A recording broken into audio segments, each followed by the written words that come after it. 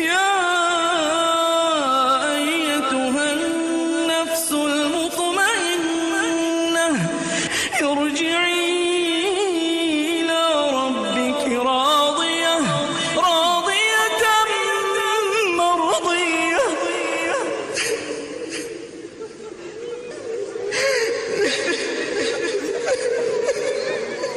Bismillahirrahmanirrahim. Assalamualaikum warahmatullahi wabarakatuh. Alhamdulillahi rabbil alamin. Nahmaduhu wa nasta'inuhu wa nastaghfiruh. Wa na'udzu billahi min syururi anfusina wa sayyiati a'malina. May yahdihillahu may yahdihillahu fala hadiya lahu wa may yudlil fala hadiya lahu. Asyhadu an la ilaha illallah wahdahu la syarika lah. Asyhadu anna Muhammadan abduhu wa rasuluh wa safiyuhu min khalqihi wa khaliluhu Muhammadin sallallahu alaihi wasallam wa ala alihi wa sahbihi al-kiram. Yaqul rabbuna jalla jalaluhu fi muhkami tanzilih. Ya ayyuhalladzina amanu ittaqullaha haqqa tuqatih wa la tamutunna illa wa antum muslimun. Ini mungkin kita butuh solusi mikrofon. Sedang ya. Alhamdulillah, syukur dan pujian tiada hentinya kita panjatkan kehadirat Allah. Dengan taufik, inayah, irada dari Allah Subhanahu wa taala, kita bisa bertatap muka dalam satu majelis ilmu, dan majelis kita ini berbicara tentang hal yang pertama kali besok di hari kiamat diminta pertanggungjawaban. Awwalu ma yuhasabu alaihi al-'abdu yaumal qiyamati as-shalah. Yang pertama kali besok dihisab di hari kiamat itu salatnya. Kalau kita merujuk ke hadis Imam Bukhari, wa awwalu ma yuqda bainan nasi yaumal qiyamah fid dima. Merujuk ke hadis Bukhari Muslim, awwalu ma yuhasabu alaihi al-'abdu yaumal qiyamah as-shalah. Jadi kalau hadis Bukhari Muslim itu yang pertama kali Allah hisab di hari kiamat itu tentang salat. Merujuk ke hadis Imam Bukhari, awwalu ma yuqda bainan nasi yaumal qiyamah fid dima. Jadi kalau merujuk ke hadis Imam Bukhari, yang pertama kali besok dipertanyakan, yang Allah selesaikan persengketaan di hari kiamat itu tentang darah, pembunuhan. Jadi para ulama di sini mengatakan dua hadis ini tidak kontradiktif, tidak ta'arud. Cuma hadis yang pertama Bukhari Muslim itu berbicara tentang awaliyah mutlaqah. Yang pertama kali dihisab hari kiamat itu secara mutlak, baik interaksi hamba dengan hamba, interaksi hamba dengan Allah, itu salat. Tapi kalau darah, pembunuhan, itu yang pertama kali dihisab berkaitan dengan hablu minan nas. Jadi kita ada hubungan kita, interaksi kita dengan Allah, ada interaksi kita dengan manusia. Kalau interaksi dengan Allah itu yang pertama kali dihisab as-salah. Tapi kalau interaksi dengan manusia itu yang pertama kali dihisab ad-dima, tentang darah, pembunuhan ini itu. Jadi kalau Anda melihat judul, setidaknya saya tidak berbicara tentang kita yang hadir, saya berbicara tentang diri saya sendiri. Judul ini setidaknya membuat hati kita gelisah. Apa yang bisa ku pertanggungjawabkan di hadapan Allah tentang salatku?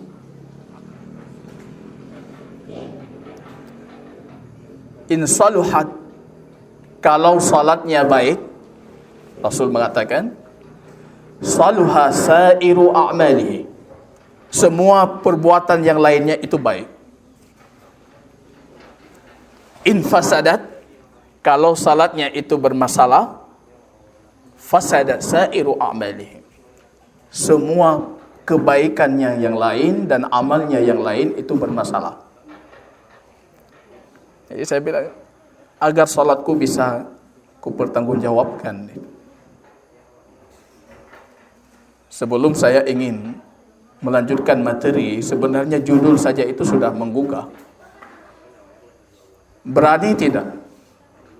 Salat kita yang kita lakukan itu kita pertanggungjawabkan di hadapan Allah.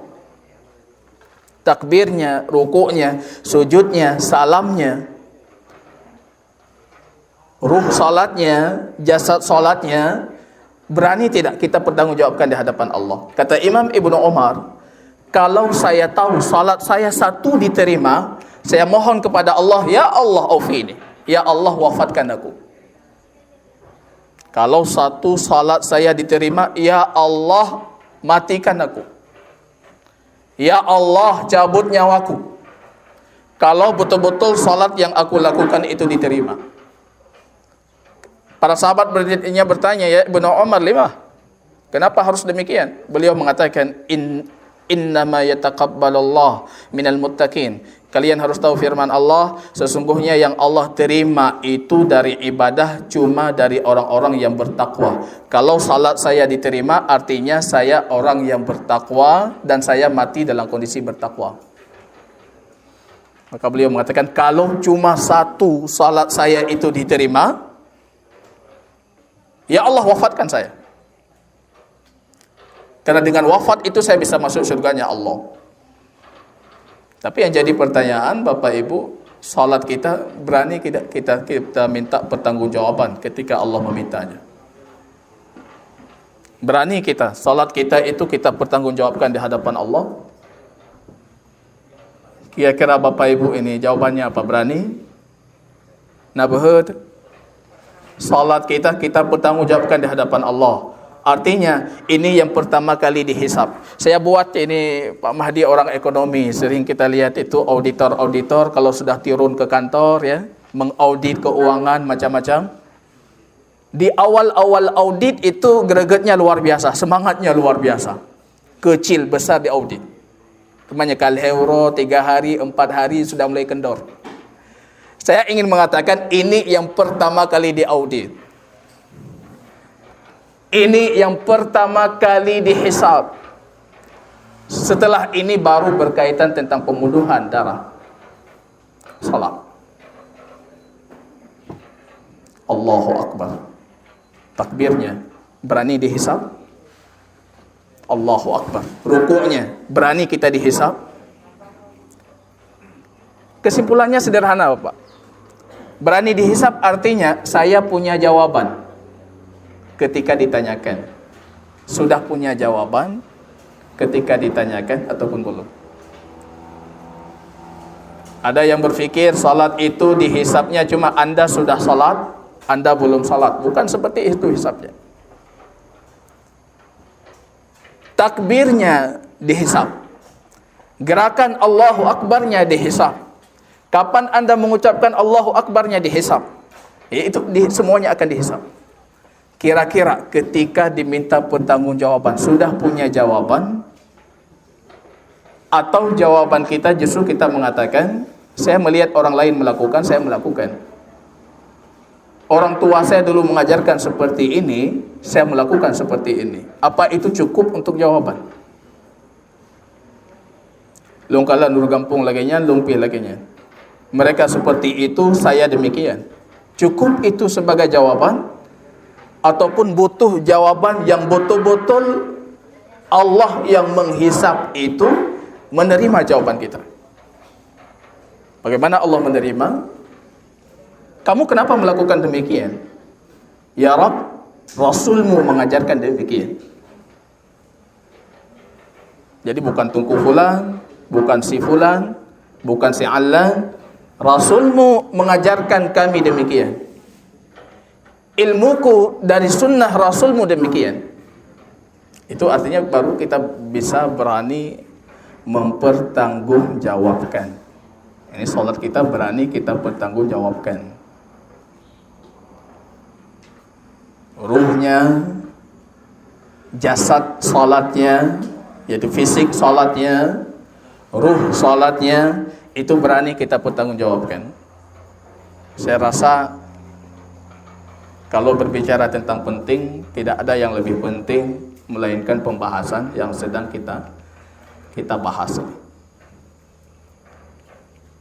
Maka butuh nafas panjang, butuh hasrat tinggi, butuh himmah aliyah, keinginan yang besar supaya kita hari ini insya Allah bisa kita selesaikan materi panjang kita tentang agar salatku bisa aku pertanggungjawabkan di hadapan Allah. Di hadapan Allah. Ini yang pertama. Yang kedua, daurah seperti ini, bahkan lebih ramai dari ini, itu sudah sering saya lakukan. Sifat salat baginda Rasul itu dari 5 tahun yang lalu sudah saya ajarkan. Banyak yang mengikuti. Kalau kita hitung-hitung jumlah-jumlah siapa yang pernah salat belajar pembahasan ini dengan saya, mungkin ribuan orang sudah. Cuma pertanyaannya, siapa yang mau mengamalkan? Ada yang mengikuti? Ustaz, cara Ustaz, tapi saya tetap cara saya. Anda punya cara salat, saya punya cara salat sendiri. Jadi lantas untuk apa selama ini kita terus belajar memperbaiki salat kita?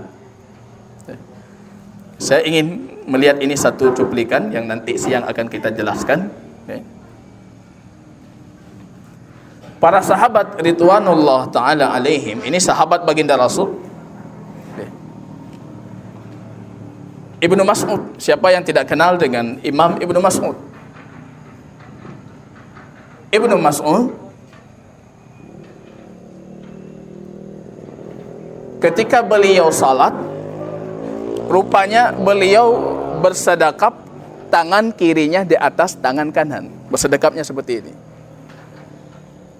Kalau kita melihat mungkin kita akan ketawa, kenapa seperti itu bersedekapnya. Jadi ini semua kita tahu. Bersedekapnya seperti ini.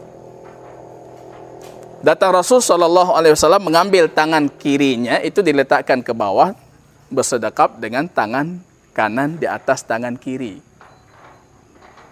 Imam Ibnu Mas'ud bisa salah dalam salat.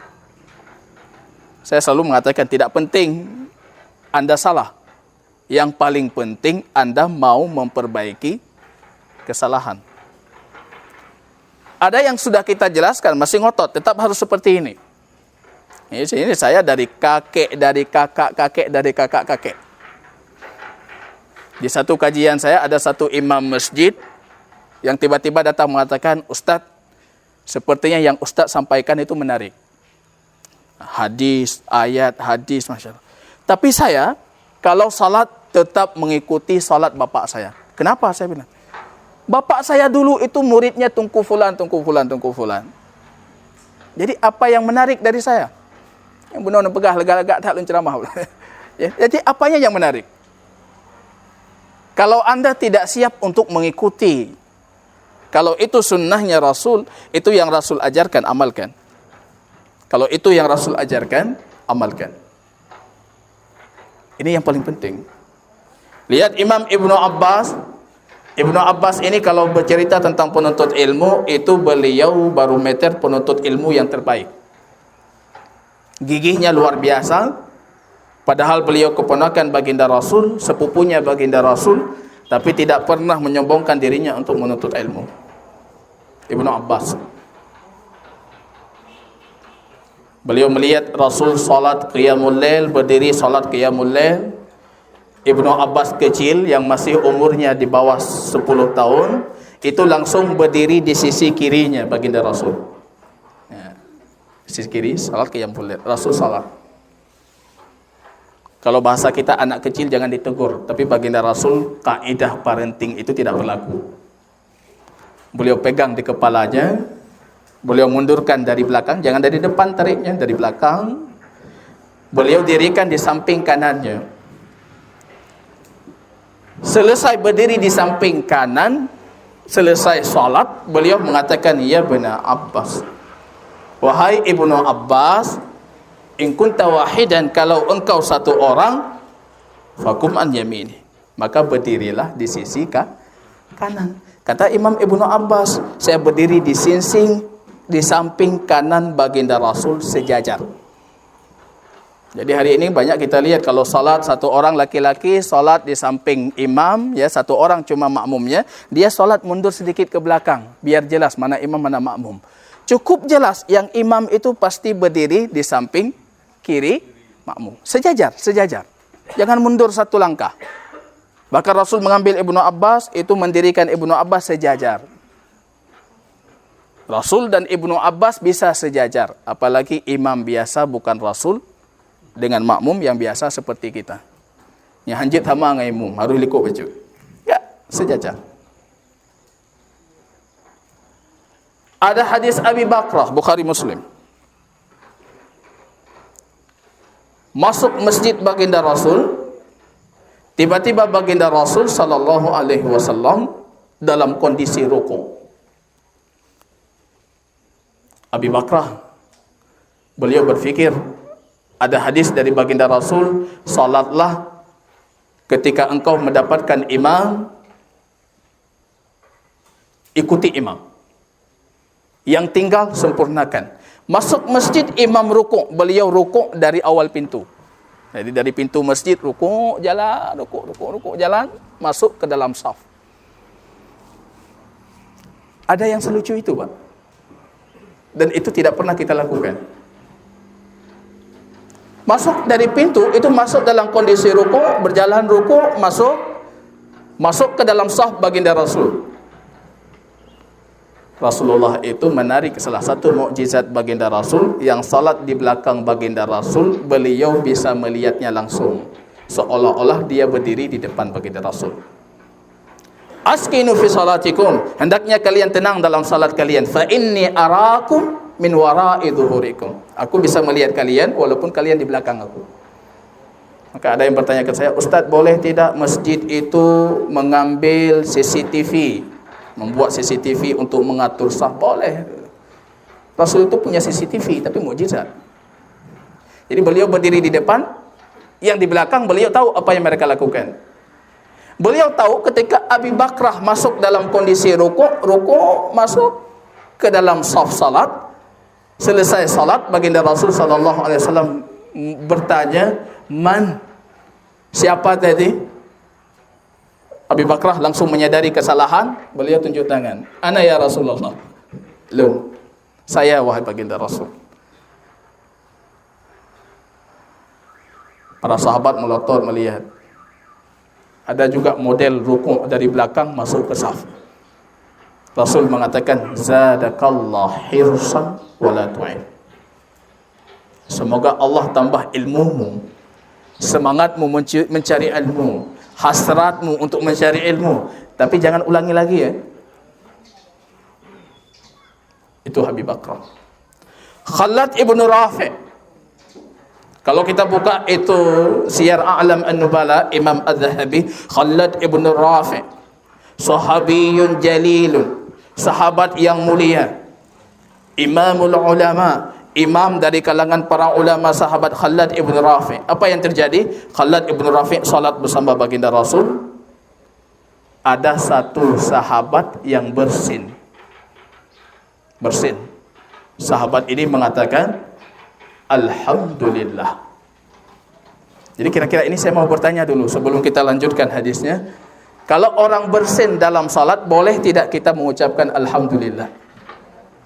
Tidak boleh. Coba tunjuk tangan dulu, siapa bilang boleh, siapa bilang tidak boleh. Karena banyak mufti di kalangan kita ini. Berani langsung mengatakan boleh, tidak boleh. Ini dasarnya apa? Ya, kira-kira apa? Boleh tidak? Karena saya hampir melihat tidak pernah ada orang bersin dalam salat mengatakan Alhamdulillah. Enggak pernah Pak lihat itu. Alhamdulillah. Boleh tidak? Sepakat kita, boleh. Bersin itu, alhamdulillah, itu sana pujian. Boleh dalam solat. Justru itu tempat kita memuji. Alhamdulillah. Yang tidak boleh jawab bersin. Doa bagian dari ucapan yang tidak dibolehkan. Yang tidak boleh jawabnya. Alhamdulillahnya boleh. Khalad ibn Rafi', beliau tidak tahu kalau yarhamukallah tidak boleh. Alhamdulillah, beliau langsung menjawab dalam kondisi salat, yarhamukallah. Para sahabat yang lain itu matanya langsung. Siapa tadi yarhamukallah itu? Waktu itu di awal-awal Islam, masih proses turunan dari tasyri' salat. Waktu itu masih boleh lihat-lihat salat. Waktu itu masih boleh lihat. Khalad ibn Rafi' melihat itu para sahabat lain, matanya sudah melototinya. Beliau langsung tambah melotot, balah. Seolah-olah beliau ingin mengatakan, kenapa kalian melotot? Jangan melotot. Apa salah saya?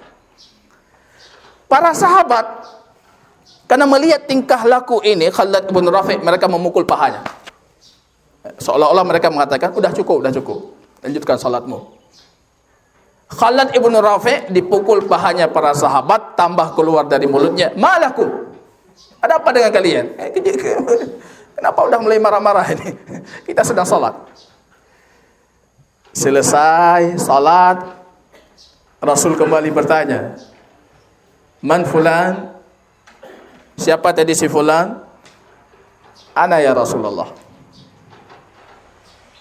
Itu wajah para sahabat masih belum lepas lah, golong terbelah wajah. Lihat, Rasul mengatakan, inna hadhihi salat ini litasbih wal Quran wa dzikrullah. Ini salat untuk tasbih, puji Allah, untuk Quran, untuk zikrullah. Laysa lil kalami fihi majal, dan tidak ada tempat untuk anda berbicara. Nasihat baginda Rasul itu luar biasa tertanam di sanubarinya Khalad. Akhirnya Khalad mengatakan, ma ra'aitu mualliman ahsanu min Rasulillah. Demi Allah, aku tidak pernah melihat seorang guru itu yang lebih baik dibandingkan baginda Rasul. Enggak ada pernah saya dapatkan guru seperti baginda Rasul. Itu Khalad ibn Rafi'. Suatu ketika Rifa'ah ibn Rafi', akhunya Khalad, itu masuk masjid baginda Rasul. Rasul melihat seorang laki-laki salat. Salat dia, Rasul duduk. Selesai dia salat, melihat baginda Rasul, dia datang kepada baginda Rasul. Assalamualaikum. Kali pertama dalam riwayat Rasul membalasnya, Waalaikumsalam.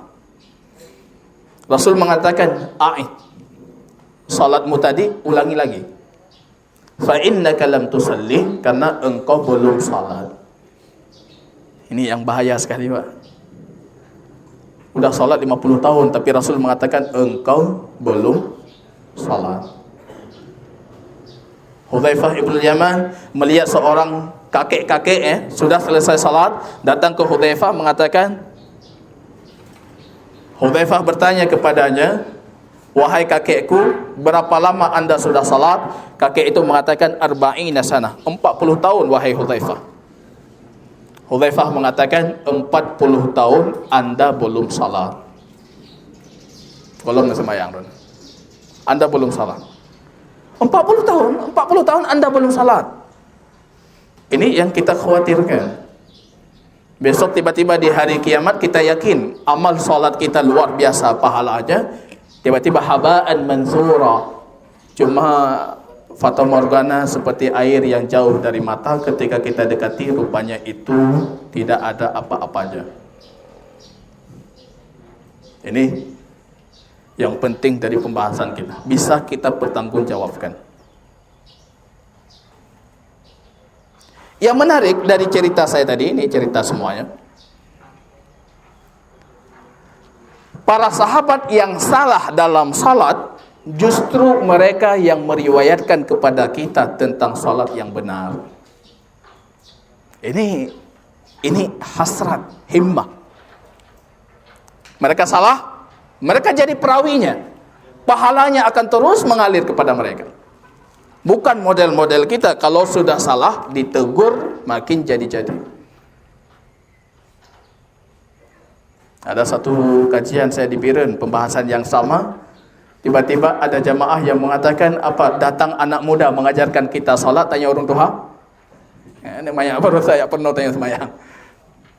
Ini anak muda baru kemarin itu kenapa mengajarkan kita salat? Kami salat sudah bertahun-tahun. Yang jadi pertanyaan, salat kita itu bisa kita pertanggungjawabkan ataupun tidak? Salah dalam salat biasa. Yang tidak biasa kita mempertahankan kesalahan. Tidak mau memperbaiki salat kita. Salat itu dua jamaah kaum muslimin, ruh dan jasad. Jadi ada ruh salat, kemudian ada jasad salat. Ruh salat, ruhnya ikhlas, mutaba'ah, khusyuk, tuma'nina. Ikhlas karena Allah. Inna salati wa nusuki wa mahyaya wa mamati lillahi rabbil alamin. Ikhlas lillah. Mutaba'ah, sempurna dari takbir kita sampai taslim kita itu sesuai dengan petunjuk baginda Rasul. Isi dengan kekhusyukan. Karena pahala salat itu tergantung berapa banyak khusyuk di dalamnya. Khusyuk, tuma'nina. Apapun gerakan yang kita lakukan, gerakan itu dalam kondisi nyaman, santai. Semua tulang belulang kita itu sudah terbentuk seperti gerakan yang dianjurkan. Itu namanya tuma'nina. Ini pembahasan ya, part pertama kita yang akan kita bicarakan ini tentang ruh salat, yaitu khusyuk. Rahasia khusyuk dalam salat. Ya, sudah siap kita lanjutkan ya. Karena kondisinya panjang dari saya, kalau memang ada yang mendesak ditanyakan silahkan. Terdesak mau memberikan masukan, memberikan sesuatu, tanggapan, silahkan, tidak ada masalah. Supaya sedikit lebih terbuka forumnya, jadi bukan cuma dengar-dengar aja ya. Misalnya Anda pernah mendengar ini, ditanyakan. Saya pernah mendengar seperti ini, ditanyakan. Ataupun saya pernah melihat seperti ini prakteknya, bisa ditanyakan. Rahasia salat khusyuk. Ya, kita perhatikan rahasia salat khusyuk. Kemarin di sekolah saya di SMA IT, saya kasih kajian tentang khusyuk. Saya bercerita pengalaman saya di Sukabumi. Hari Minggu itu Masjid Jami Sukabumi itu di sampingnya gereja besar. Keluar orang dari gereja itu dalam kondisi menangis. Diklik, Yesus ini itu macam-macam. Saya salat zuhur dengan kaum muslimin, santai-santai aja. Jarang kita lihat ada kaum muslimin yang salat tiba-tiba menangis. Jarang kita lihat kaum muslimin ketika salat tangannya tidak bergerak-gerak. Kalau hati mereka khusyuk, tidak mungkin anggota badan mereka tidak khusyuk. Jarang kita lihat pemuda kaum muslimin kalau salat enggak pegang-pegang rambutnya. Saya tanyakan ke siswa, kira-kira jawabannya apa itu? Orang kafir kok bisa khusyuk? Kita kaum muslimin tidak bisa khusyuk. Ini saya ulang kembali. Kalau kemarin saya kasih hadiah, hadiahnya apa Ustaz? Hadiahnya ikut saya ke kajian daurah sifat salat Nabi di kebun kurma. Mereka berpikir, belajar lagi rupanya. Saya bilang bukan untuk kajian, Tugas kalian main-main sesuka hati. Nanti ada butuh keuangan ini itu sampaikan ke saya. Makan ini, makan itu mungkin di sini, nanti sampaikan ke saya berapa habisnya. Oh, mantap Ustaz. Mereka pikir panjang. Akhirnya ada 2 orang dari mereka mendapatkan jawaban. Kira-kira ini kita apa jawabannya? Orang Yahudi itu coba buka YouTube. Misalnya kita lihat di batu ratapan itu, dinding ratapan, nangis luar biasa, Pak. Seolah-olah menyadari betul-betul dosa-dosa mereka. Khusyuk itu yang pertama kali diangkat dari umat Muhammad. Awwalu ilmin yurfa an ummati al-khusyuk. Fatara ahaduhum yusalli wa la yakhsha. Yang pertama kali diangkat dari umatku, ilmu yang pertama kali diangkat. Artinya ini ilmu yang paling bermanfaat. Yang pertama kali diangkat itu ilmu khusyuk. Kemampuan untuk khusyuk. Tara ahaduhum yusalli. Kalian lihat mereka salat tidak khusyuk. Kira-kira jawabannya apa? Kenapa orang kafir bisa khusyuk? Kita muslim enggak bisa khusyuk. Ada yang tahu jawabannya itu? Orang kafir nangis luar biasa. Ada? Mantap, ini jawabannya. Datang orang Yahudi kepada Imam Ibnu Abbas. Wahai Imam Ibnu Abbas, kami dengar kisahnya kalian ketika salat datang syaitan, tidak bisa khusyuk, tidak bisa tenang. Kami orang Yahudi salat itu khusyuk, kami menangis dalam kondisi salat. Imam Ibnu Abbas melihat si Yahudi itu mengatakan, wa madza yaf'alu syaitan biqalbin kharib. Hati sudah rusak, ibadah sudah hancur, apa yang hendak dilakukan oleh syaitan? Ngapain dia capek-capek? Ini kami orang muslim ini. Khinzib, ismuhu khinzib. Kata Rasul, ada syaitan itu namanya khinzib. Jangan kasih nama anak nanti. Mantap, ini kha. Ini nama abangnya Khalid, nama yang perempuannya Khuzaimah. Ini satu lagi sudah lahir adik baru ini, harus kha juga. Oh, tadi Ustaz menyebutkan khinzib. Itu ada syaitan namanya khinzib. Kerjanya khinzib, ketika azan dikumandangkan, dia lari terbirit-birit wala hudurat, dia akan meninggalkan kentutnya di belakang karena saking takutnya. Ketika idza afdha, selesai azan, dia balik lagi. Wa idza suwibatis salat, diikamatkan salat, dia lari lagi terbirit-birit, nanti balik lagi. Yahulu bainal mar'u wa qalbih. Dia akan masuk ke dalam, wiswasnya akan masuk antara hati seseorang, dan dia akan mengatakan uzkur kadza, ingat ini, tadi lupa, capek cari kunci, mana-mana enggak dapat. Ingat, kunci tadi di sana. Kunci mobilnya di sini. Ya sering kita dapat sesuatu itu dalam salat. Ibu-ibu lupa naruh uangnya di mana. Ini uang agak ada nama bantu maya angkat, ingat. Ya, ketika salat rupanya uangnya di bawah baju, uangnya di sini, kunci, capek cari kunci, mana-mana kunci. Lepas salat dulu. Ada yang bertanya, Ustaz, kalau saya kehilangan sesuatu, boleh tidak saya salat supaya syaitan mengingatkan? Ini jawabannya apa ini? Hah? Boleh tidak saya salat supaya datang syaitan mengingatkan nanti? Saya sudah lupa ini tuh. Ya, jawabannya apa? Enggak boleh, itu dosa besar. Yang pertama, Anda salat bukan karena Allah, karena syaitan. Yang kedua, Anda meminta bantuan syaitan, isti'anah bi syaitan. Itu haram sudah kepada kesyirikan. Dah bisa nih? Baik. Ya, alhamdulillah. Ini sudah, suaranya sudah bagus. Jazakumullah khair. Enggak apa? Baik. Yahulu bainal mar'i wa qalbih. Masuk khinzib itu, dia langsung menghalangi kita dan mengingatkan kita. Kalau kita terperangkap dengan waswasnya syaitan, apa yang terjadi? Kalau sudah terperangkap, Rasul mengatakan falyasta'id billah. Katakan a'udzubillahi minasyaitonir rajim. Sedang salat katakan wal yatfal an yasarihi thalathan. Dan ludahlah, tafel itu tingkat paling rendah daripada meludah. Meludah dengan angin tanpa air itu tafel. Jadi tiga kali. Jangan berair. Kasihan jamaahnya di sampingnya. Itu tafel. Maka uniknya bahasa Arab itu kalau diterjemahkan meludah. Tapi kalau dalam bahasa Arabnya itu tingkatan tertinggi dari meludah itu busak fal yafsak.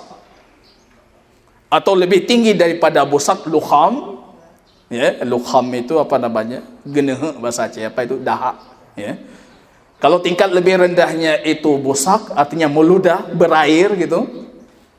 Kalau tingkat lebih rendah, berairnya sedikit, air bacut itu bid'i, ya, tapi tetap meludah, itu nafas.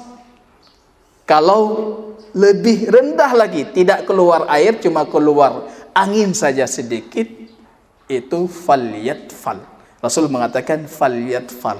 Maka capek kalau kita baca terjemahan tidak paham bahasa Arab, diterjemahkan meludah.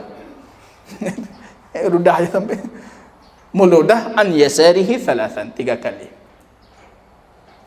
Kalau sudah termakan wiswas, artinya ada dari pahala kita yang gugur ini. Ini sudah berkurang sedikit. Termakan wiswasnya panjang sekali dari awal salat sampai akhir salat. Karena salat bagi kita itu sudah jadi rutinitas yang terhafal. Maka salah satu pelajaran penting hari ini, jangan jadikan salat Anda rutinitas yang terhafal. Maka takbir jangan selalu modelnya seperti ini, jangan selalu modelnya seperti ini, ucapannya selalu itu, zikirnya selalu itu, gerakannya selalu sama. Padahal Rasul mengajarkan beberapa gerakan berbeda, zikir-zikir berbeda, supaya salat itu kita hadirkan, bukan jadi ritual yang terhafal. Kan sekarang orang mau hatinya kemana-mana, kalau Al-Fatihah tetap tidak salah dia.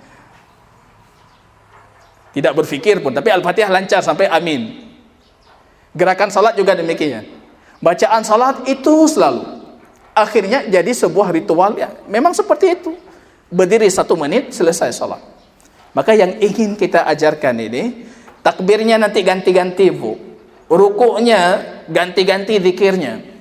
Sujudnya kadang-kala boleh seperti ini, boleh seperti ini, praktek sekali seperti ini, praktek sekali seperti itu.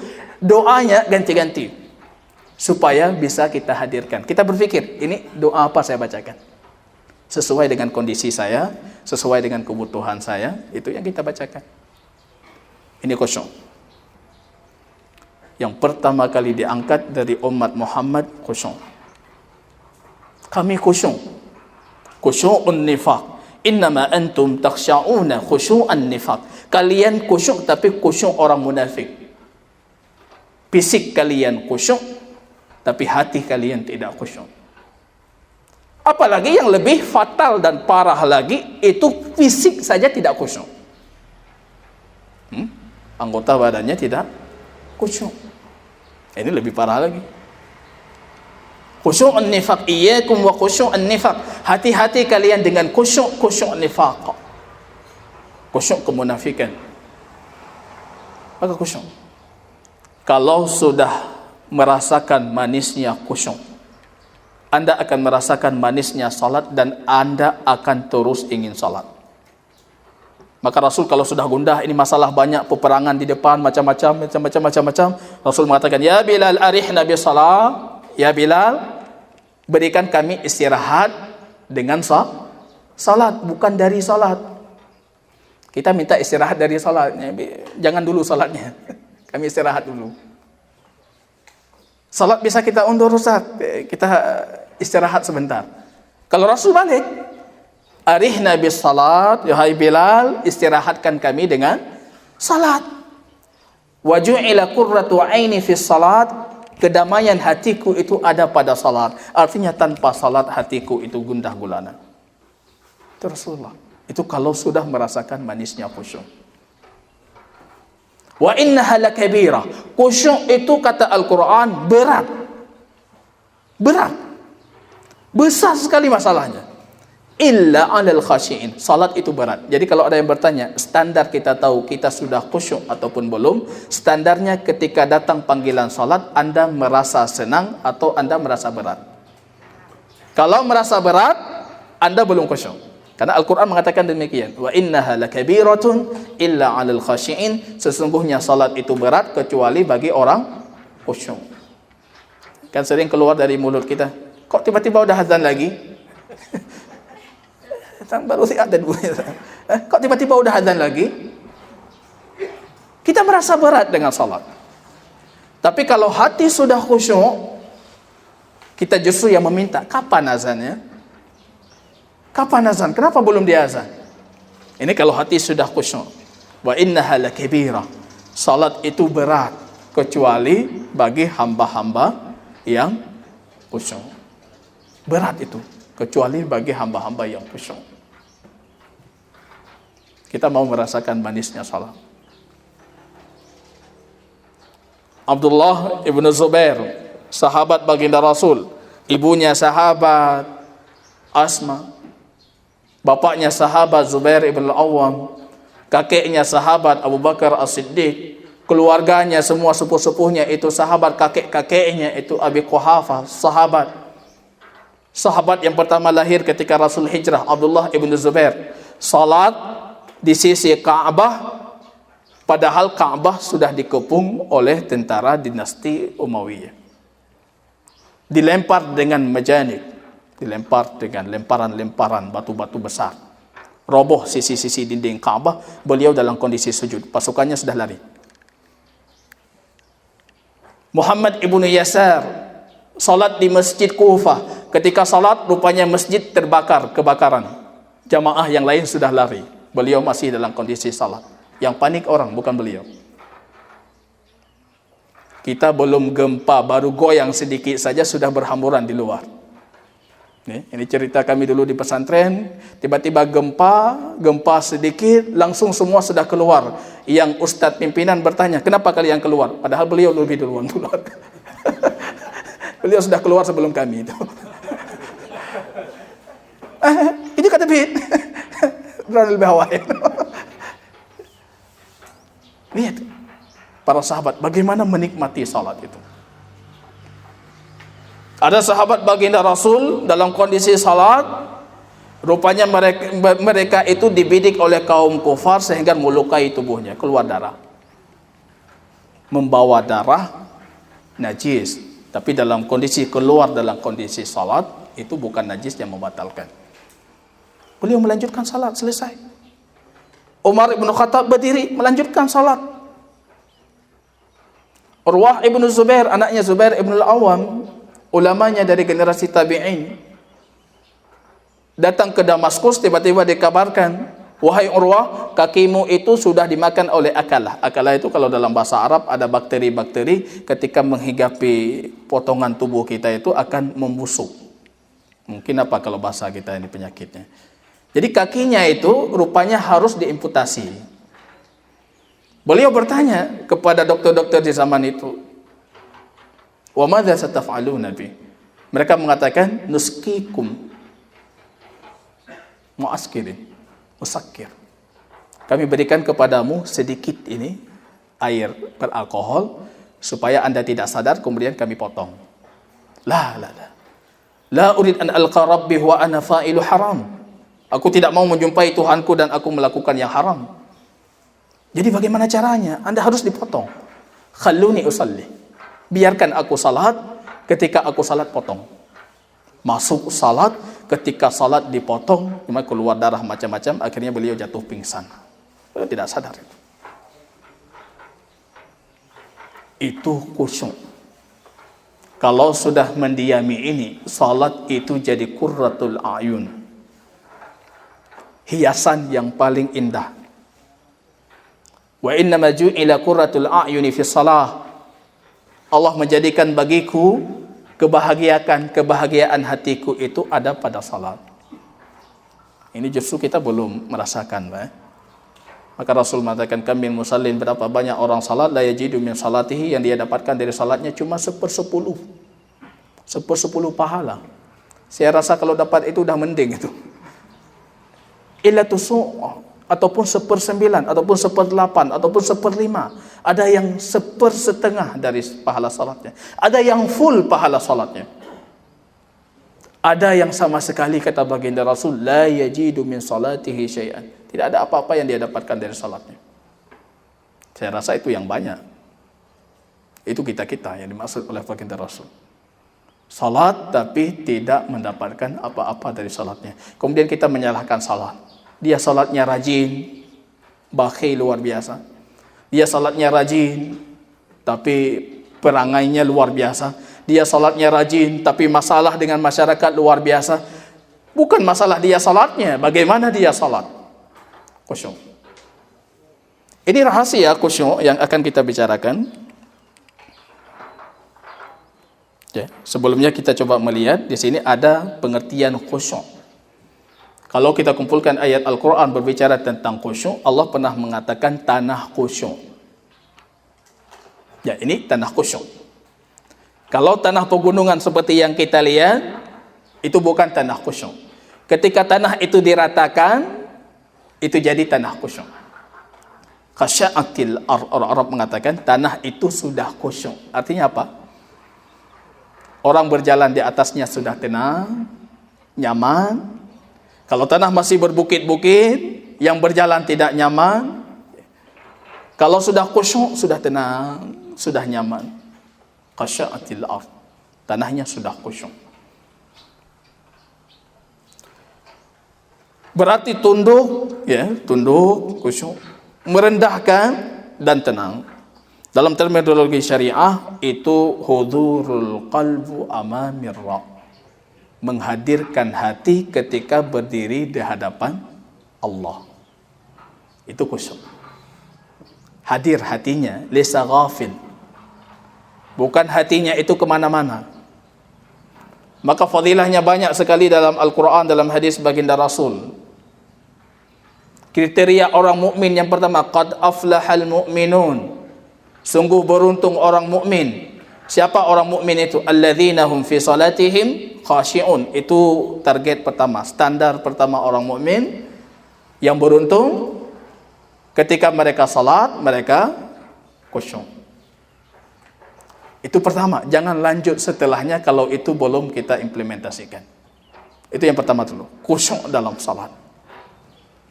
Kalau itu belum dapat, jangan bicara tentang ayat kriteria mukmin yang selanjutnya itu.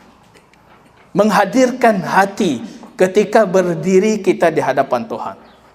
Muraqabatullah, muhasabatullah, kita hadirkan hati, hadir. Dari A yang kita bacakan sampai salam, akhir salam yang kita bacakan, hati kita hadir. Artinya pikiran kita itu tidak kemana-mana. Jadi kalau membawa kepada kembali ke ilmu psikologi, barangkali kita akan mendapatkan kalau untuk kemungkinan khusyuk, kita yang laki-laki itu lebih gampang khusyuk dibandingkan yang perempuan. Karena yang perempuan itu mereka mengatakan dalam ilmu nafsi, perempuan itu lebih banyak pikiran daripada laki-laki, ya. Kalau kita menonton berpikirnya satu ya satu. Jadi coba kita laki-laki ini arahkan pikiran kita ke salat supaya jadi pikiran kita cuma salat. Tapi kalau perempuan itu susah. Tapi tetap tertuntut untuk khusyuk. Jadi coba kita perhatikan.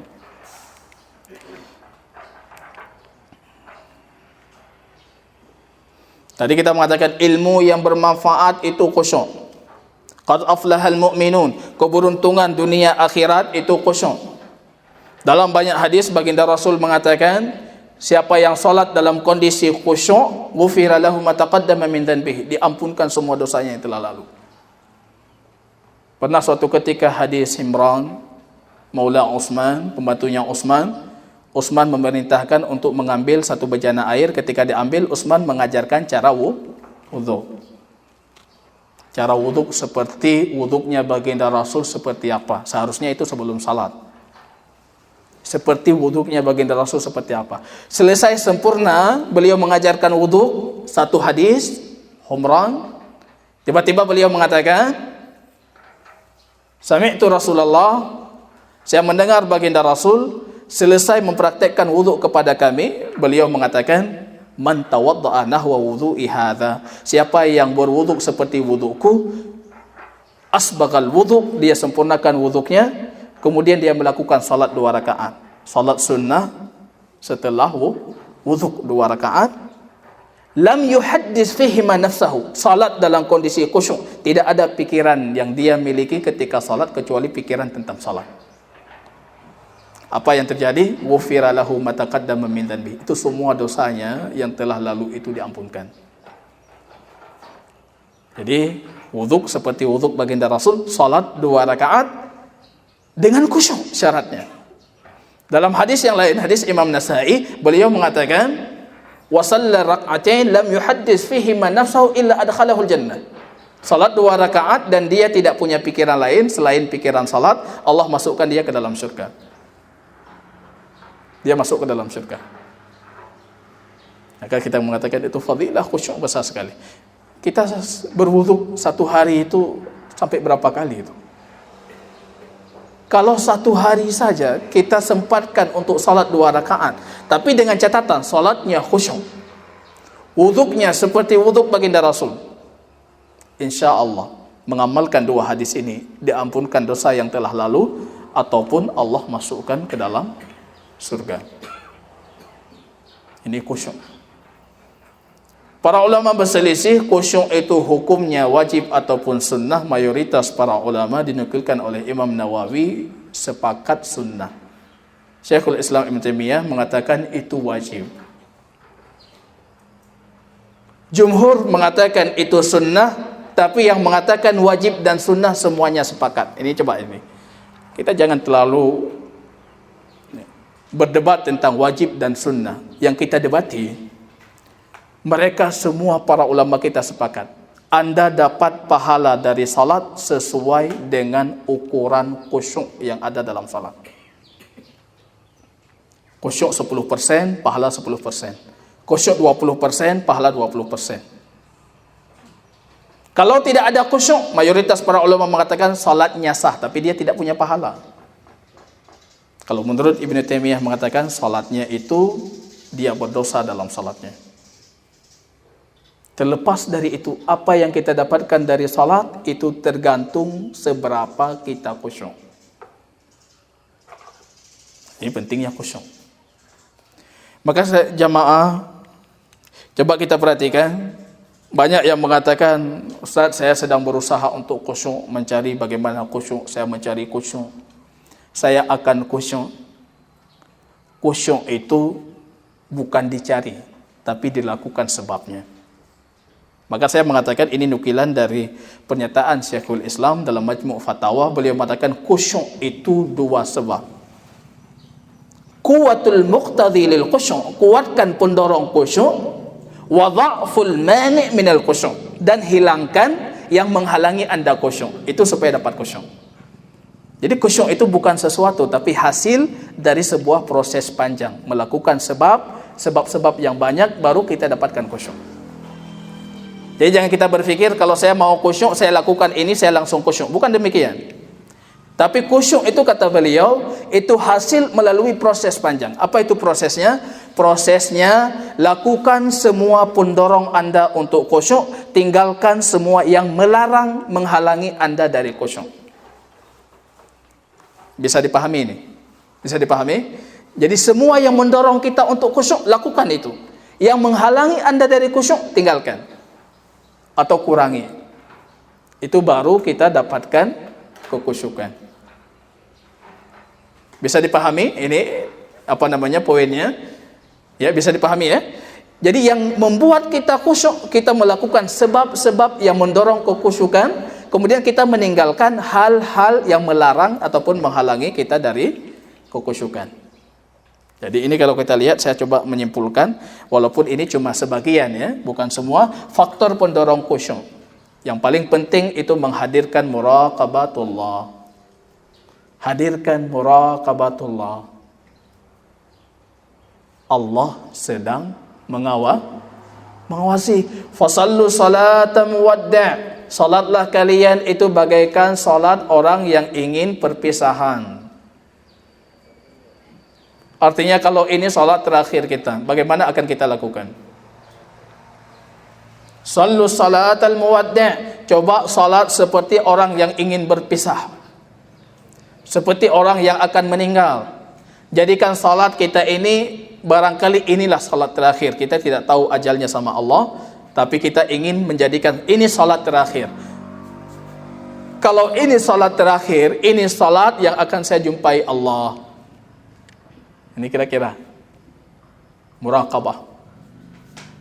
Maka ini banyak sekali poin yang harus kita penuhi untuk menghadirkan muraqabatullah. Setidaknya kita harus makin mengenal Allah. Kenal Allah dulu. Makin kenal Allah, makin takut dengan Allah. Makin selalu menghadirkan muraqabah. Allah punya nama yang namanya itu Al-Alim, yang maha mengetahui. Kecil, besar, jauh, sudah terjadi, belum terjadi, yang akan terjadi, bagaimana akan terjadi, itu semuanya Allah tahu. Yang tersembunyi, yang tersingkap, semuanya Allah tahu. Bagaimana anda salat berdiri di hadapan Allah, Allah tidak tahu, tidak mungkin. Allah maha tahu. Allah sedang menyaksikan Al-Basir, yang maha melihat. Allah sedang melihat anda salat. Kenapa anda tidak khusyuk dalam salat padahal Allah sedang melihatnya? Hadirkan muraqabah, Allah melihat. Hadirkan muhasabah. Semua yang kita lakukan, apalagi salat, tadi kita mengatakan yang pertama kali dihisab besok di hari kiamat. Hadirkan muhasabah. Ini akan diminta pertanggungjawaban salatku. Aku sudah siap belum? Ini muhasabah. Sempurnakan wuduk dan bersuci. Sunnahnya baginda Rasul itu sempurnakan wuduk dan bersuci dari rumah, supaya mendapatkan pahala hadis Imam Bukhari Muslim. Jadi kalau kita pergi dulu ke masjid, wuduknya di masjid. Padahal sunnahnya itu wa asbaghal wuduk, dia sempurnakan wuduknya di rumah. Isbaghil wuduk. Wuduk sesuai hadis baginda Rasul, dia sempurnakan di rumah, kemudian dia mendatangi masjid. Wa qarrabal khuta, dia dekatkan langkahnya menuju masjid. Jadi jangan buru-buru. Larangan buru-buru menuju masjid. La yas'a ahadukum ila salah. Jangan kalian pergi masjid itu buru-buru. Tapi sunnahnya itu kita dekatkan khuta, langkah kita itu dekat, jangan panjang-panjang langkahnya. Supaya makin banyak pahala dan makin banyak dosa kita yang berguguran. Jadi jalannya pelan-pelan, bisakinati wal waqar. Hendaknya kalian menuju salat dalam kondisi fisik kalian tenang, pandangan kalian teduh, ya, melihat ke bawah, teduh, bukan melihat kemana-mana yang akan mengganggu proses khusyuk. Jadi ikuti sunnah. Jadi kesimpulannya seperti ini. Kalau mau khusyuk, ikuti sunnah sebelum salat dan sunnah setelah salat. Jadi qarrabal khuta, dekatkan langkah menuju salat itu dekatkan langkah. Jangan buru-buru. La yas'a ahadukum ila salah. Jangan kalian pergi salat dalam kondisi terburu-buru. Coba kita lari menuju salat. Sampai masuk rakaat masih nafasnya ngos-ngosan itu. Satu rakaat masih mengatur nafas. Rakaat kedua nafasnya sudah sedikit teratur, baru dapat khusyuk rakaat ketiga. Kalau salat subuh sudah keburu salam, baru dapat khusyuk. Makanya dekatkan langkah pelan-pelan, nyaman, ya. Pandangan kita jangan kemana-mana. Ini di jalan lihat ini lihat itu, waktu salat mikir ini. Sakinah wal waqar, sakinah itu teduhnya hati, waqar itu teduhnya anggota badan. Jadi jangan suka di jalan-jalan sambil jalan, pegang ini, pegang itu, nanti kebawa kepikirannya. Jadi sakinah wal waqar, hatinya harus tenang, pandangan juga tenang. Makanya menariknya di antara sunnah di pagi Jumat ataupun di malam Jumat, kita tahu Bapak Ibu ada sunnah menggauli pasangan. Para ulama mencari hikmahnya. Apa hikmahnya menggauli pasangan? Di antara hikmahnya supaya ketika kita berangkat Jumat, pandangan kita teduh. Khusus kita yang laki-laki ini. Laki-laki kalau sudah dapat itu, dia teduh pandangannya. Jadi tidak kemana-mana. Coba kalau lama sudah tidak dapat itu, ini pandangannya kemana-mana itu. Lihat di jalan, siapapun dilihat, diikuti. Artinya apa? Penuhi dulu hasrat kita di rumah, supaya pandangan kita di jalan menuju masjid, tubuh kita di jalan, fisik kita di jalan menuju masjid, itu dalam kondisi teduh. Tenang, kita berangkat dalam kondisi tenang. Ini yang saya sebutkan, kuwatul muqtadhi. Jadikan pendorong khusyuk itu kuat. yang menghalangi kita dari khusyuk itu coba dihilangkan. Ini penting. Termasuk apanya lagi? Menghadirkan muhasabah, sempurnakan wuduk dan bersuci, bersegera menuju salat. Jangan menunggu azan baru kita menuju salat. Ini azan, kita pergi salat, tiba-tiba di jalan sudah iqamah. Masuk salat, imam sudah takbir. Fadilah mendapatkan takbir bersama imam sudah kita hilangkan. 40 salat takbir bersama imam itu dihilangkan dari sifat kemunafikan. Itu enggak kita dapatkan. Ya, kemudian tiba-tiba kita sudah salat. Baru masuk salat harus ngatur pernafasan dulu. Atur nafas hele.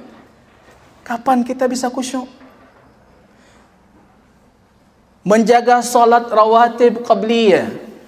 Ini yang penting sekali. Rasulullah la yada'aha illa fi safar. Tidak pernah beliau meninggalkan dalam kondisi sehat dan sakit kecuali dalam kondisi safar, perjalanan. Sunnah qabliyah.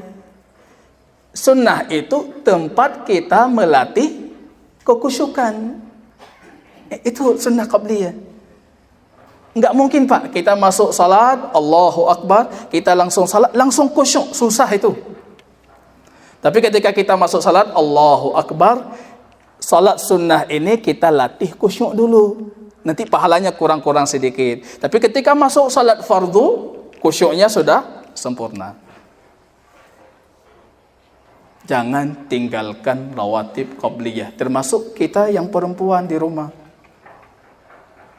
Jangan tinggalkan itu. Itu tempat kita melatih kekhusyukan. Memahami bacaan salat itu sangat penting. Memahami bacaan salat. Ini ada datang Ustaz Yasir Darul Lughah ini. Ini kurang paham bacaan salat, Ustaz kasih solusi. Ya. Daftar Pak Mahdi ya.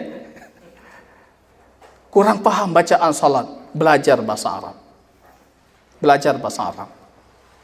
Memahami bacaan salat.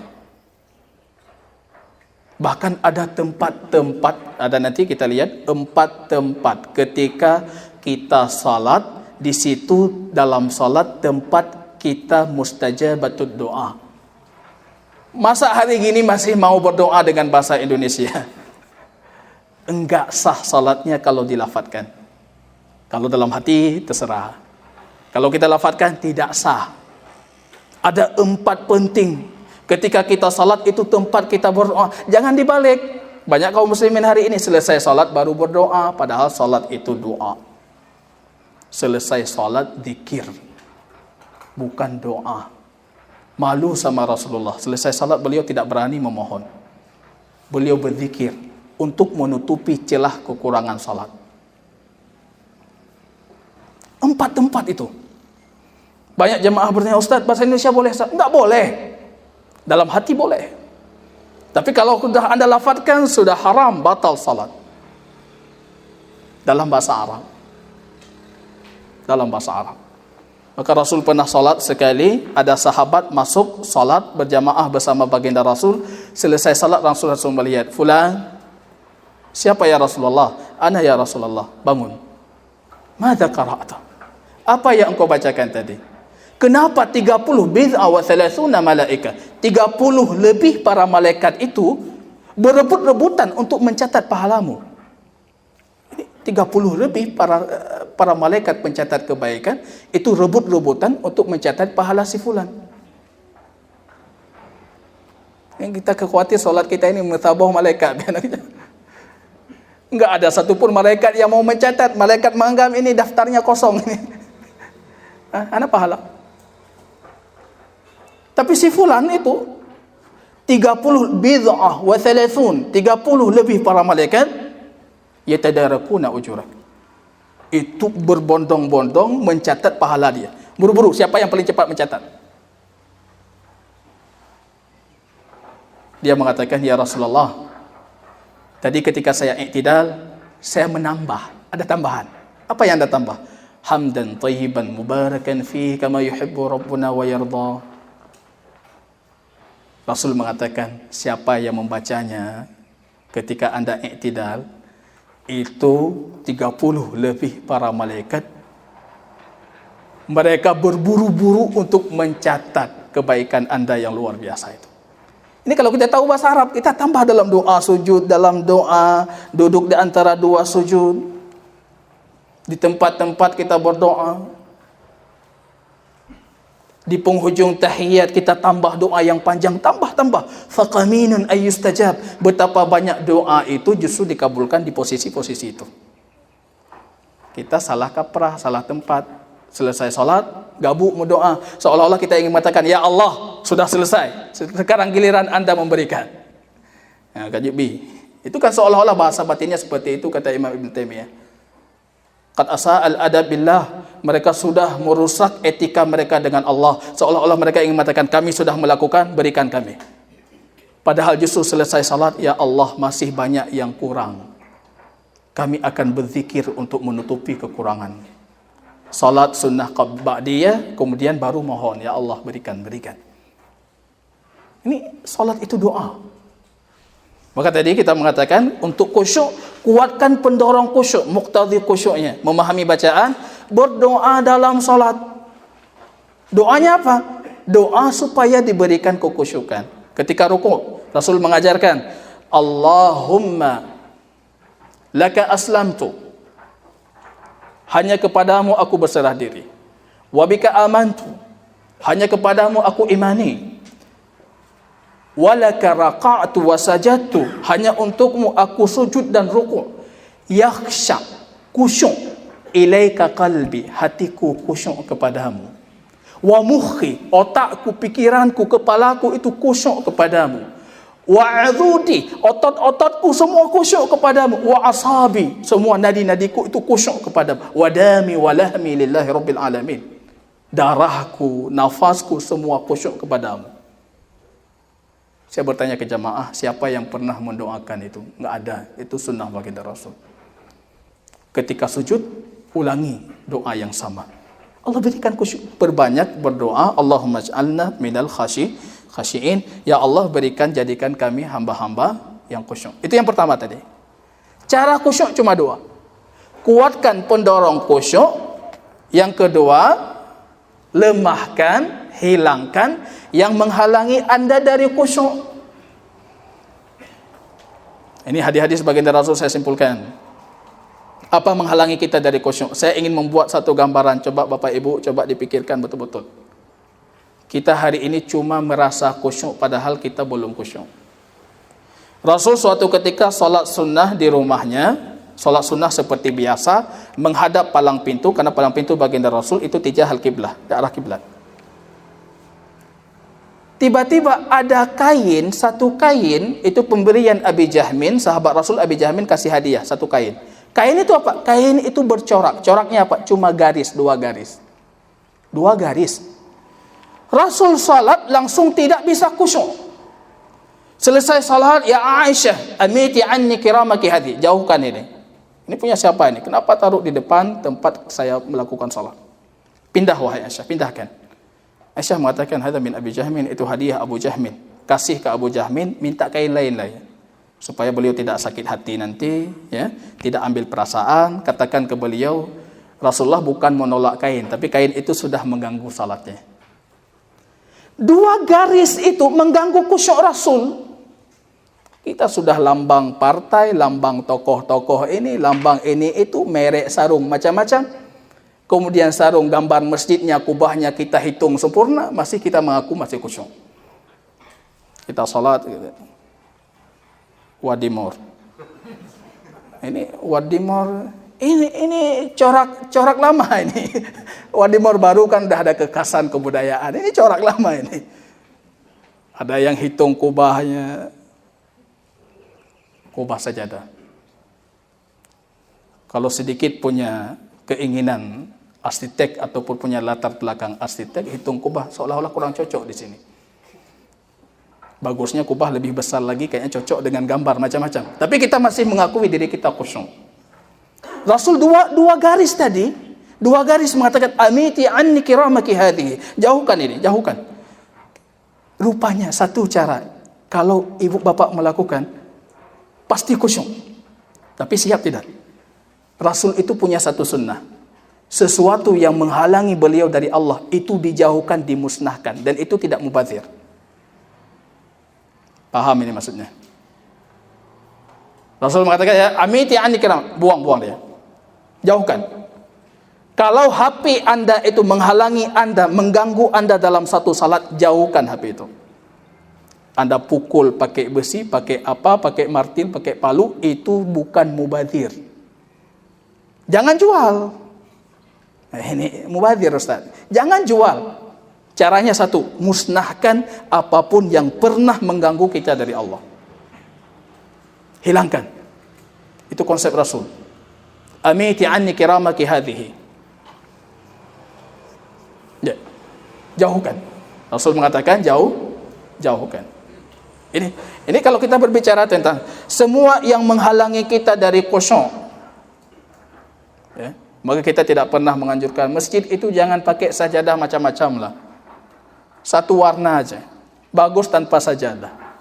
Tidak tertular penyakit macam-macam itu. Kemudian tidak mengganggu kekhusyukan. Dari berangkat dari kita ke rumah, Rasul mengatakan idza hadarati ta'am wa hadaral isya fabda'u bil asya qabla al isya. Kalau makan malam sudah dihidangkan, salat malam sudah dikumandangkan, jangan salat dulu, makan dulu. Supaya kenapa? Ini akan mengganggu khusyuk kita. Ini spesial sekali masakan ibu di rumah. Si bapak itu dah nunggunya dari tadi. Tiba-tiba mau disajikan ataupun sudah disajikan, azan dikumandangkan. Anda makan dulu. Kalau dapat jamaah seberapa dapat, lanjutkan. Kalau tidak dapat, nanti salat sendiri. Itu yang dilakukan oleh para sahabat baginda Rasul. Salat isya dimaksud dalam hadis itu salat maghrib, bukan salat isya versi kita. Karena para sahabat itu makan malam itu sebelum maghrib. Idza hadarati ta'am, mulai dulu, makan dulu. Minum dulu di rumah, jangan tiba-tiba ketika salat sudah kehausan. Bahkan kalau di hari Jumat, tadi kita mengatakan apa? Gauli dulu istri Anda di rumah. Jangan pergi salat dulu. Para ulama ada yang berselisih, itu hadisnya lemah, kurang, ini itu, kurang sahih ya. Tapi kalau kita mengikuti sunnah baginda Rasul, amalkan itu. Karena itu akan memberikan ketenangan ketika Anda salat dalam kondisi khusyuk dan tenang. Jadi semua yang menghalangi jauhkan. Pakai peci ketika salat, apalagi bagi yang berambut panjang. Kadang Imam Ibn Qayyim mengatakan, aku tidak pernah melihat dari hadis-hadis baginda Rasul yang menunjukkan beliau tidak menggunakan peci ketika salat. Rasul paling kurang menggunakan peci tanpa serban, kadangkala serban tanpa peci, kadangkala peci dengan serban. Karena bagi kita yang punya rambut panjang, ketika kita salat itu akan mengganggu kekhusyukan. Semua yang menghalangi kita dari khusyuk, jauhkan, tinggalkan, atau paling kurang kita minimalisirkan. Ini mengganggu dari khusyuk, tinggalkan, jauhkan. Kita lihat ini, tidak menahan akhbasin. Kalau sudah mulai sakit perut, pergi ke kamar mandi dulu, selesaikan, baru salat. Jangan tahan-tahan. Tidak ada salat, la salata. Tidak ada salat kata baginda Rasul bagi orang yang menahan akhbasin. Akhbasin itu kentut ataupun turat, kencing, ya, mau kentut. Tidak ada salat, para ulama menafsirkan ini kurang pahala salatnya. Jadi selesaikan dulu.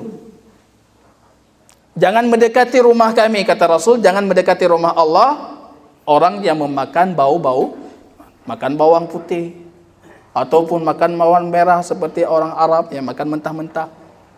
Itu mengganggu. Tata'adhan. Kalau bahasa kita mungkin makan durian, makan ini, makan, selesaikan dulu. Semua yang bisa mengganggu, selesaikan. Tidak menguap. La tasa'aba ahadukum wa idza tasa'aba ahadukum fal yamsik famahu. Jangan menguap ketika salat. Karena ini mengganggu kita khusyuk.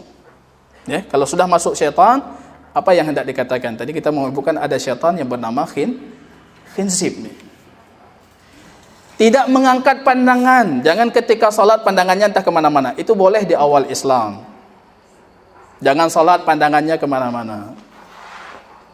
Rasul mengatakan, la yantahiyanna aqwamu. Ini tegas sekali pernyataannya.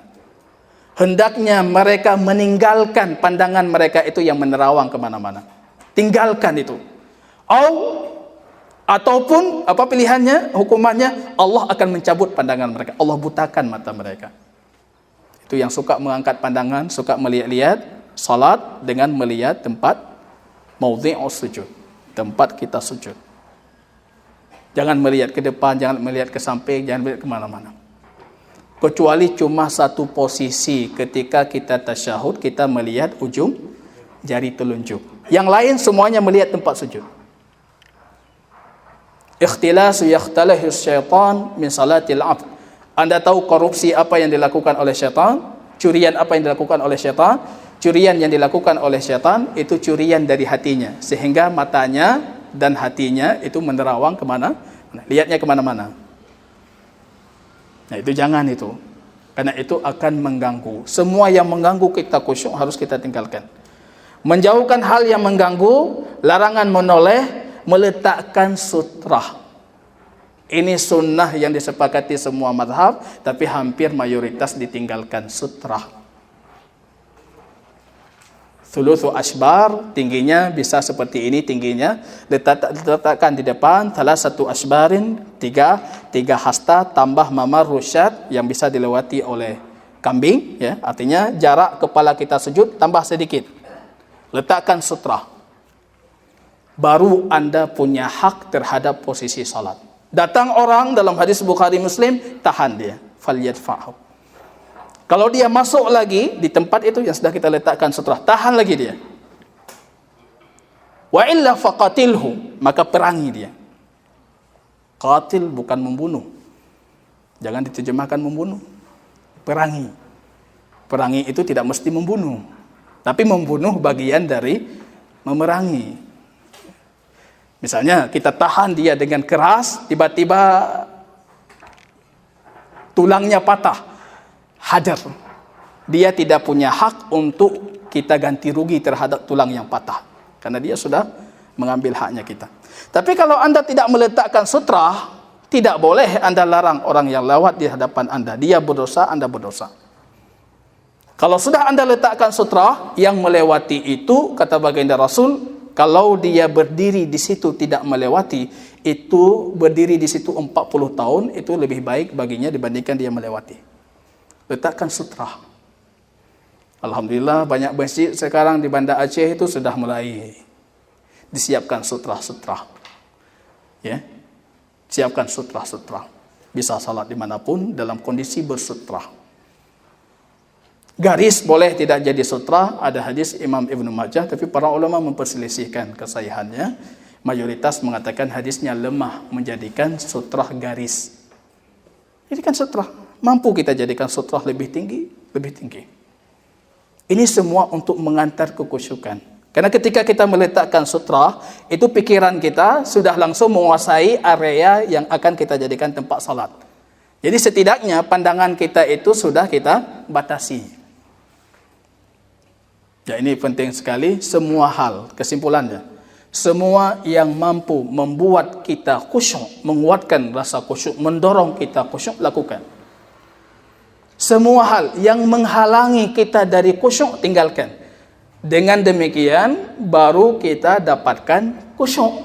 Jadi khusyuk itu hasil dari proses panjang, bukan khusyuk itu proses.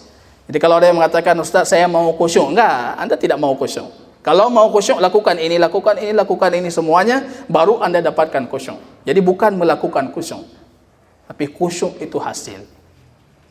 Ya, wallahu ta'ala alam bisawab. Ini mungkin materi untuk kali pertama ataupun bagian pertama kita. Kita akan break sebentar.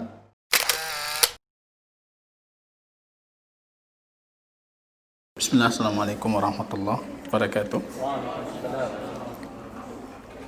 Kembali kita lanjutkan bitaufiqillah wa inayatihi, kita lanjutkan pembahasan yang sebenarnya yang paling kita tunggu dari kajian salat baginda Rasul, yaitu sifat salat Rasulullah sallallahu alaihi wasallam.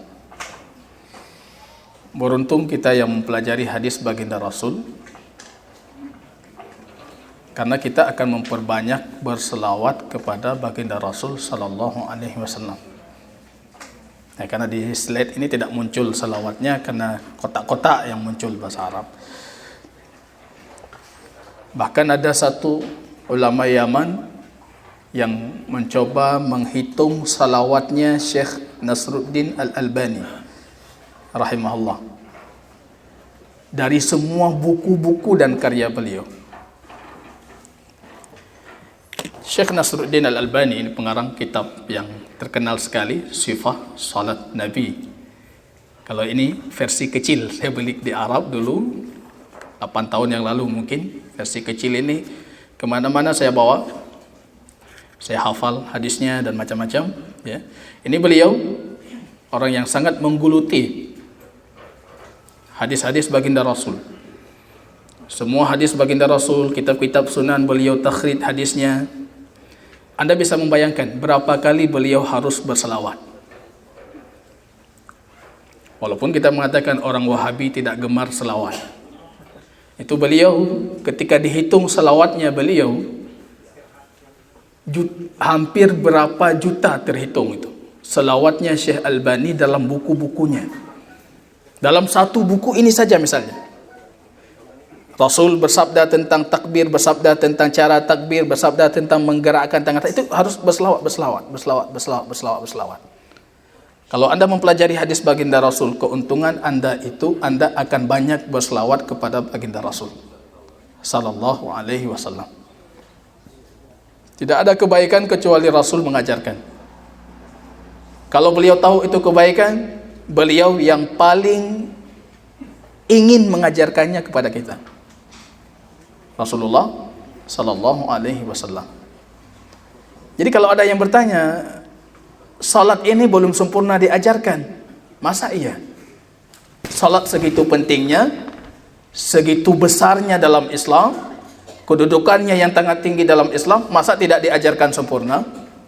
Bahkan kita mengatakan terlalu sempurna, terlalu detail salat ini diajarkan. Ada jamaah kita yang bertanya, Ustaz kok detail kali? Rasulullah lebih detail, itu saya sudah meringkaskan. Rasulullah lebih detail lagi. Jadi selama ini banyak kita yang berpikir salat itu dihisap Anda sudah salat atau belum salat. Kita lupa kalau semua praktek salat, zikir salat, gerakan salat, itu semua akan dihisap. Anda sudah punya jawaban di hadapan Allah ataupun belum. Awwalu ma yuhasabu alaihi al-'abdu yaumal qiyamah as-salah, in saluhat saluha sairu a'malihi wa in fasadat fasadat sairu a'malihi. Detail sekali. Maka kalau kita mencari petunjuk selain baginda Rasul, alangkah ruginya kita. Karena sangat detail baginda Rasul mengajarkan salat. Bahkan suatu ketika Rasulullah naik di atas mimbar. Mimbar baginda Rasul itu dalam hadis itu 3 kaki. Naik kaki pertama, kaki kedua, kaki ketiga langsung tempat berdiri. Walaupun ini lepas dari sunnah tidak membuat mimbar seperti mimbar baginda Rasul. Tentunya mimbar itu kebutuhan. Tapi kakinya 3, 1, 2, 3 baru berdiri.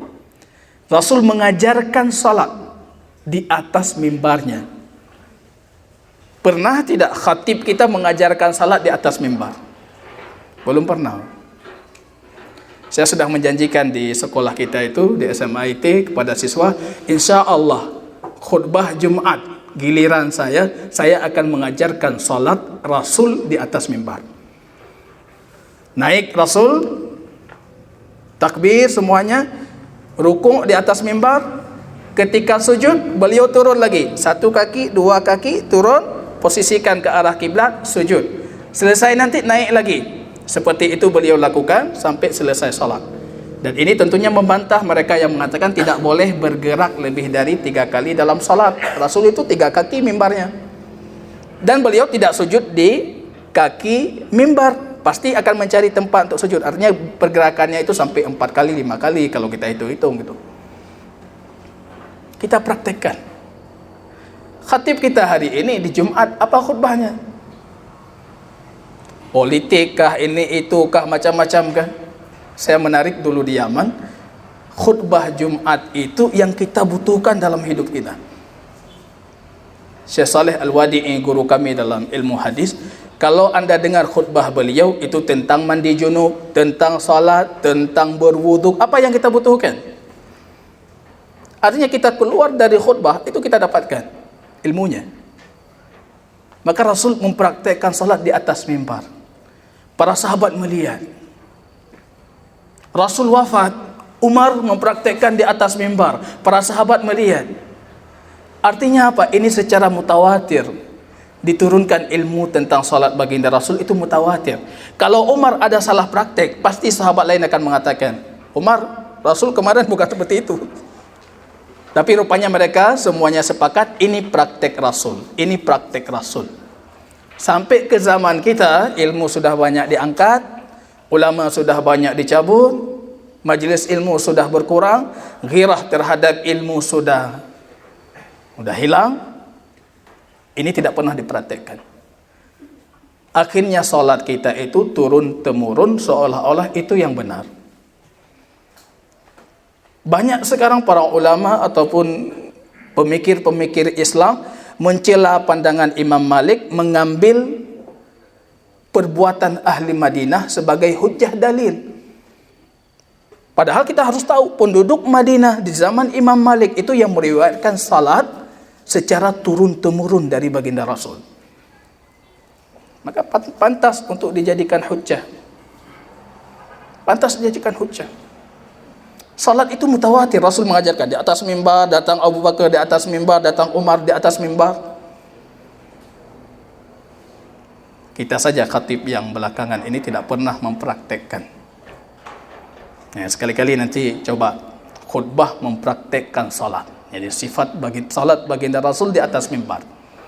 Saya akan mengajarkan siswa saya demikian supaya mereka melihat langsung salat itu seperti ini. Wuduk sudah saya ajarkan. Coba anda wuduk macam-macam. Sekarang saya coba membacakan hadis Rasul. Ini wuduk Rasul. Oh, yang kemarin salah Ustaz, yang kemarin salah, yang kemarin kurang, yang kemarin ini itu, ini yang sudah bisa kita pertanggungjawabkan. Itu sifat salat Nabi. Tidak butuh, rasanya tidak butuh kita terhadap pandangan-pandangan orang lain, karena Rasul sudah sangat mendetailkan itu. Detail sekali. Nanti kita akan lihat bagaimana detailnya sifat salat baginda Rasul. Beliau mengajarkan di atas mimbar, mengajarkan di majlis-majlis. Rasul itu sering kalau punya waktu kosong itu datang ke rumah-rumah kaum muslimin. Ketika datang ke rumah kaum muslimin, kebiasaan baginda Rasul kalau sudah disuguhi sesuatu, makanan, minuman, beliau akan salat di rumah itu. Tujuannya apa? Itu salat Rasul. Diberikan keberkahan untuk rumah yang disalati, sekaligus sebagai pembelajaran untuk keluarga yang melihat beliau salat. Makanya orang alim itu yang punya ilmu itu harus interaksi sosialnya bagus. Datang ke rumah kaum muslimin, diajak makan bersama, kemudian boleh saya salat. Tujuan kita untuk mempraktekkan bagaimana salat baginda Rasul, mereka mencontoh, mengajarkan anak-anak mereka. Maka salat ini diajarkan mutawatir. Kok tiba-tiba kita sudah berselisih ini? Tentang ini berselisih, tentang itu berselisih, tentang cara ini berselisih. Padahal itu yang melihat itu khalayak ramai. Semua sahabat melihat. Tabi'in melihat dari sahabat. Tabi'in melihat dari tabi'in. Turun melihat. Maka menarik satu judul buku karya Dr. Bakar Abu Zaid. Beliau kasih judul buku La Jadida Fis Salat. Tidak ada yang baru dalam salat. Kalau melihat yang baru, pastikan itu salah. Salat itu nggak ada yang baru deh. Karena diriwayatkan mutawatir, turun seperti itu diriwayatkan. Cuma masalahnya, ketika sunnah salat banyak ditinggalkan, kalau kita lakukan seolah-olah baru. Yang bukan lain loh. Ini lain kok caranya. Yang kami tahu seperti ini karena kita sudah terlalu jauh dari praktek sunnah baginda Rasul. Maka saya katakan, Anda yang sudah mengambil pelajaran ini, wasiatnya sampaikan. paling kurang ajarkan keluarga. Itu sunnah, bagian dari sunnah baginda Rasul, mengajarkan praktek salat. Kita perhatikan.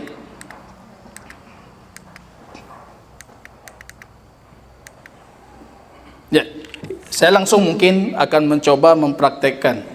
Tapi dalam kondisi praktek tertentu kita butuh orang lain untuk membantu mempraktekkan, karena mengingat dalam praktek tertentu itu memang harus kita mengarahkan yang lain mempraktekkan. Cuma tadi dua siswa saya kasih pilihan, ikut kajian atau main saja. Mereka memilih main. Ustaz kidih mentang drone titik orang dah dengar. Baik, tafadhal. Ya, silakan, nanti ada adik-adik ini atau ini kawan akhi kita ini bisa membantu dalam praktek. Ya. Baginda Rasul sallallahu alaihi wasallam membuat satu kaidah dalam praktek salat, i'tadilu fi shalah. I'tadilu fi shalah itu sedang-sedang saja dalam salat. Ini ambil kaidahnya. Ada yang baru belajar sifat salat Nabi ketika praktek ruku, praktek sujud, orang lain langsung enggak punya tempat itu. Langsung sujud. Sikunya itu sudah ke kepala orang lain. Praktik sunnah baginda Rasul itu kalau masuk kambing itu kambing bisa lolos. Oh, Masya Allah.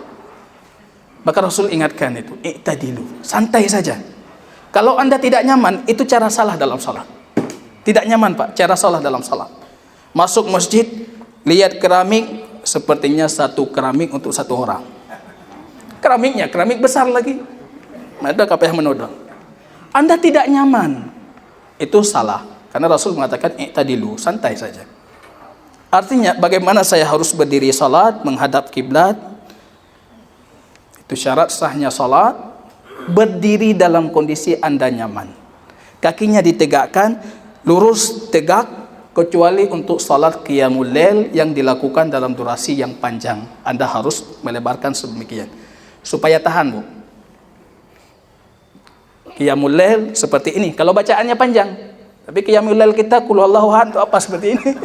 Laginya ya. Ya, ini posisi santai saja. Jangan terlalu dirapatkan, tidak nyaman. Jangan terlalu dilonggarkan.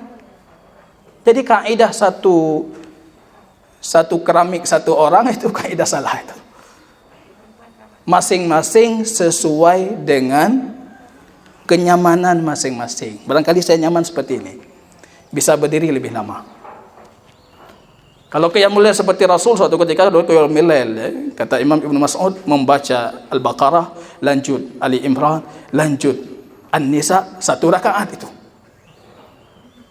Itu berdirinya harus seperti ini. Tapi bagi yang santai-santai, i'tadilu.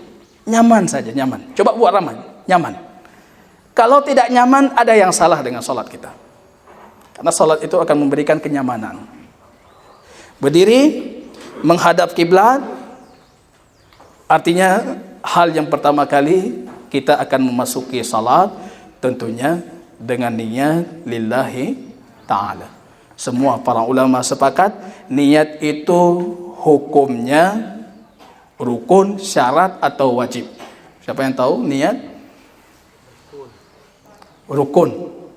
Apa definisi rukun? Rukun adanya ada salat, tidak ada salat, tapi beda rukun dengan syarat. Apa beda rukun dengan syarat? Kalau syarat itu dia dari sebelum sampai setelah harus mengikuti. Kalau rukun dia bukan dari sebelum sampai setelah, dia kapan saja, tergantung rukun-rukun tertentu. Para ulama berselisih, ada yang mengatakan niat itu syarat, ada yang mengatakan niat itu rukun. Terlepas dari itu, niat itu sebuah kewajiban. Mereka semua sepakat niat itu mahalluhal qalb. Tempatnya dalam hati. Itu semua sepakat. Niat dalam hati. Niat dalam hati. Yang mereka perselisihkan ataupun belakangan diperselisihkan, bagaimana niat dalam hati itu supaya selaras antara hati dengan lisan kita lafadzkan. Supaya selaras. Artinya jangan cuma hati, tapi lisannya lain. Biar selaras kita lafadzkan. Tentunya ini perselisihan belakangan, Pak. Kalau semua ulama sepakat, itu tempatnya dalam hati. Aisyah menuturkan Rasul memulai salat dengan takbir Allahu Akbar. Tidak memulai dengan yang lain-lain. Kalau memulai dengan yang lain, pasti akan dinukilkan kepada kita. Pasti. Karena ini berkaitan tentang salat, tidak mungkin Rasul menyembunyikan. Melafadzkannya, ini yang saya kumpulkan, ini semua perkataan para ulama Syafi'iyah. Kalau ulama lain kita mengatakan yang kan madhab kamu, itu bukan madhab kami, ini ulama Syafi'iyah. Qadhi Abu Rabi' Sulaiman Ibnu Umar Syafi'i mengeraskan suara bacaan dengan niat di belakang imam bukan bagian dari sunnah, bal makruh. Kalau bisa mengganggu orang lain, itu haram. Ada kawan saya dulu niat, masukkan niatnya itu lama. Allahu Akbar. Allahu Akbar. Enggak masuk. Kata Imam Ibnu Jauzi, orang seperti itu kalau imamnya rukuk pasti masuk niatnya. Kan enggak pernah kita lihat imam sudah rukuk dia masih Allahu Akbar, enggak ada. Beliau mempertanyakan, yang menghadirkan niat siapa dulu? Yang menunggu enggak masuk sampai imam rukuk, Fatihah tidak dapat, rukun sudah hilang. Takbiratul ihram tidak dapat dengan imam, fadilah sudah hilang. Ini siapa yang memasukkan niat? Apa mereka yang menghadirkan langsung dari awal mulai dengan niat? Niat itu tempatnya dalam hati. Kita hadirkan salatku ini untuk Allah, dan niat itu tidak dimulai dari rumah. Saya bilang, Ustaz, niat dari rumah boleh. Kalau dari rumah tiba-tiba lewat kebun kurma Barbate sudah singgah sebentar di kafe, jadi bukan niat itu. Niat itu azimatul qalb yang 100% akan kita lakukan kecuali takdir Allah berkata lain. Artinya enggak mungkin kalau dari rumah kita niat. Niat itu ketika kita sudah berdiri betul-betul di hadapan Allah, 100% akan saya lakukan kecuali Allah wafatkan. Itu baru niat azimah. Tapi kalau keinginan dari rumah, ini saya mau salat, insya Allah saya salat di Masjid Barbate, ini bukan niat. Itu tingkatan terendah daripada niat. Jadi kalau dalam bahasa Arab itu sampai 6 tingkatan niat. Dari khatar, baru terlintas keinginan, itu khatar. Lihat Pak Mahdi, saya juga mau seperti Pak Mahdi, itu khatar. Tapi kalau berulang, ingatnya berulang, ya sudah berulang, itu sudah jadi hadisun nafs. Kita sudah berbicara dengan niat itu. Tapi kalau sudah berazimah 100% kita akan melakukan, itu baru naik tingkat dia. Naik tingkat jadi nawayanwi, niyah, azimatul qalb. Jadi niyah itu jangan disepelekan, karena ada orang yang berlebihan, ada yang menyepelekan. Udah Anda sudah niat berwuduk dari rumah sudah niat. Oh belum, itu bukan niat. Itu cuma hadisun nafs. Keinginan hati untuk melakukan. Tapi niat itu ketika 100% sudah Anda lakukan, siap melakukan. Ya, jadi niat itu dari semenjak kita berdiri, kita ikhlaskan niat kita karena Allah. Kalau talafud, ini para ulama, Imam As-Sayuti Asy-Syafi'i, minal bid'ah, dari sebagian kebid'ahan adalah was-was dalam niat. Masuk belum. Kenapa bisa muncul was-was? Beliau mengatakan, karena niat itu sudah ada dalam hati. Sesuatu yang sudah ada, Anda adakan kembali, itu mustahil. Ijadul mawjud mustahil. Misalnya gini Pak, saya sudah salat zuhur 4 rakaat, tiba-tiba saya ulang lagi, saya mau salat zuhur. Mustahil itu, nggak mungkin Anda bisa salat zuhur lagi. Kenapa? Sudah kita lakukan. Pintu sudah Anda buka lebar-lebar, sudah terbuka. Buka pintunya. Sudah dibuka lebar-lebar, tidak mungkin Anda buka lagi. Mustahil. Ijadul mawjud mustahil. Maka orang yang mencoba menghadirkan niat dengan lafaz, mustahil niatnya bisa masuk dengan takbir. Itu kata Imam Asy-Syafi'i. Mustahil. Apa yang sedang Anda lakukan? Saya memasukkan niat dengan takbir supaya harus sejalan. Jadi masuk niat, masuk takbir, baru sah salat. Itu mustahil, tidak mungkin. Tidak mungkin. Lianna niyah itu mahalluhal qalb, sudah ada dalam hati, dia sudah ada. Yang sudah ada tidak mungkin diadakan lagi. Anak sudah punya si fulan, kita ulangi si fulan, enggak mungkin lagi. Dari yang belum ada bisa ada, tapi yang sudah ada tidak mungkin diadakan. Mustahil itu kan kaidah logika ya, logika akal itu. Jadi menghadirkan niat itu pasti was-was syaitan supaya Anda tidak mendapatkan takbiratul ihram dengan imam, supaya Anda luput dari Al-Fatihah yang merupakan rukunnya salat. Jadi kalau Bapak niat, masuk niat, enggak masuk, imam sudah rukuk. Anda rukuk bersama imam, salat Anda tidak punya salat. Anda tidak membaca Al-Fatihatul Kitab. Enggak ada salat. Enggak dapat pahala salat. Hati-hati. Dan Anda sudah kehilangan fadilah takbir dengan imam. 40 salat, takbirnya dengan takbir imam berbarengan, kita akan mendapatkan dijauhkan dari sifat kemunafikan. 40 salat, ya. Seumur hidup harus pernah sekali, ya. Harus pernah itu. Sekali aja seumur hidup paling kurang, Pak. 40 kali salat jangan putus-putus. Kalau kira-kira hampir putus, cari masjid lain yang belum salat. Supaya dapat takbir bersama imam, supaya Allah bersihkan kita dari kemunafikan. Kami lakukan dulu di Yaman seperti itu. Sudah 39 salat, tiba-tiba katilat. Dah terlambat kita. Akhirnya kami cari taksi itu, cari masjid yang belum salat. Kan tahu kita masjid-masjid fulan ini telat-telat salatnya dikit, ini syiah-syiah dikit, ini telat salat dikit. Kita cari masjid yang penting dapat takbiratul ihram 40 kali. Seumur hidup harus pernah itu, supaya membuktikan kita ini bukan orang munafik. Usalli kadza, ya, hadirkan. Usalli kadza. Enggak masuk, enggak mungkin masuk. Kalau kata Imam Syafi'i ini lebih keras lagi, ya.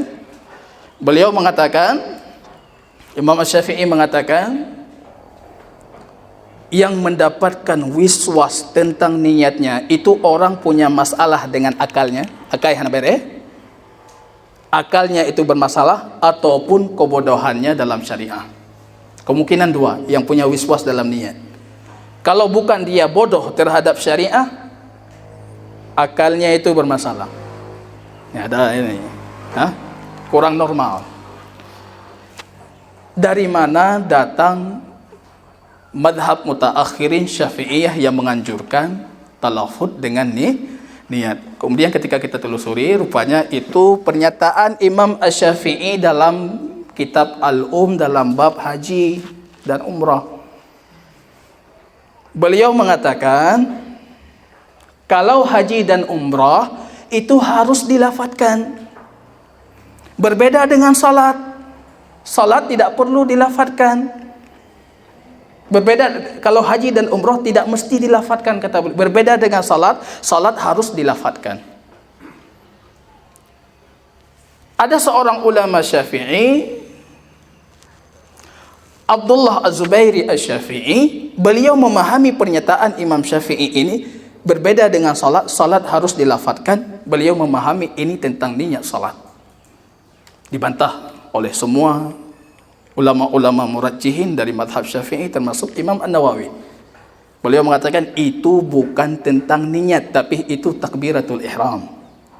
Berbeda talbiyah haji dan umrah dengan takbiratul ihram. Kalau takbiratul ihram harus lafaz, enggak bisa dari niat. Allahu Akbar. Tapi kalau haji umrah, talbiyah haji umrah, labbaik Allah hajjan, labbaik Allah umratan, itu boleh tidak Anda lafadzkan, dalam hati saja sudah cukup. Ini bedanya. Imam Nawawi mengatakan semua ulama Syafi'i sepakat yang dimaksud oleh Imam Asy-Syafi'i itu takbiratul ihram, bukan niat salat yang harus dilafadzkan. Rupanya kesalahan pemahaman. Ya, dari kesalahan ini muncul ulama-ulama setelahnya dari kalangan Syafi'iyah, ya, makin mempertajam permasalahan menghadirkan niat. Mengambil berbagai macam hikmah, salah satu di antara hikmah mereka mengatakan supaya selaras. Hati dengan lisan selaras. Padahal Rasul memulainya itu dengan Allahu Akbar. Yaftatihuna as-salah bi Allahu Akbar. Membuka salatnya dengan Allahu Akbar. Ya, coba kita perhatikan. Ya, kita akan mulai dengan takbiratul ihram. Lafadznya itu Allahu Akbar. Jangan dipanjang pendekkan bukan pada tempatnya. Ini bahasa Arab. Panjang itu berarti Anda sudah menambahkan huruf. Allahu Akbar. Imam kita biasa marah. Jadi yang biasa-biasa mentang hanaya Allahu Akbar.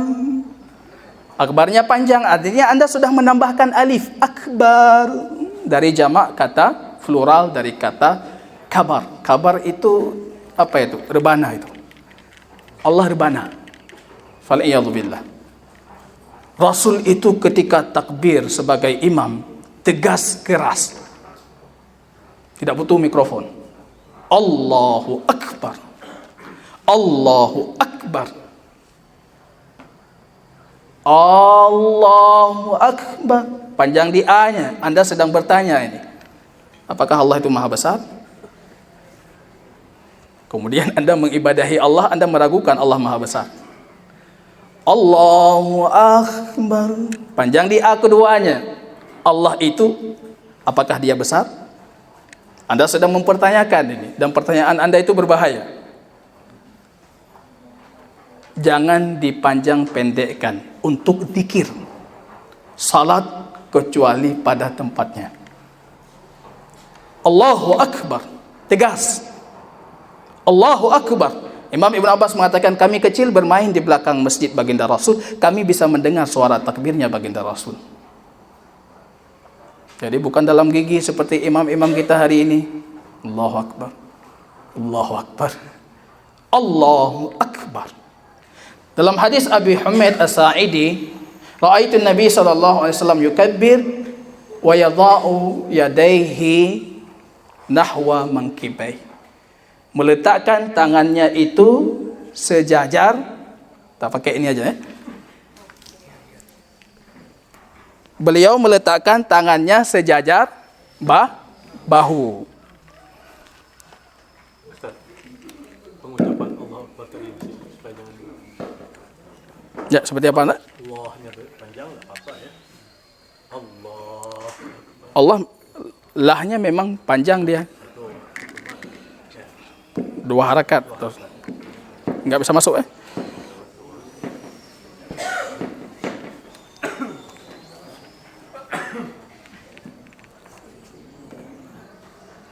Oh, bisa. Baik, satu lagi.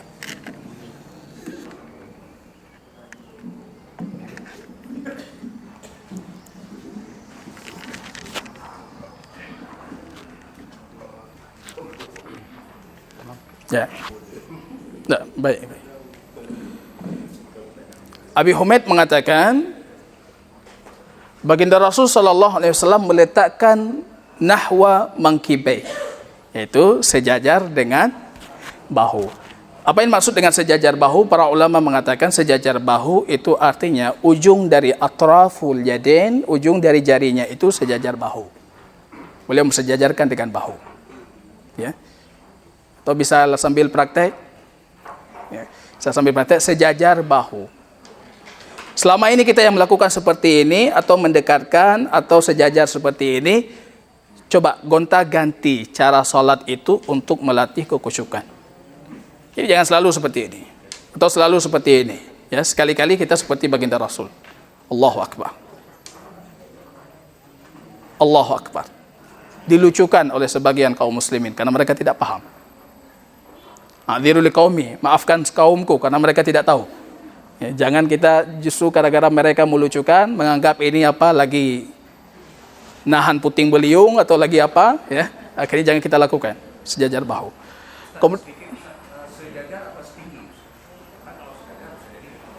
Sejajar, nahwa. Nahwa itu kalau kita artikan secara bahasa artinya pas kali tidak, itu nahwa. Beda dengan misl. Kalau misl harus pas. Enggak apa. Bukan setinggi, Ustaz. Sejajar dalam artinya kalau bahasa Indonesianya apa mungkin ya. Tapi yang dimaksud para ulama mengatakan ini atraf, ujung dari jari ini sejajar dengan oh, apa ini setinggi bahasanya? Bahasa Indonesianya sangkut. Mungkin. Ya, apa setinggi atau apa lain. Yang penting itu nahwa. Setentang bahu. Atau nanti bahasa lain. Yang maksudnya ujung jarinya itu setinggi atau sebahu. Itu hadis Abu Humaid As-Sa'idi. Beliau bertakbir, kemudian mengangkat tangannya. Kadangkala mengangkat tangannya sejajar bahu, kemudian bertakbir. Ada kadangkala berbarengan. Jadi caranya 3. Allahu Akbar. Baru angkat tangan.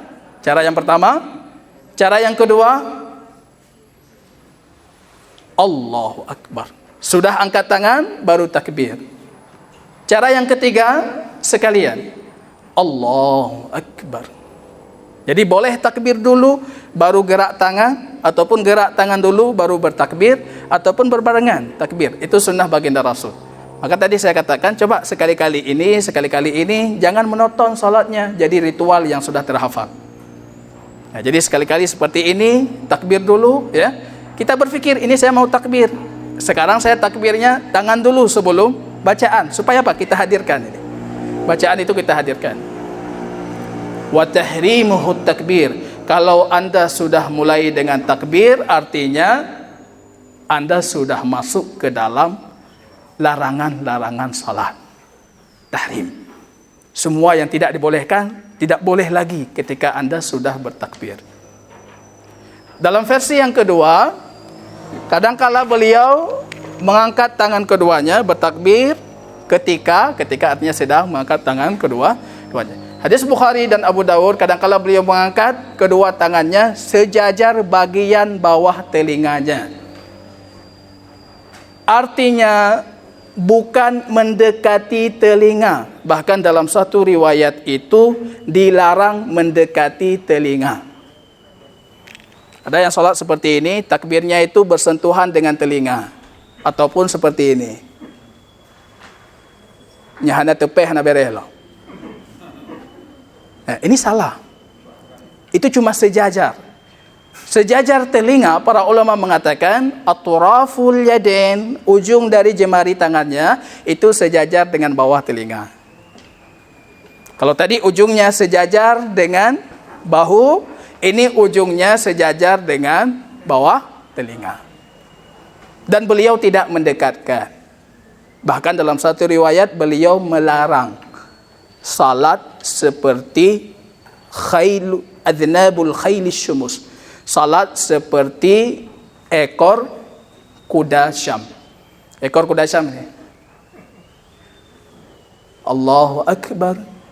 Allahu Akbar. Itu ekor kuda Syam kata baginda Rasul. Salah satu penafsiran apa yang dimaksud dengan ekor kuda Syam. Sejajar.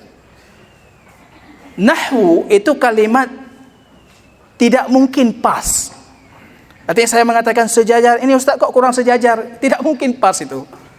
Tapi kita mengupayakan untuk terus memperbaiki supaya pas. Jadi sekali-kali kalau punya pasangan di rumah suruh lihat. Atau sekali-kali kita di cermin kita lihat ya. Kita coba praktek, ini sudah pas atau sudah belum.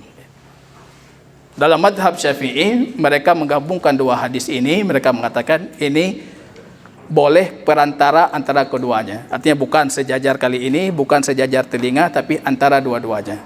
Tapi kalau kita merujuk ke hadis, ya, kalau kita merujuk ke hadis, tentunya dua bentuk praktek dari baginda Rasul itu lebih rajih, lebih kuat, lebih baik, lebih ittiba' li sunnah, yaitu sejajar bahu atau sejajar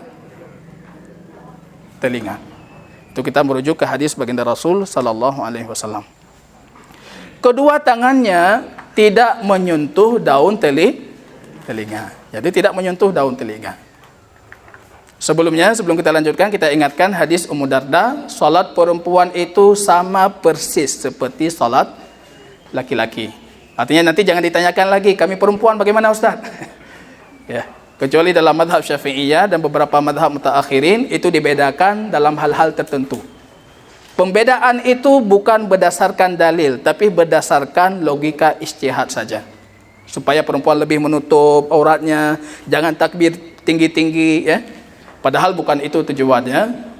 Ummu Darda dan para sahabiyat di zaman baginda Rasul itu mereka salat sama seperti salatnya laki-laki. Jadi itu jangan ditanyakan lagi nanti. Tata cara bersedekah. Allahu Akbar, kemudian beliau bersedekap. Bersedekap itu artinya dalam hadis Ibnu Mas'ud tadi, beliau meletakkan tangan kanannya di atas tangan kiri. Abdullah Ibnu Mas'ud yang meletakkan tangan kiri di atas tangan kanan itu ditegur oleh baginda Rasul, diambil tangan kiri. Ibnu Mas'ud. Ibnu Mas'ud imam bisa salah seperti itu dan beliau kembali dari kesalahannya. Kenapa kita tidak bisa kembali? Tangan kanan di atas tangan kiri. Coba kita letakkan tangan, kemudian kita melihat hadisnya. Wa nahnu ma'asyiral anbiya, kami para nabi itu diperintahkan an-nadha'a mayaminana ala syama'ilana, meletakkan tangan kanan kami di atas tangan kiri. Bagaimana kita letakkan? Kadangkala baginda Rasul cuma meletakkan kafun alal kaf. Ini kaf, meletakkan. Kadangkala cuma seperti ini.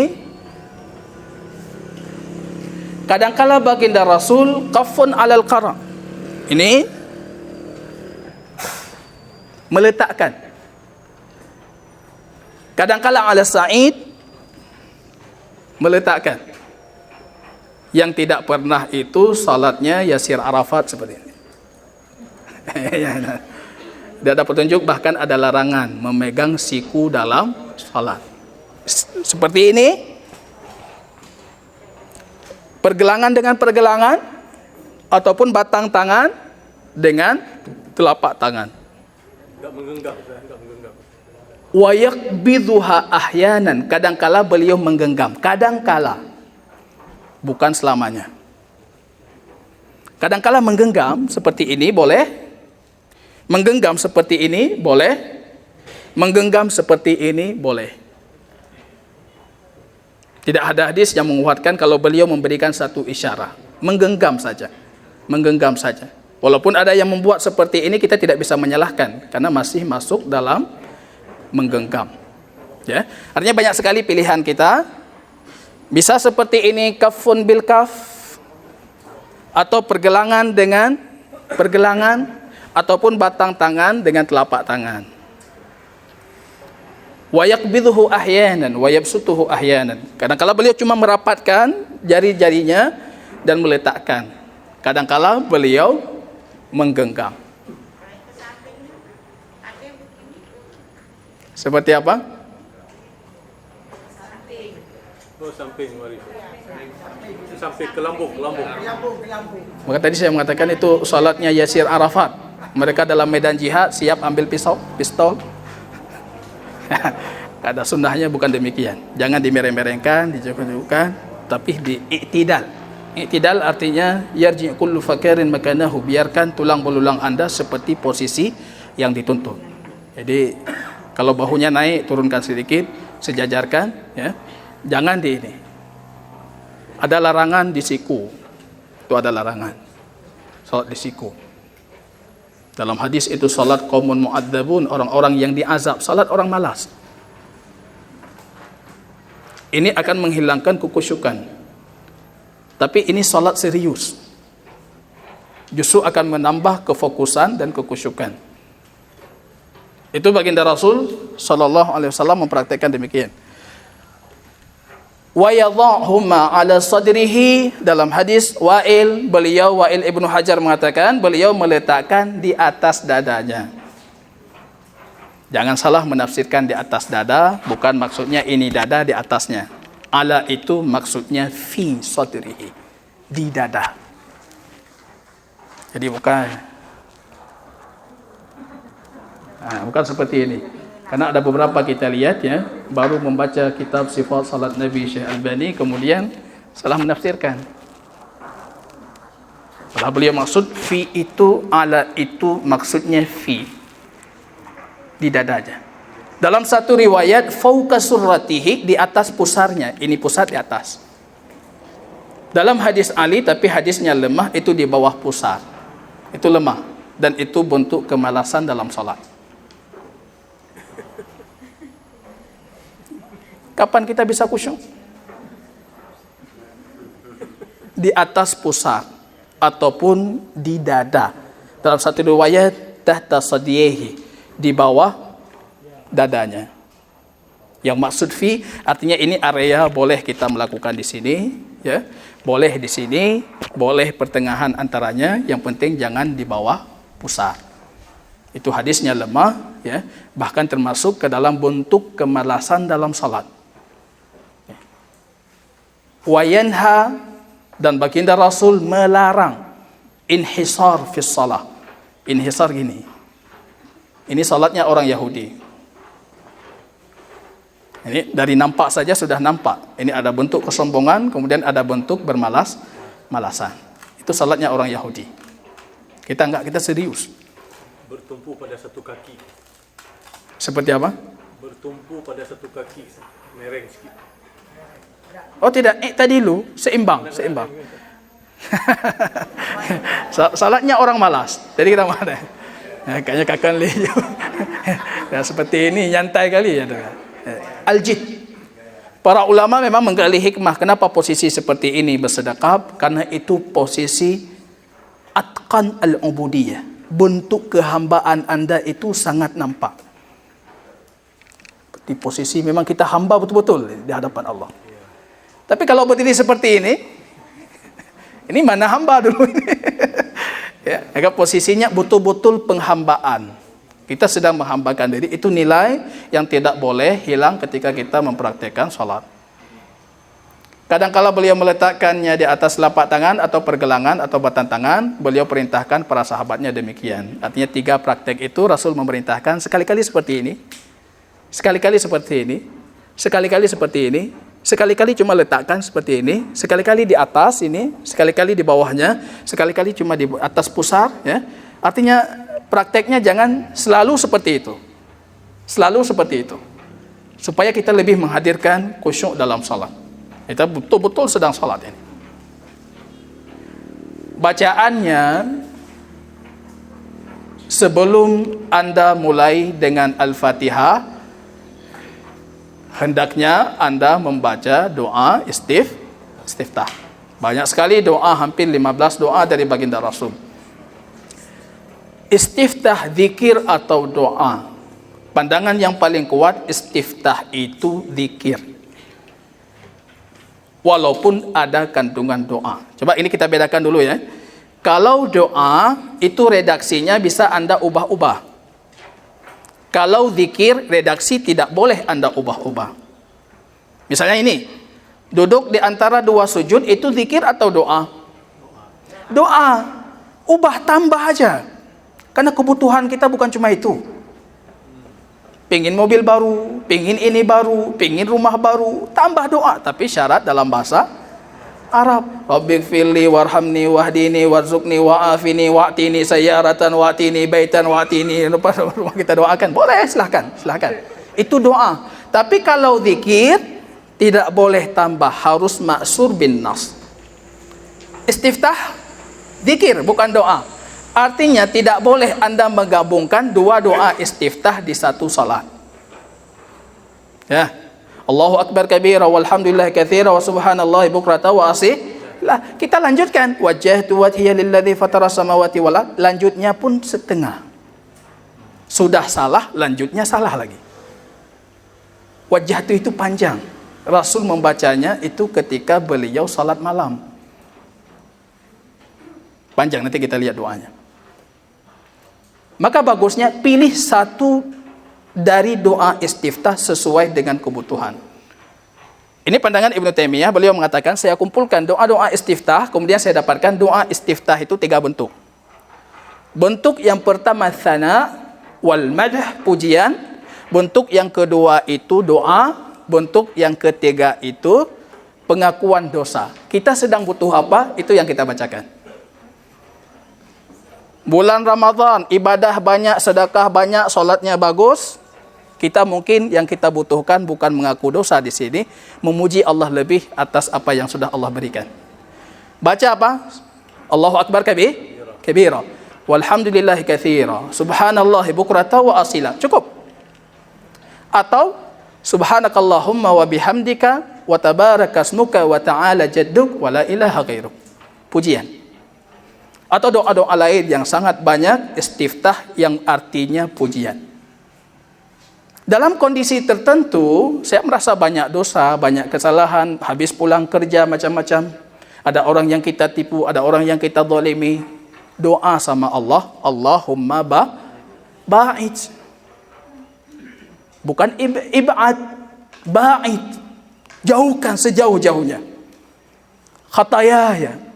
Semua dosa-dosaku, jauhkan sejauh-jauhnya. Allahumma ba'id baini wa baina khatayaya. Jauhkan dan jadikan jarak antara aku dengan dosa. Masalah kita hari ini, antara kita dengan dosa tidak berjarak.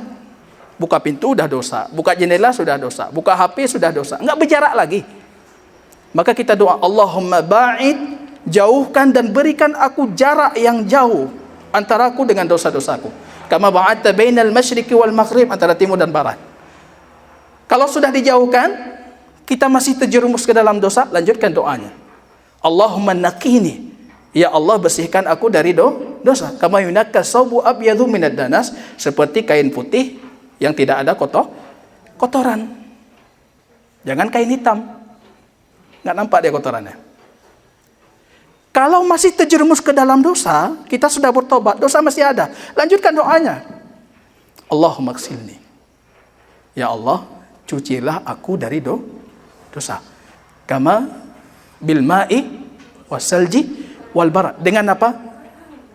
Dengan air. Cuci itu nggak cukup dengan air. Wasalji. Dosa itu ada hembusan aura panas. Cuma pelaku dosa yang tahu. Dosa itu tidak menenangkan, tidak menyamankan. Kita harus menyiraminya dengan es supaya dia tenang, lembut, nyaman. Bil ma'i wasalji, enggak cukup dengan itu, harus tambah albar, tambah embun lagi. Saya rasa ini pilihan kita ya. Secara dalil lebih kuat, secara kondisi kita memang ini yang kita butuhkan. Jangan pura-pura sok pujian lagi, banyak sekali pahala. Ibadah luar biasa, Ustaz, saya bukan butuh doa, butuh pujian. Ya bukan seperti kita yang butuh pujian. Kadangkala kita butuh pengakuan dosa. Ini kalau muhadharah ceramah kita, pelatihan cukup doa istiftah saja, saya rasa sudah cukup itu. Kita tidak menyadari nilai-nilai yang ada pada doa istiftah. Itu baru wajah itu. Wajjahtu wajhiya lilladzi fatara samawati wal ardh hanifa wa ma ana minal musyrikin. Inna salati wa nusuki wa mahyaya wa mamati lillahi rabbil alamin. La syarika lahu wa bidzalika umirtu wa ana awwalul muslimin. Bukan wa ana minal muslimin. Wa ana awwalul muslimin, yata'awwal al-Qur'an biar sama seperti ayat Al-Qur'an. Enggak cukup di situ, lanjutkan. Ini doanya sempurna diajarkan. Antal malik, engkau ya Allah raja. La ilaha illa anta rabbi wa ana abduk. Dhalamtu nafsi wa a'taraftu bidhanbi faghfir li dhunuban jami'a fa innahu la yaghfiru dhunuba illa ant wahdini li ahsanil akhlaq. Dah minta pengakuan, ya Allah saya berdosa, hamba-Mu berdosa, banyak sekali dosaku. Kemudian kita mengatakan apa? Ya Allah tunjukkan aku akhlak yang baik. Fa innahu la yahdi li ahsanil akhlaq illa ant. Karena enggak ada yang bisa menunjuk kita ke arah yang baik itu kecuali Allah. Wasrif anni sayyi'aha. Ya Allah jauhkan aku dari akhlak yang buruk. Karena enggak ada yang bisa menjauhkan kita dari akhlak yang buruk kecuali Allah. Ini pengakuan dosa yang sempurna. Sekali-kali harus kita bacakan sempurna. Nanti dihafalkan.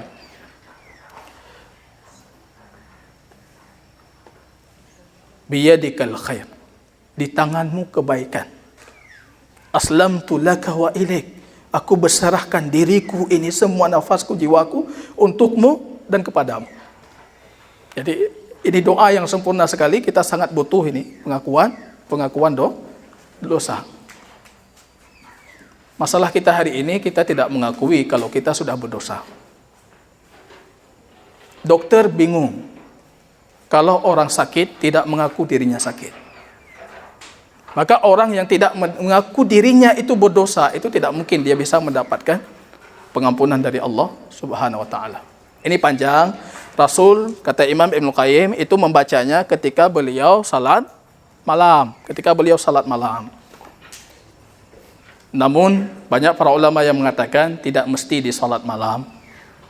Salat sunnah Anda bacakan. Tapi kalau jadi imam, perhatikan kondisi jamaah. Jangan istiftah wajah tu, kemudian lanjut Al-Baqarah. Marah baginda Rasul, afattanun anta ya Mu'ad, kamu itu pembawa celaka, pembawa fitnah wahai Mu'ad. Sudah tahu di belakang kamu itu sudah tua-tua, anak kecil, kaum perempuan. Kenapa Anda bacakan Baqarah ini itu? Ya Rasulullah, engkau membacanya, aku bersamamu, sedangkan kamu bersama kaummu. Nah, ini kita imam harus memperhatikan kondisi makmum. Ya, setelah doa istiftah banyak sekali, supaya pilih yang sesuai dengan kondisi. Supaya apa? Supaya kita bisa menghadirkan kekhusyukan dan keikhlasan. Sebelum Al-Fatihah, isti'adzah dulu. A'udzu billahi minasyaitonir rajim. Coba tunjuk tangan dulu Bapak Ibu, siapa yang betul-betul ada isti'adzah sebelum Al-Fatihah? Betul ya, ada isti'adzah sebelum Al-Fatihah. Hampir jarang yang salat beristi'adzah. Makanya syaitan itu datang dari mana-mana, dari belakang, dari kanan, dari kiri, dari atas, dari bawah. Anda tidak beristi'adzah.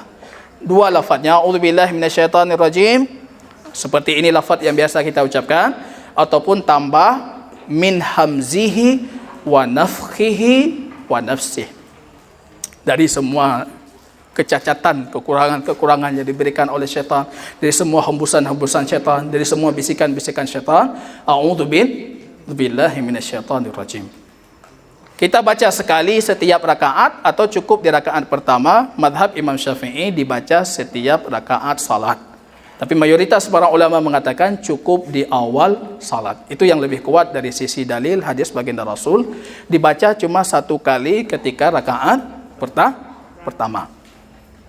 Sudah istiftah, a'udzubillahi minasyaitonirrajim, baru melanjutkan Al-Fatihah. Kita janjikan ada penafsiran Al-Fatihah ya. Tapi melihat waktu ini, kalau kita tafsirkan Al-Fatihah, asar selesai kita dengan Al-Fatihah.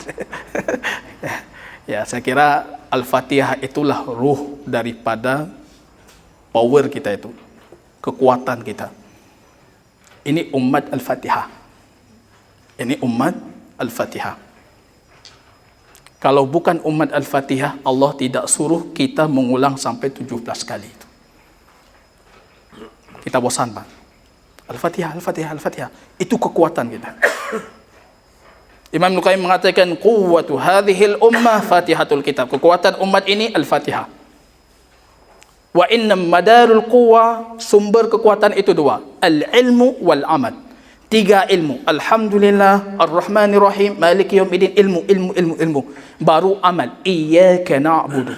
Kalau Anda berilmu, Anda mengamalkan, baru Anda mendapatkan ihdinas siratan mustaqim. Kalau Anda berilmu tidak mengamalkan, ghairil maghdubi alaihim. Kalau Anda tidak berilmu tapi mengamalkan, waladhdallin. Itu penafsiran ringkasnya. Itulah kekuatan kita, Pak. Kana yaqra'uhu ayatan ayat. Rasul membaca satu ayat, berhenti, satu ayat, berhenti, satu ayat, berhenti. Ayatan ayat. Mustarsalan. Beliau membaca alhamdulillahi rabbil alamin, berhenti. Baru lanjutkan, berhenti, lanjutkan, bernafas, lanjutkan, supaya mentadabburi dan menghadirkan Fatihatul Kitab. Itu kekuatan kita. Kemarin di kajian ini banyak bapak-bapak jamaah kajian saya mengatakan, baru-baru ini kemarin hari dalam kondisi isolasi saya menulis buku Generasi Lintas Dimensi yang saya jadikan kurikulum otentik Al-Quran, kurikulum pendidikan Islam itu harus matrikulasinya Al-Fatihah. Harus Al-Fatihah. Matrikulasinya satu Al-Fatihah. Maka di sekolah kami seperti itu. Matrikulasi pendidikan Islam, kurikulum Islam yang pertama, ajarkan mereka memahami Fatihatul Kitab. Harus paham dia. Itu sumber kekuatan kita. Gairah terhadap ilmu, mencari ilmu, itu dari alhamdulillah. Alhamdulillah, kita memuji Allah. Ketika Anda membacanya dalam salat Anda, alhamdulillahi rabbil alamin, Allah mengatakan dalam hadis kursi, ja'altu salata baini wa bainal 'abdi nisfain. Aku jadikan salat itu antaraku dengan hambaku jadi dua bagian.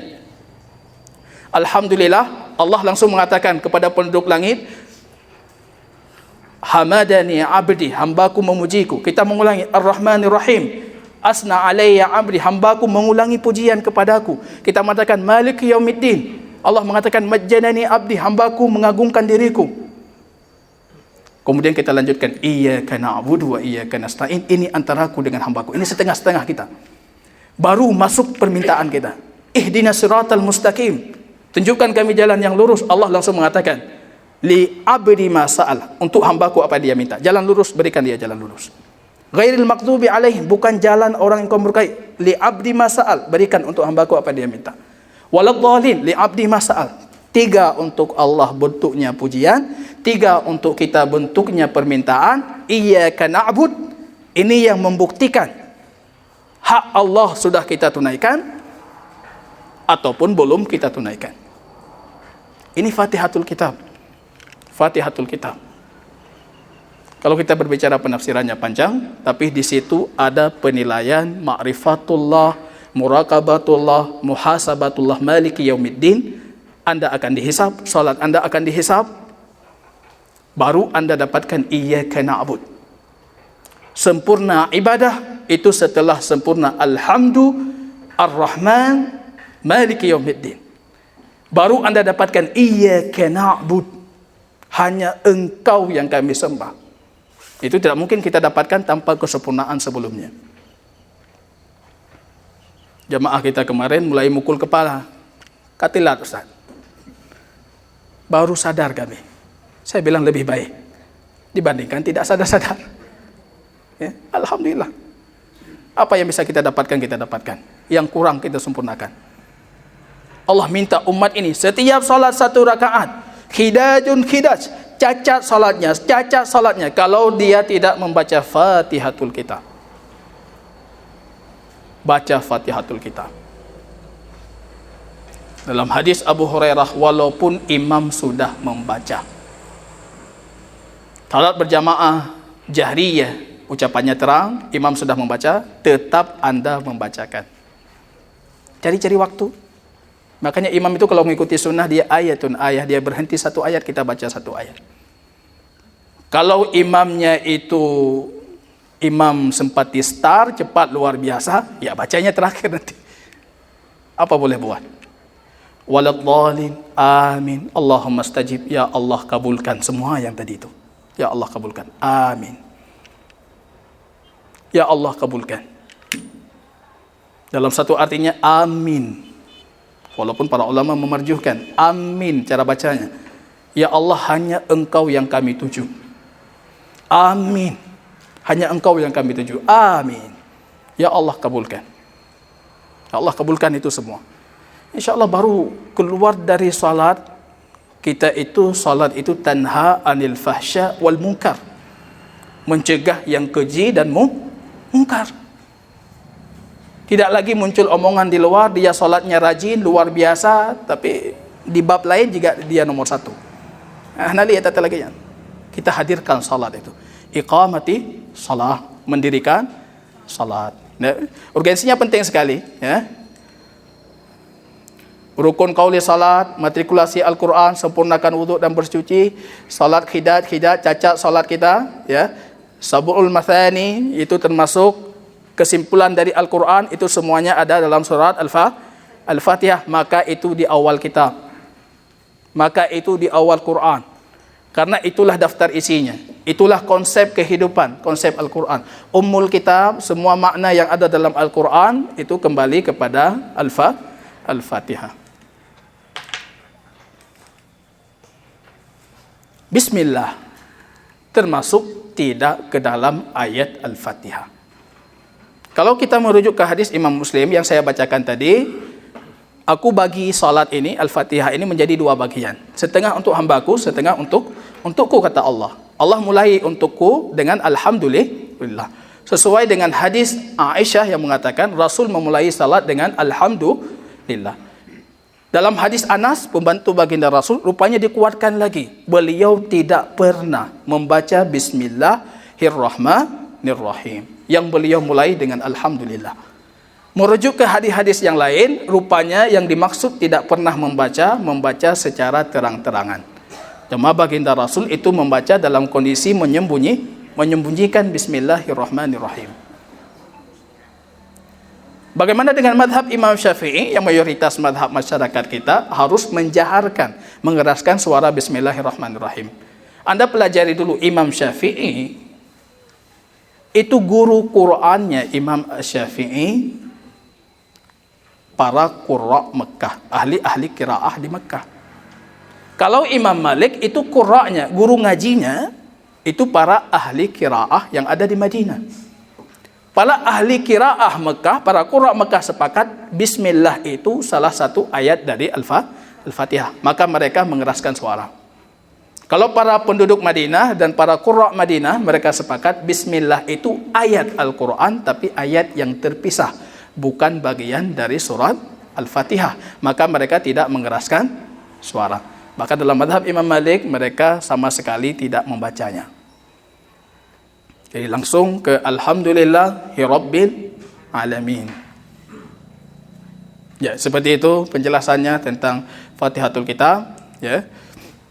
Putra Abdullah ibn Mughaffal, ini saya menariknya, ini hadis disebutkan oleh Imam Ibnu Hajar Al-Asqalani dalam Bulughul Maram, ya. Beliau madhabnya Syafi'i, seolah-olah beliau ingin memberikan pelajaran untuk orang Syafi'iyah. Coba dengar hadis ini. Abdullah ibn Mughaffal ada salah satu putranya. Abdullah bin Mughaffal sahabat baginda Rasul. Putranya salat di rumah. Salat berjamaah dengan beberapa kawannya. Tiba-tiba ketika salat, putranya membaca Bismillahirrahmanirrahim dengan mengeraskan suara. Selesai salat, Abdullah bin Mughaffal, sahabat ini langsung menarik tangan putranya mengatakan, "Ya bunayya faqad ahdast." Engkau sudah menambah dalam syariah. Aku ini bapakmu yang salat di belakang Rasulullah, salat di belakang Abu Bakar, salat di belakang Umar. Kenapa ini disebutkan? Padahal cukup salat di belakang Rasulullah sudah cukup untuk bukti. Cuma beliau ingin memasukkan lebih dalam lagi ke kepala anaknya. Bukan cuma Rasul melakukan, Umar juga mengikuti, Abu Bakar juga mengikuti. Kenapa engkau tidak mengikuti? Innaka ahdas, engkau sudah menambah sesuatu dalam syariat. Evaluasi anak-anak kita, Bu. Kadang salat pun mereka tidak tahu. Bacaannya pun mereka salah-salah. Evaluasi.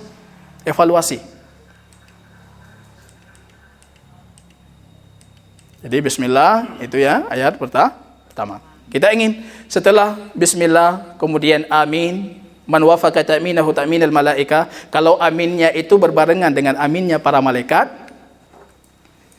ghufira lahu ma taqaddama min dhanbi, maka dosanya sudah diampuni. Maka dalam amin berjamaah jangan tunggu selesai aminnya imam, tapi bersamaan dengan imam. Ini kesalahan. Kita tunggu dulu, imam tariknya dulu. A, baru kita A. Artinya takmin Anda itu tidak berbarengan dengan takmin malaikat. Supaya takmin Anda, amin Anda berbarengan dengan takmin para malaikat, diampunkan dosa yang telah lalu, Anda harus berbarengan dengan imam. Aminnya harus sama. Jadi jangan tunggu instruksi. Tunggu instruksi dalam artian kita tahu ini imam akan mengamin. Jangan juga kita lebih cepat, ya. Imam golong mulai baru kita tarik nafas, kita sudah amin. Ya, jangan. Jadi berbarengan. Upayakan untuk berbarengan supaya kita mendapatkan banyak pengampunan Allah. Salat zuhur, ya. Panitia, ya. Ya. Sedikit mungkin saya tutupi dengan ini supaya kita bisa masuk ke pembahasan selanjutnya. Apa yang beliau bacakan? Rasulullah itu kesimpulannya, beliau ketika membaca surah, itu seringnya membaca surah sempurna. Nggak dipotong-potong. Satu surah sempurna. Dari awal sampai akhir. Kadangkala beliau melanjutkan 2 surat dalam satu rakaat atau 3 surat. Satu surah sempurna, lanjut satu surah yang lain, ataupun satu surah yang lain. Kadangkala beliau memotong, kalau surah-surah panjang. Bagaimana cara memotong surah? Beliau memotong dari tengah sampai akhir. Atau dari awal sampai di mana saja. Yang tidak pernah beliau memotong dari tengah, berhenti juga di tengah. Ya, bermotong dari tengah, berhenti di tengah, tidak akhir. Itu bukan petunjuk baginda Rasul. Dari awal sampai akhir, dari awal sampai kemana Anda berhenti, ataupun dari tengah sampai akhir. Pernah baginda Rasul 2 rakaat, rakaat kedua beliau membaca yang sama seperti rakaat pertama. Kalau kita tabu ini, atas longgo, ya, biasa, praktekkan sunnah. Rasul pernah demikian. Kadangkala ayat-ayat tertentu itu lebih menyentuh hati, untuk apa ganti ayat? Baca itu saja. Beliau mengulangi lagi di rakaat kedua. Petunjuk baginda Rasul. Kalau saya katakan imam masjid kita itu paling kurang harus menghafal 3 juz Al-Quran. 3 juz dari belakang. Rasul itu kebiasaan beliau kalau salat fajar beliau membaca tiwal mufassal dari surat Qaf sampai amma yatasaalun an-naba. Kalau salat isya beliau membaca wisat al-mufassal dari amma yatasaalun sampai wasyamsi wadduhaha. Kalau salat maghrib itu ringkas, beliau membaca kisar mufassal dari wasyamsi sampai an-nas. Maka kita katakan syarat jadi imam itu sepatutnya itu beliau menghafal dari Qaf sampai an-nas. 3 juz lah. Jangan 3 surat belakang. Ya, kuluhu memang nilainya tinggi luar biasa, pengagungan Tuhan, ya. Tapi kalau itu terus yang dibacakan, hilang kekucukan dan jadi salat sebuah rutinitas. Coba perbanyak Al-Qur'annya supaya banyak yang kita bacakan. Itu biasanya. Pernah Nu'aim al-Mujmin mengatakan Rasul itu membaca dalam salat maghribnya beliau membaca atur. Panjang dia. Beliau membaca dalam satu salat maghrib. Itu pernah. Tapi secara umumnya kaidahnya rakaat pertama bacaannya harus lebih panjang dibandingkan rakaat kedua. Kecuali satu kondisi, ketika rakaat pertama Anda membaca sabbihis, rakaat kedua membaca al-ghasyiyah. Ghasyiyah lebih panjang 7 ayat. Tapi itu sunnahnya demikian. Tapi secara umumnya Abu Qatadah mengatakan Rasul itu memanjangkan rakaat pertama lebih dibandingkan rakaat kedua. Kedua lebih dibandingkan rakaat ketiga. Ketiga lebih dibandingkan rakaat keempat. Barangkali demikian. Ya. Kalau dibaca dimulai di tengah, berhenti di tengah, kita bersandar kepada bacalah yang mudah bagimu, bisa. Ya, itu beda lagi. Kita berbicara tentang al-khiyar afdal, mencari yang lebih baik. Tapi kalau mencari yang boleh saja, enggak baca pun boleh. Ya. Artinya salat seperti orang Yaman, Al-Hadawiyah di Yaman, ataupun mayoritas Zaidiyah di Yaman. Masuk salat tidak perlu angkat tangan takbir, cukup Allahu Akbar, berdiri seperti ini, bismillah dan selanjutnya itu tidak bersedekap, tangan diistirsal, dilepaskan seperti ini, cukup dengan Al-Fatihah langsung rukuk. Jadi orang Hadawiyah di Yaman, itu mayoritas penduduk Yaman, baru tahu mereka salat ketika rukuk. Nyagolai rukuk hadapu semayang. Jadi berdiri aja sini di samping kita udah berdiri deh. Rukuk baru kita tahu, oh ini lagi salat. Ya, kalau kita enggak, mazhab jumhur, ada takbir, ada mengangkat tangan. Ya. Sifat salat Nabi yang kita ajarkan, itu khiyar afdal. Memilih mana yang lebih baik. Bukan berbicara tentang mana yang boleh. Ya, karena kan membaca itu faqra'u ma tayassara minal Qur'an, bacalah yang mudah. Kalau Al-Fatihah pun tidak sanggup, ya berzikirlah. Kalau berzikir pun tidak bisa, angkat kepala saja. Itu berbicara tentang boleh. Tapi kalau tentang afdal, seperti yang kita sebutkan. Barakallahu fikum. Barangkali ini kita lanjutkan setelah sesi salat. Subhanakallahumma wa bihamdika asyhadu an la ilaha illa anta astaghfiruka wa atubu ilaik. Assalamualaikum warahmatullahi wabarakatuh. Waalaikumsalam.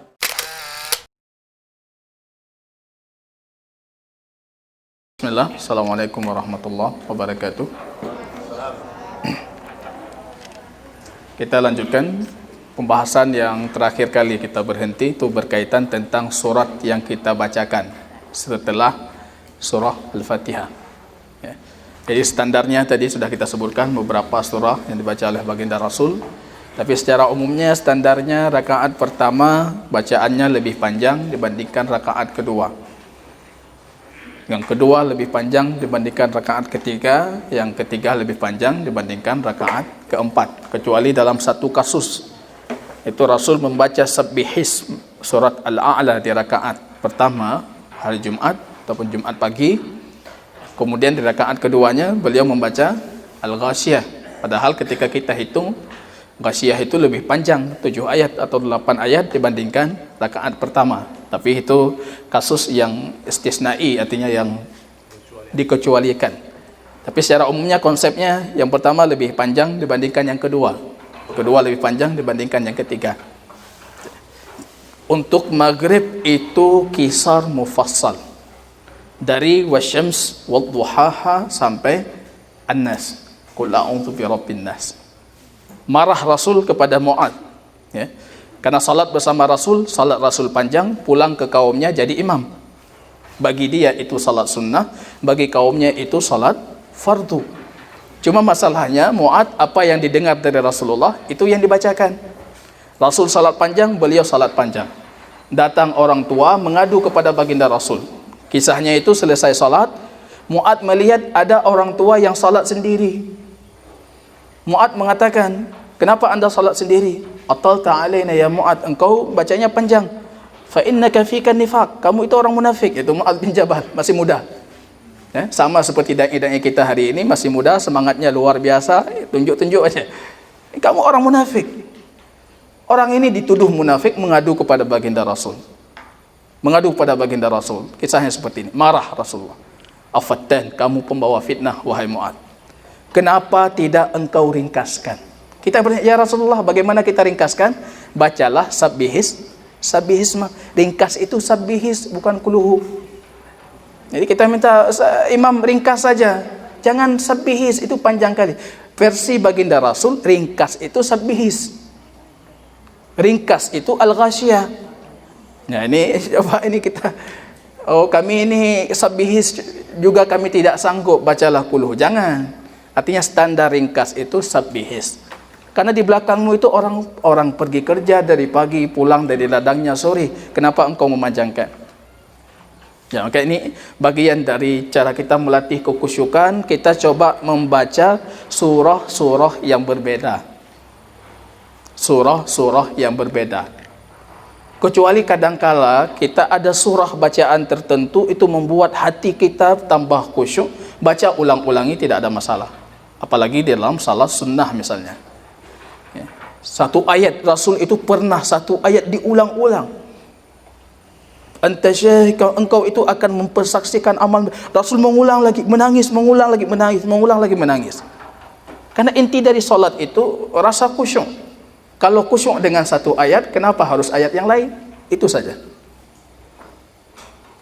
Makanya kita coba melatih, tambah lagi hafalan, tambah lagi hafalan. Apalagi kita punya kewajiban sebagai imam. Ya, tambah hafalan yang banyak. Ya. Ini untuk supaya kita melatih kekhusyukan. Tadi apa yang kita bacakan, kita sudah meringkaskan, ya. Bacaannya seperti apa? Ustaz, sebelum lanjut, Ustaz, boleh? Ya. Kalau kita buka sesi tanya jawab sambil makan saja, tadi nggak habis pertanyaan. Ya, jadi kami khawatir ini jamnya cuma ini. Kalau bisa Ustaz, nanti jam 3 kita break sebentar untuk tanya jawab sebentar, kemudian kita lanjutkan versi kesalahan. Ya, karena target saya ini asar kita berhenti. Ketika tidak menyempurnakan surat, beliau akan memulai dari awal surat. Bakri ya. Oh, harus hadap sini. Ya, beliau akan memulai dari awal surat atau dari pertengahan. Tapi Rasulullah itu kalau mulai dari pertengahan, beliau selesaikan sampai akhir. Jadi beliau tidak pernah, kata Imam Ibnul Qayyim, itu bacanya dari tengah, potong dari tengah, berhenti juga di tengah. Itu tidak pernah. Tapi kalau tambah-tambah surat itu sering baginda Rasul. Bahkan Rasul kalau kita kalkulasikan, bacaan beliau, ya, oh ya mantap. Bacaan beliau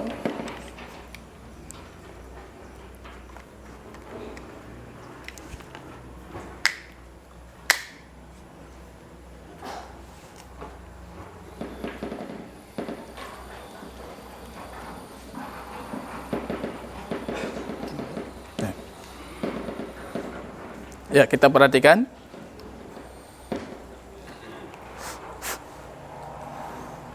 Baterai ada ini dah ganti? Belum. Baterai sudah.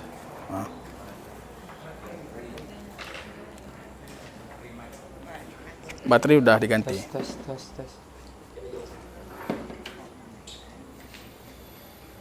Suaranya tidak nyaman ini. Oh, ya, ini. Ya.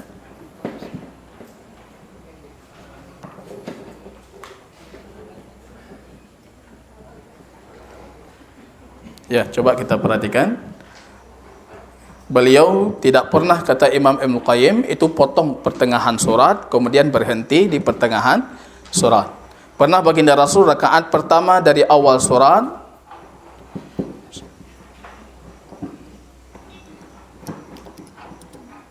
ya, jazakallah khair. Rakaat pertama dari awal surat rupanya melanjutkan, menyempurnakan surat itu di rakaat kedua. Itu pernah dilakukan oleh baginda Rasul sallallahu alaihi wasallam. Jadi ini berkaitan tentang bacaan. Jadi kita memilih bacaan rakaat pertama sepatutnya itu lebih panjang dibandingkan rakaat kedua.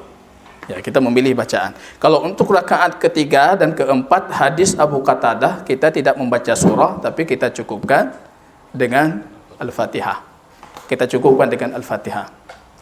Dalam bacaan surat ini tempat pertama, tempat kita diberikan kesempatan berdoa.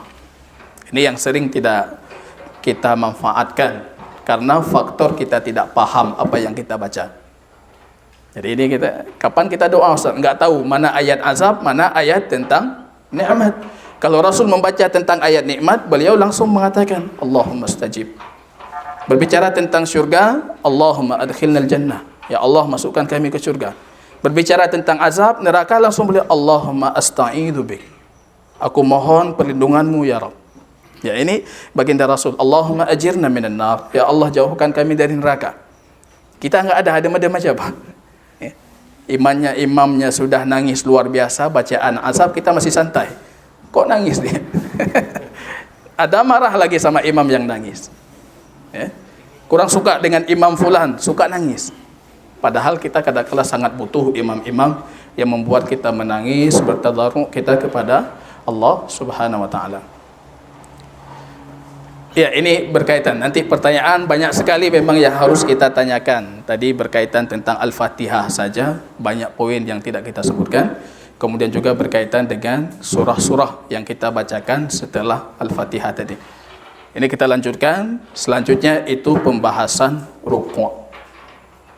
Jadi ini rukuk merupakan karakteristik dari ibadah solat kita.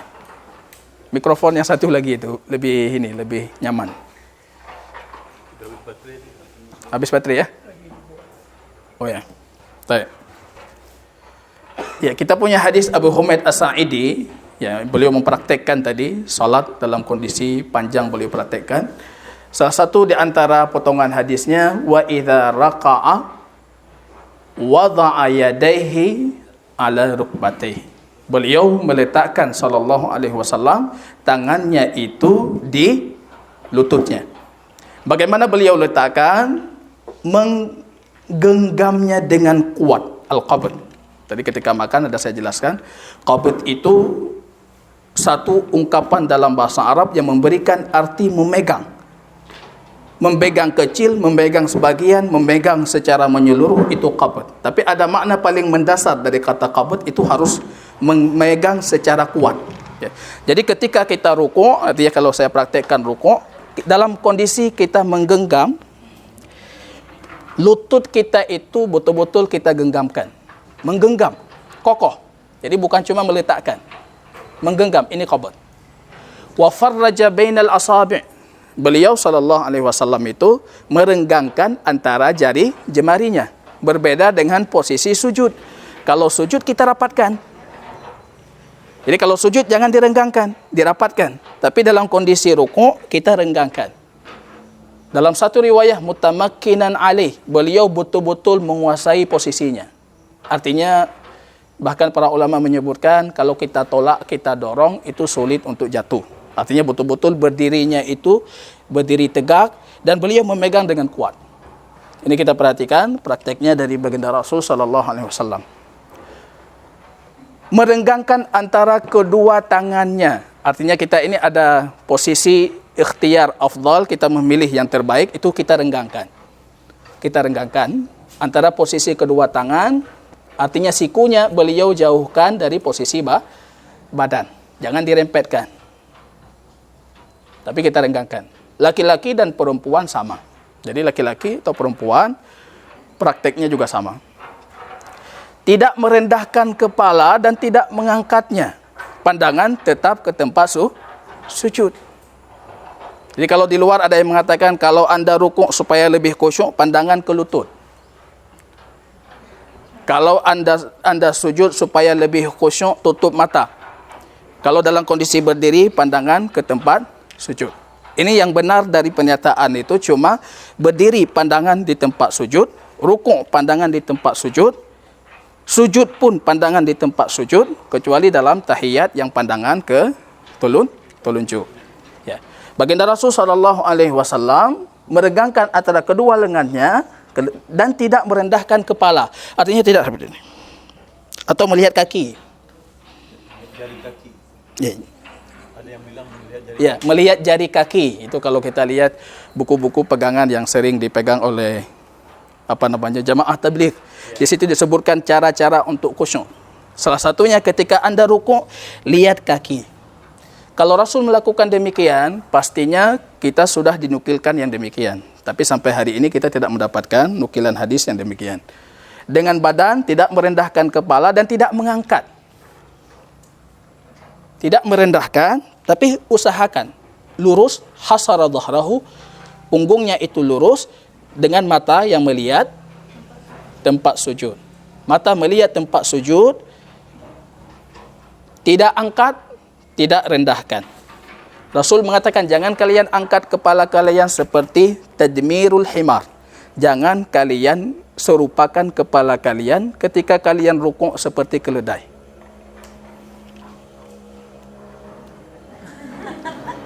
Ya, ini Rasul tadmirul himar. Ini dilarang kita menyerupai keledai ketika kita rukuk. Hadis Ibnu Majah lebih menarik. Hasara dhahrahu. Ya. Jadi beliau menjadikan punggungnya itu lurus. Artinya ada aslu khilqah, ada sebagian kita mungkin punggungnya memang tidak lurus. Mau tidak mau kita menerima kenyataan, tapi upayakan supaya punggung kita lurus. Yang penting pertama dalam rukuk itu punggung lurus. Bukan yang penting tangan bengkok. Yang penting lurus. Kalau misalnya kondisi posisi tubuh kita lurus, punggung itu dalam kondisi tangan tidak terlalu bengkok, upayakan tidak terlalu bengkok. Kalau mungkin lurusnya baru dengan bengkok, upayakan untuk bengkok. Dalam hadis Ibnu Majah, idza wudhi'al ma' 'ala dhahrihi lastaqar. Kita letakkan segelas air di atas punggungnya, air itu tidak jatuh. Anda mau coba? Coba rukuk, kemudian kita letakkan air. Air itu tidak jatuh, tapi istakar, menetap dia. Rasulullah demikian. Ketika beliau rukuk, letakkan air. Artinya posisi punggungnya beliau sallallahu alaihi wasallam itu posisi posisi lurus, posisi tegak lurus. Ini sifat rukuknya. Kemudian kita perhatikan apa yang dibaca oleh baginda Rasul sallallahu alaihi wasallam. Banyak sekali bacaan baginda Rasul ketika rukuk, ya. Ada yang paling dasar sering kita amalkan, subhana rabbiyal azim 3 kali, sunnahnya subhana rabbiyal azim. Rukuk itu kata baginda Rasul, azimu fihi rabb, agungkan Tuhan kalian. Kalau sujud, doalah yang banyak. Betapa banyak doa itu dikabulkan justru dalam kondisi sujud. Jadi jangan dibalik. Rukuk itu bukan tempat berdoa, tapi tempat mengagungkan Tuhan. Rasulullah punya satu kebiasaan. Bacaan salat beliau itu hampir disamakan dengan bacaan rukuk dan sujud. Bisa dipahami ini? Artinya kalau beliau membaca ketika setelah Al-Fatihah beliau membaca Al-Baqarah, melanjutkan dengan Ali Imran, melanjutkan dengan An-Nisa dan itu masih 1 rakaat. Ibnu Mas'ud yang meriwayatkan hadis mengatakan beliau sujud pun hampir seperti itu. Artinya apa yang beliau lakukan? Beliau kadang-kala mengulangi Subhana Rabbiyal Azim itu sampai ribuan kali. Itu tentunya di salat-salat sunnah, bukan salat fardu. Ribuan kali. Subhana Rabbiyal Azim, Subhana Rabbiyal Azim, Subhana Rabbiyal Azim, Subhana Rabbiyal Azim, berulang kali. Atau boleh anda tambah wa bihamdi, Subhana Rabbiyal Azim, wa bihamdi, Subhana Rabbiyal Azim, wa bihamdi. Atau tambah lain lagi. Yang penting mengagungkan Tuhan. Subuhun Qudusun, Rabbul Malaikati Waruh. Jadi tambah Pak. Jangan Subhana Rabbiyal Azim nanti tiba-tiba sudah bosan. Atau sudah jadi ritual yang terhafal, anda ruku, ya terbaca dengan sendirinya tanpa kita hadirkan hati. Subhanakallahumma Rabbana wa bihamdika Allahumma ighfir firli. Ini menjelang ajal baginda Rasul, ini yang sering beliau bacakan.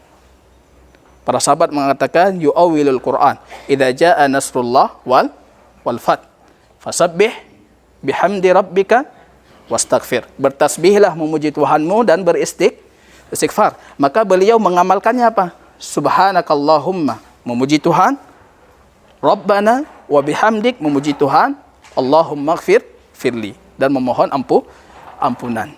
Jadi ini pujian dan memohon ampunan. Itu diamalkan oleh baginda Rasul menjelang akhir hayatnya. Ataupun kita melihat hati kita kurang khusyuk, kita butuh doa yang seperti ini. Allahumma laka raka'tu wa bika amantu wa laka aslamtu. Ya Allah, aku beriman kepadamu, berserah diri kepadamu. Wa alaika tawakkaltu, bertawakal kepadamu. Yarka ilaika sam'i wa basari wa fuadi. Ya Allah, khusyukkan mataku, khusyukkan hatiku, khusyukkan ototku, tulang belulangku, darahku, ya, hatiku, lillahi rabbil alamin. Artinya banyak sekali versi doa yang bisa kita amalkan ketika kita ruku'.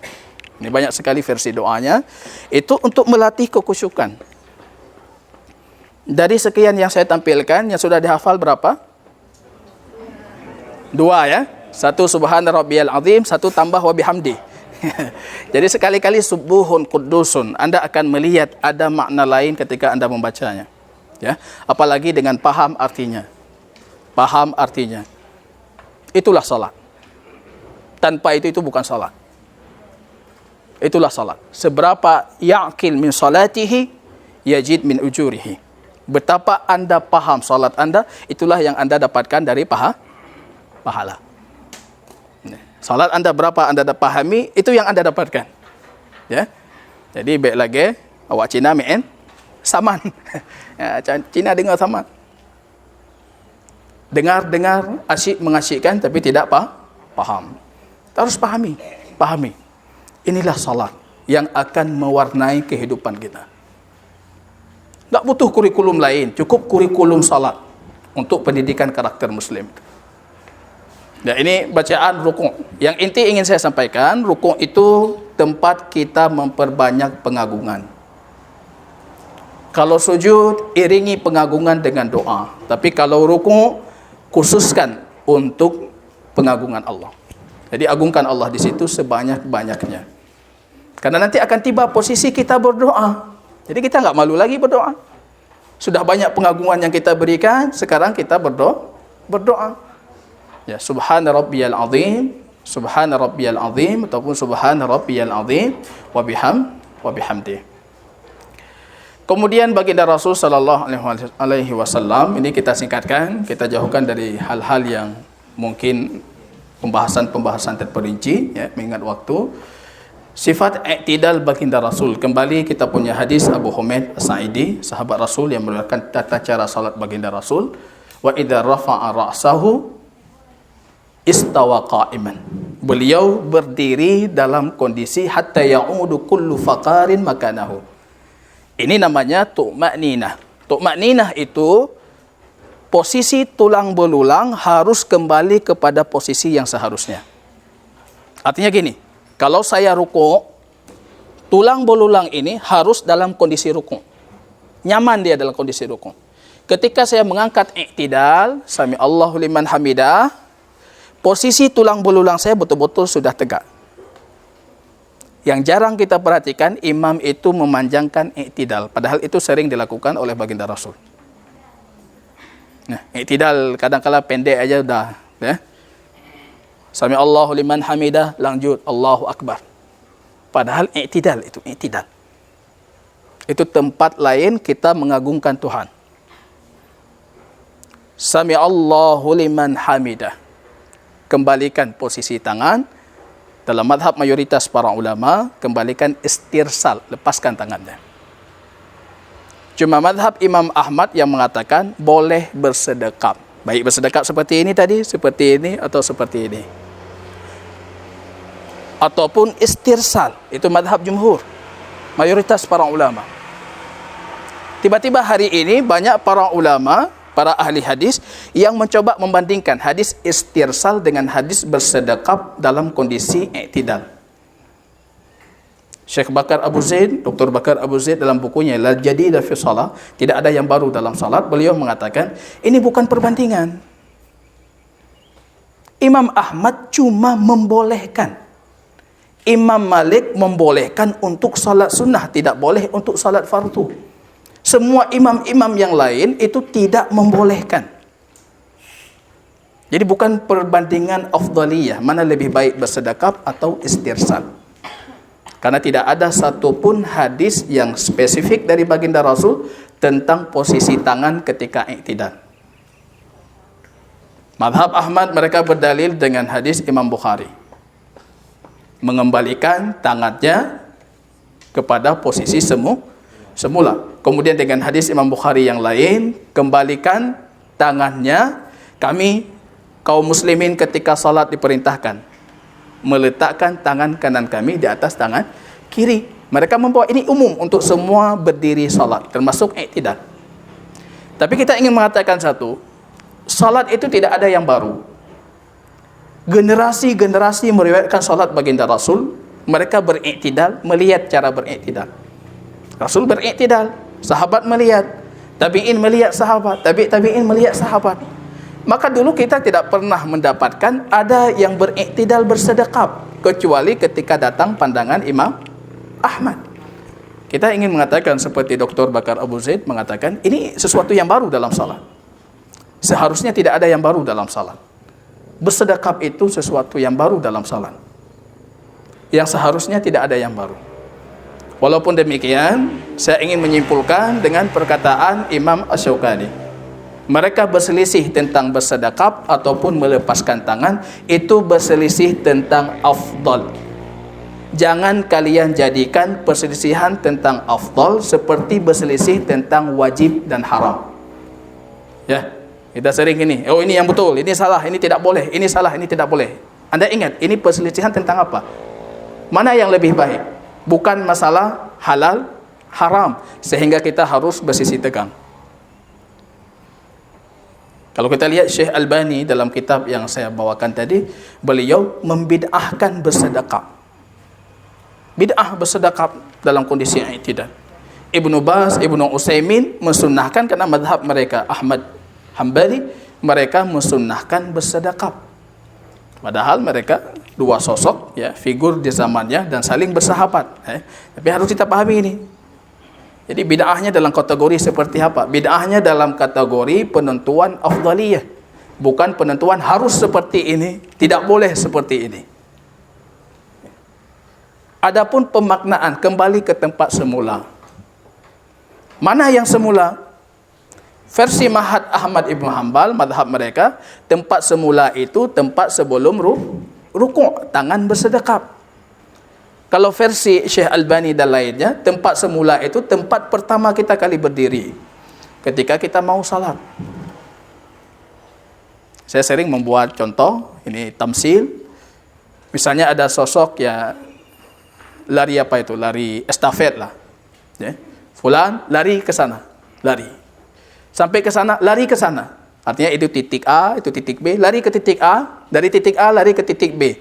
Kembali ke tempat semula. Balik ke A atau balik ke saya? Ini ceritanya si A lari ke kiri. Dari titik A lari ke kanan. Dari ke titik B. Kemudian saya katakan, kembali ke tempat semula. Mana tempat semulanya? Ke sana atau ke saya? Dia di sini, ada si Muhammad. Muhammad lari ke sana, dia lari ke sana. Muhammad lari ke sana, dia lari ke sana. Muhammad kembali ke tempat semula. Ke sana atau ke sini? Ke sini ya, ke sini. Artinya kalau merujuk demikian, kembali ke tempat semula itu artinya posisi rukun pertama kita berdiri. Tangan masih dalam kondisi istirsal sebelum kita bertakbir. Itu cuma pendekatan tamsil. Tapi kita tetap mengikuti alur hadis yang dibawa oleh baginda Rasul sallallahu alaihi wasallam. Ya. Kita tahu tidak ada dalil khusus dalam pembahasan ini, artinya kita dituntut untuk terus berlapang dada ya. Aneh mereka yang berselisih dalam masalah ini, bersedekap atau melepaskan tangan. Sesungguhnya mereka berselisih tentang perkara sunnah, bukan wajib. Man kathura ilmuhu qalla inkaru wa man qalla ilmuhu kathura inkaru. Orang makin sedikit ilmu makin banyak yang diingkari, makin banyak ilmu makin sedikit yang diingkari. Bacaan iktidal Rasul. Ya, Rasul punya bacaan berbagai macam dalam iktidal. Beliau kadang-kala membaca Rabbana lakal hamd. Cukup itu. Sami Allahu liman hamidah. Kalau imam membaca Sami Allah liman hamidah, kita tidak membaca lagi Sami Allah liman hamidah.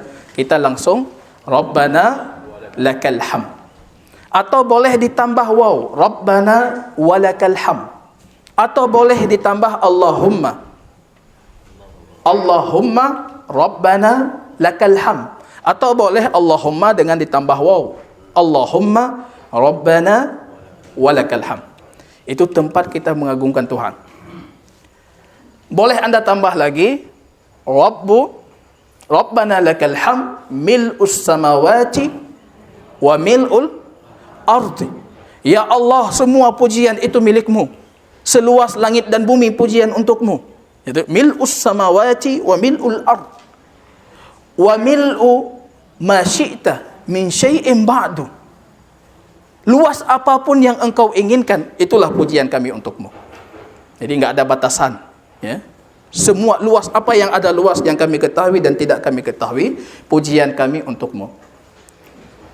Rabbana walakal hamdu, boleh kita tambah hamdan thayyiban mubarakan fih kama yuhibbu rabbuna wa yardah, supaya para malaikat itu 30 lebih para malaikat, kata baginda Rasul, sibuk mencatat kebaikan kita. Jadi hadisnya yang saya sampaikan, ada sahabat Rasul membaca ini dia, Rabbana walakal hamdu hamdan thayyiban mubarakan fih kama yuhibbu rabbuna wa yardah. Rasul mengatakan siapa tadi? Ada apa wahai baginda Rasul? Saya wahai baginda Rasul. Apa yang kamu bacakan? Ya Rasulullah, saya menambah hamdan thayyiban mubarakan fih kama yuhibbu rabbuna wa yardah. Rasul mengatakan sesungguhnya bid'atu wa thalathun, lebih 30 para malaikat itu buru-buru mencatat kebaikanmu. Siapa yang dapat pertama? Baca ini Bu. Baca ini Bu, supaya para malaikat sedikit sibuk dengan kebaikan kita. Ini jangan ngontrol kita solat, santai kali malaikat. Ada bisik lagi ke yang kiri. Ini tulis saja. Dibisiknya ke yang kiri. Ya, malaikat pencatat keburukan, tulis dikit ini. Ya, kita buat mereka sibuk mencatat kebaikan kita. Buru-buru mereka mencatat kebaikan. Ada yang bertanya, boleh tidak saya menambah lagi? Nah, ini tidak boleh lagi. Karena ini pembahasan zikir, bukan doa. Kalau doa boleh, zikir tidak boleh. Kalau zikir harus sesuai nas. Ini nasnya seperti ini, harus seperti itu. Jangan ditambah, jangan dikurangi kecuali ada dalil. Dan ini pembahasan zikir. Kenapa sahabat ini boleh? Ya, siapa yang tahu? Kenapa dia suka-suka hati aja tambah? Itu zaman Rasul. Kalau benar, Rasul benarkan. Kalau salah, Rasul tegur. Itu boleh. Makanya jadi hadis. Perbuatan sahabat dibenarkan oleh Rasul, jadi hadis. Zaman kita tidak boleh lagi. Kalau mau, ulangi-ulangi saja. Misalnya solat malam kita mau ulangi itu. Hamdan thayyiban mubarakan fi kama yuhibbu rabbuna wa yardah. Ya, kita ulangi-ulangi saja. Ya, kemudian beliau yahwi ilal ardi. Beliau akan turun sujud. Ya, kalau kita terjemahkan itu turun ke lantai. Ada kawan saya dulu, basic terjemahannya sederhana sekali. Ardu dia lihat di kamus itu bumi, beliau turun ke bumi.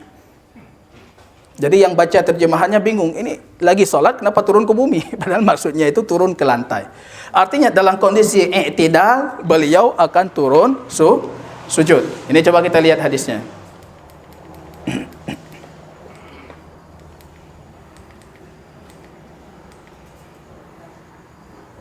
Hadis Ibnu Umar, riwayat Ibnu Umar, Sufyan Ats-Tsauri, Muhammad Ibnu Yasar, mereka semua berdalil tangan lutut itu turun sebelum tangan. Jadi apa yang harus kita turunkan dulu? Tangan dulu dalam kondisi yang i'tidal, ya. Allahu Akbar, tangan dulu kita turunkan ataupun lutut dulu yang kita turunkan. Tentunya ini pembahasannya panjang sekali, ya. Pembahasan tentang apa yang harus kita turunkan. Kalau kita lihat dari sisi riwayat, mayoritas para sahabat itu menurunkan lutut dulu sebelum tangan. Kita lihat hadisnya, ini pandangan Ibnu Umar, Sufyan Ats-Tsauri, pandangan Muhammad Ibnu Yasar, dan dinukilkan oleh banyak mayoritas para sahabat baginda Rasul. Kalau versi hadis Ibnu Khuzaimah, dulu para sahabat mengatakan, dulu kami turun tangan dulu, baru kami turunkan lutut. Kemudian Rasul melarang kami, menegur kami, turunkan lutut dulu, baru tangan. Ini versi hadis Ibnu Khuzaimah. Versi hadis Ibnu Abi Syaibah, Musannaf Ibnu Abi Syaibah, jika kalian sujud, hendaklah kalian meletakkan lutut kalian sebelum tangan. Kalau versi hadis ini bahkan ada tambahan, wala yabrukanna ahadukum kaburukil ba'ir. Jangan kalian turun seperti turun unta. Ini bingung lagi kita, unta turun pakai tangan atau pakai kaki? Yang mana tangannya? Depan? Belakang? Kalau misalnya ada seekor kambing, mana tangan kambing? Depan. Kakinya? Belakang. Ada lembu, mana tangannya? Depan. Kakinya? Belakang. Betul. Kecuali untuk satu hewan, unta. Unta tangannya itu yang di belakang. Kenapa bisa seperti itu? Seperti itu orang Arab menyebutkan. Jadi nggak perlu kita tanyakan, ini kenapa namanya kursi, kenapa bukan lain. Orang Arab menetapkan demikian. Buka buku Al-Haywanat, hewan-hewan karya Imam Jahiz. Beliau akidahnya Mu'tazilah tapi ahli bahasa. Beliau mengatakan beda unta dengan binatang lain. Unta tangannya itu yang di belakang, kakinya yang di depan. Jadi ketika kita lihat di video, oh ini salah. Seharusnya tangan dulu sebelum kaki biar nggak sama dengan unta. Kita nggak tahu kalau unta itu tangannya di belakang. Khusus untuk unta. Seperti itu para ahli bahasa menyebutkan. Kok bisa? Kok bisa itu? Orang sudah mengatakan demikian. Kok bisa ini namanya gedung, ini namanya tiang, ini namanya ini, itu wadha. Orang Arab meletakkan, orang Indonesia meletakkan ini untuk nama-nama tertentu. Orang Arab juga demikian. Tugas kita cuma mengikuti. Jadi hadis unta itu dua versi. Yang satu versi Abu Hurairah secara sanad lebih kuat. Turunkan tangan dulu, baru kaki, baru lutut. Jangan seperti unta. Satu lagi versi Musannaf Ibnu Abi Syaibah. Jangan seperti unta. Turun, kaki dulu, lutut dulu, baru tangan. Satu hadis, dua makna. Misalnya Syekh Albani di buku kita tadi, beliau menguatkan secara sanad. Turun tangan dulu lebih kuat dari sisi riwayat. Itu yang beliau kuatkan. Sedangkan sebagian yang lain justru menguatkan turunnya lutut bukan dari sisi dirasatul hadis, mempelajari hadisnya, tapi dari sisi banyaknya hadis yang menyebutkan turun lutut sebelum tangan. Saya coba mengumpulkan ini. Ini saya kumpulkan yang lutut mana, yang tangan mana, yang lutut mana, tangan mana. Akhirnya rupanya dari sisi jumlah, kuantitas itu yang menyebutkan turun lutut sebelum tangan, itu hadisnya lebih banyak. Hadisnya lebih banyak. Kemudian dikuatkan dengan dalil bahasa yang mengatakan unta itu tangannya di belakang, sedangkan kakinya yang di depan. Kita tidak menyalahkan hadis unta, tapi kita kurang memahami apa yang dimaksud dengan hadis buruk. Rasul mengatakan la yaburukanna, jangan kalian buruk. Buruk itu apa? Buruk itu, saya buka mu'jam, saya lihat mu'jam-mu'jam yang jadi representatif, jadi referensi kuat dalam bahasa. Saya perhatikan buruk itu apa? Buruk itu sukut bil quwwah. Yang dilarang dalam hadis unta itu jatuh dalam kondisi kuat. Itu yang dilarang. Karena Rasul mengatakan la yabrukanna, jangan kalian jatuh seperti jatuhnya unta. Wal yadha, hendaknya kalian meletakkan. Jangan jatuh, letakkan. Jadi hadis unta itu jangan kita jadikan dalil tangan atau lutut, tangan atau lutut. Tapi hadis unta itu bercerita tentang jangan jatuh. Kita sering jadi imam, tiba-tiba kita mendengar di belakang boom. Itu yang dilarang. Seharusnya kita lakukan apa? Kita letakkan. Maka di situ kata buruk itu disebutkan dengan kata wal yadha, letakkan. Karena yang dimaksud di situ bukan masalah tangan ininya. Itu secara lafaz hadis saja muttarib, goncang itu. Artinya ada lafaz lain yang justru menyelisihi lafaz hadis tersebut. Ya, tapi yang dimaksud oleh Rasul itu kata buruknya. Wal yadha, jangan buruk, tapi hendaknya kalian yadha. Yadha itu letakkan. Artinya letakkan dengan santai. Ya. Nikmati salatnya. Nikmati salat. Ada juga yang mengatakan Rasul meletakkan dengan tangan itu di penghujung hayatnya karena sudah susah untuk turun dengan lutut, ya. Posisi tubuh fisiknya itu tertuntut beliau turun dengan tangan. Kita kembalikan ke hadis-hadis baginda Rasul, Anda mau turun pakai lutut, pakai tangan, ya. Yang penting atas dasar keilmuan. Ya. Kita tahu ini ilmu kita yang kita miliki, itu yang kita amalkan. Bahkan dalam hadis Imam Tirmizi itu lebih menguatkan turun dengan lutut. Beliau mengatakan amalu aksaru sahabah. Kebanyakan sahabat itu turun dengan lutut, bukan turun dengan tangan. Walaupun kita ada hadis Abu Hurairah lebih kuat secara sanad, turun dengan tangan. Kaifiyatus sujud, sifat sujud Rasul sallallahu alaihi wasallam. Ini kita perhatikan hadis Ibnu Abbas, aku diperintahkan umirtu an asjuda ala sab'ati a'dhum.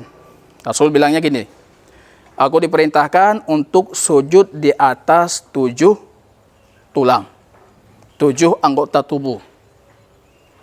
Ala jabhah, ini apa? Dahi. Sujud tidak kena dahi, tidak sah. Cuma lucunya Rasul ketika mengatakan jabhah dahi, beliau menunjuknya hidung. Bukan Rasul enggak paham mana hidung mana dahi. Cuma maksud beliau, hidung ini bagian dari dahi. Kalau ada orang medis, saya coba menanyakan, apakah tulang hidung ini satu tulang dengan dahi? Sehingga Rasul menyatukan. Gimana Pak Abi Syaukas? Apa ini tulang terpisah atau satu tulang? Kenapa Rasul tiba-tiba nunjuk alal jabhah, dahi, tapi tunjuknya hidung? Satu tulang ya? Ya, mungkin karena beliau menganggap, ini medis yang terpendam dalam hadis ini, artinya menganggap ini bagian satu bagian. Okay. Maka tidak sah kita sujud dalam kondisi dahi di lantai tapi hidung kita angkat. Dahi di atas, hidung kita angkat, tidak sah. Rasul mengatakan, la yantahiyanna, hendaknya kalian berhenti, ya, sujud tanpa yamussu anfahu al-ard.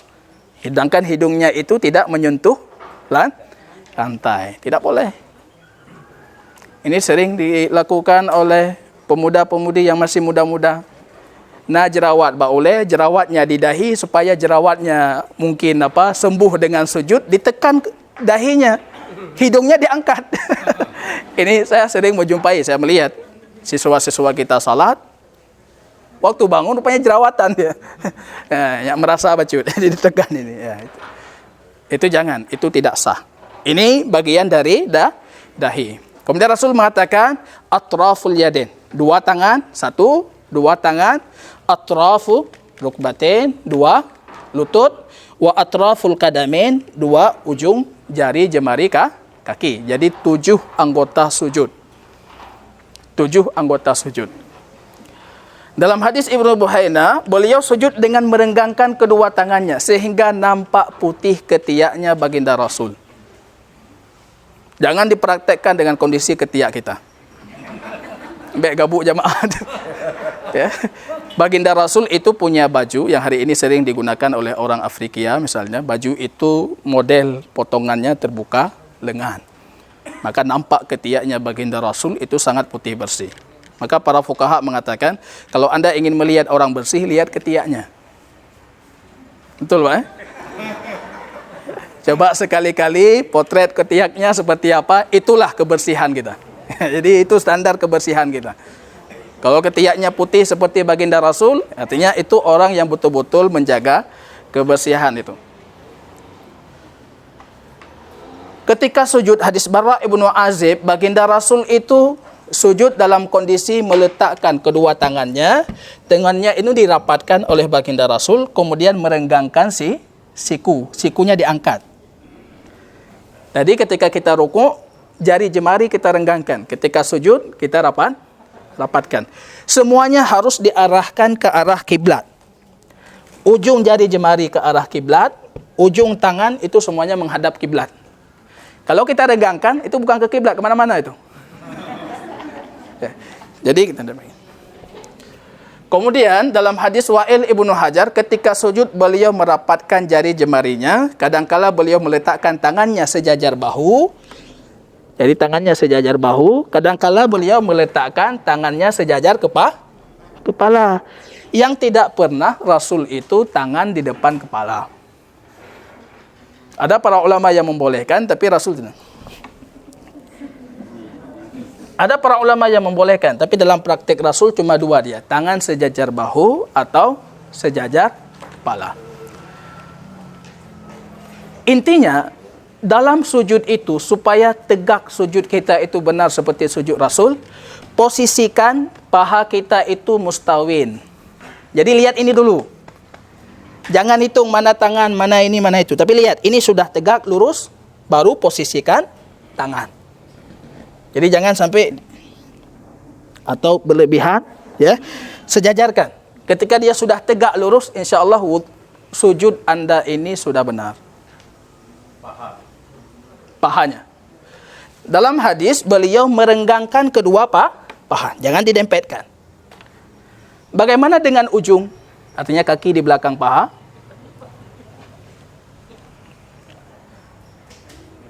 Hadis merenggangkan paha itu memberikan makna implisit.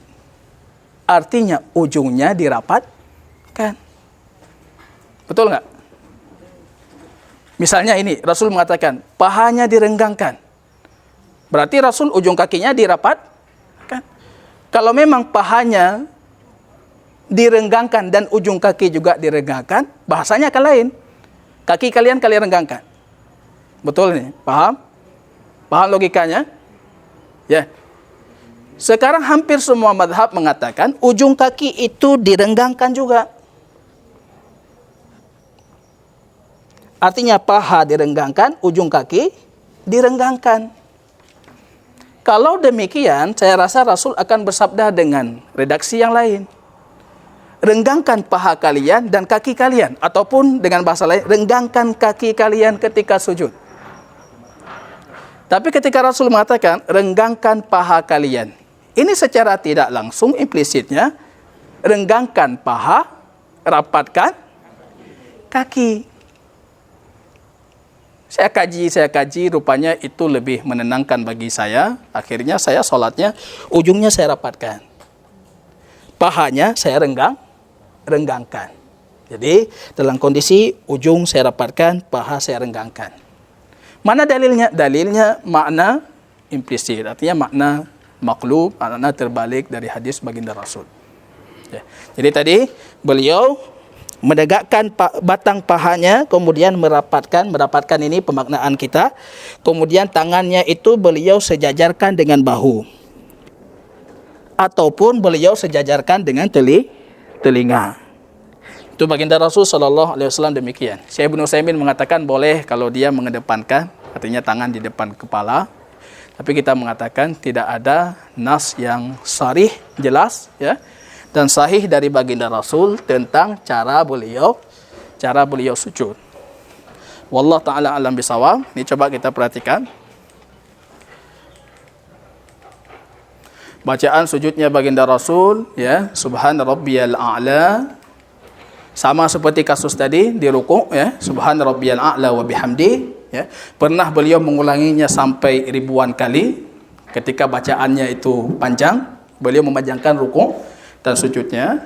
Subuhun quddusun rabbuna wa rabbul malaikati waruh, subhanakallahumma bihamdikallahumma firli, boleh. Allahumma laka sajadtu wa bika amantu wa laka aslamtu, seperti doa kita rukuk, cuma bedanya tadi Allahumma laka raka'atu, kalau di sini laka sajadtu ya. Nanti coba cari buku-buku tentang zikir-zikir salat supaya bervariatif. Ataupun doa lain, Allahumma ja'al fi qalbi nura, ya Allah jadikan cahaya itu di hatiku.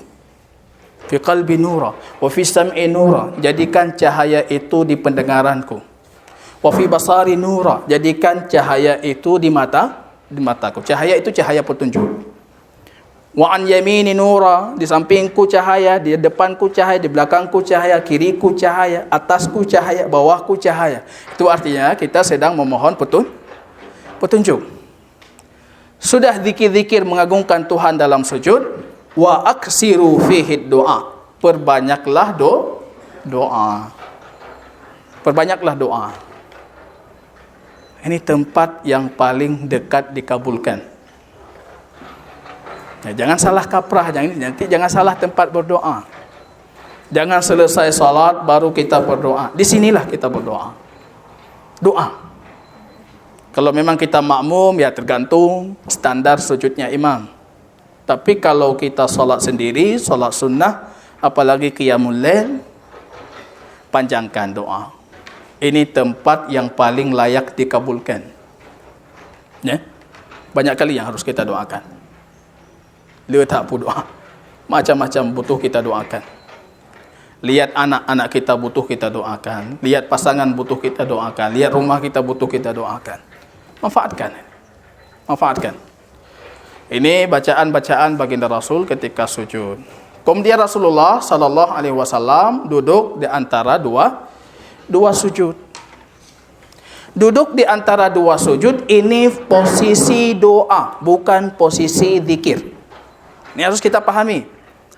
Ya. Jadi kalau posisi rukuk itu posisi zikir ta'zim, pengagungan. Kalau sujud itu posisi zikir dan doa. Jadi tambah doa. Kalau duduk di antara dua sujud itu posisi doa. Doa yang wajib cuma satu. Allahumma gfirli. Ya Allah ampunkan aku, itu wajib. Ada para ulama mengatakan batasan wajibnya cuma 3 kali. Ada yang mengatakan cukup 1 kali. Hadis Hudzaifah. Allahumma gfirli. Mau ditambah, ya kita lihat doanya.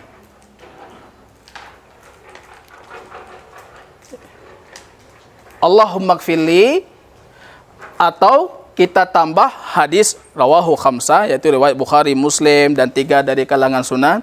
Allahumma gfirli warhamni wahdini wa'afini warzukni.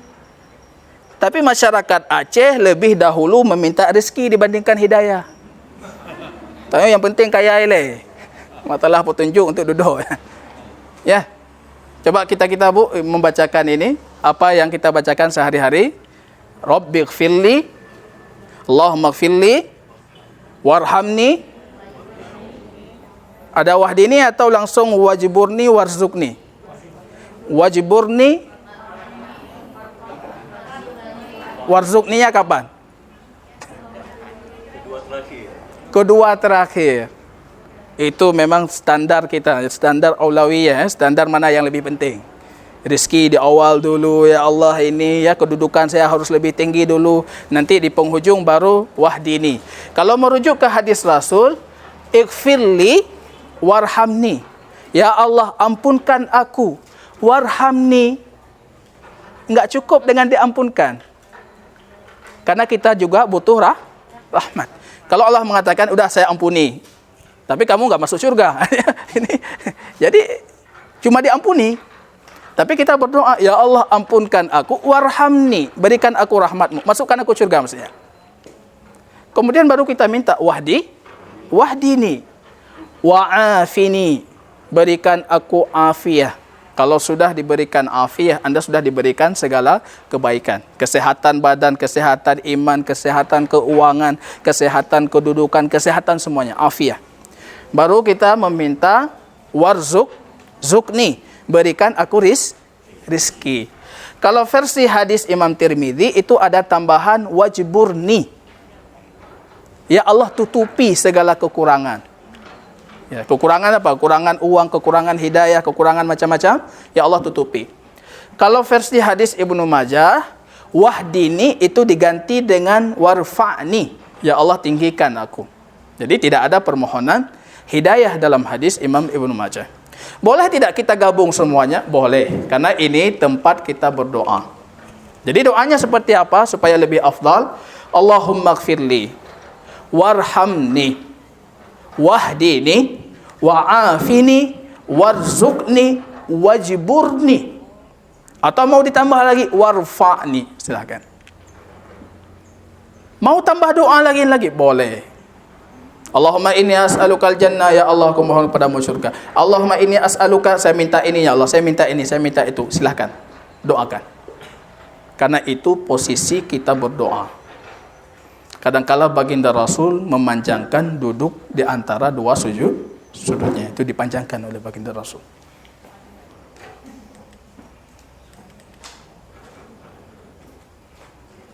Kemudian sujud yang kedua sama seperti sujud yang pertama.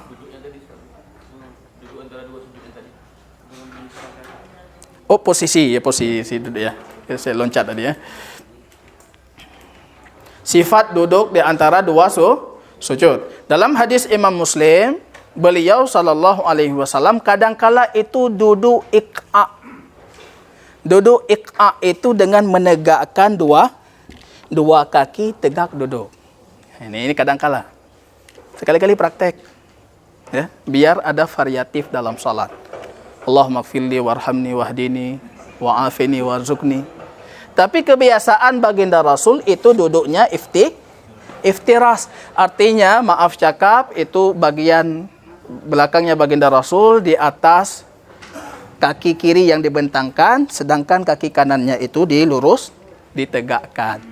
Dengan jari jemarinya itu menghadap kiblat. Itu posisi duduk. Kadang-kala beliau iq'a. Yang dilarang itu iq'a'u qalbin. Dilarang duduk seperti anjing. Ada yang mau mempraktekkan cara duduk anjing? Jangan saya praktekkan nanti. Kemudian tiba-tiba mengatakan saya duduk seperti anjing. Ya, itu posisi duduknya apa? Ya. Maaf cakap, pantatnya itu langsung ke lantai dengan kaki dibentangkan kedua, dilepaskan gini.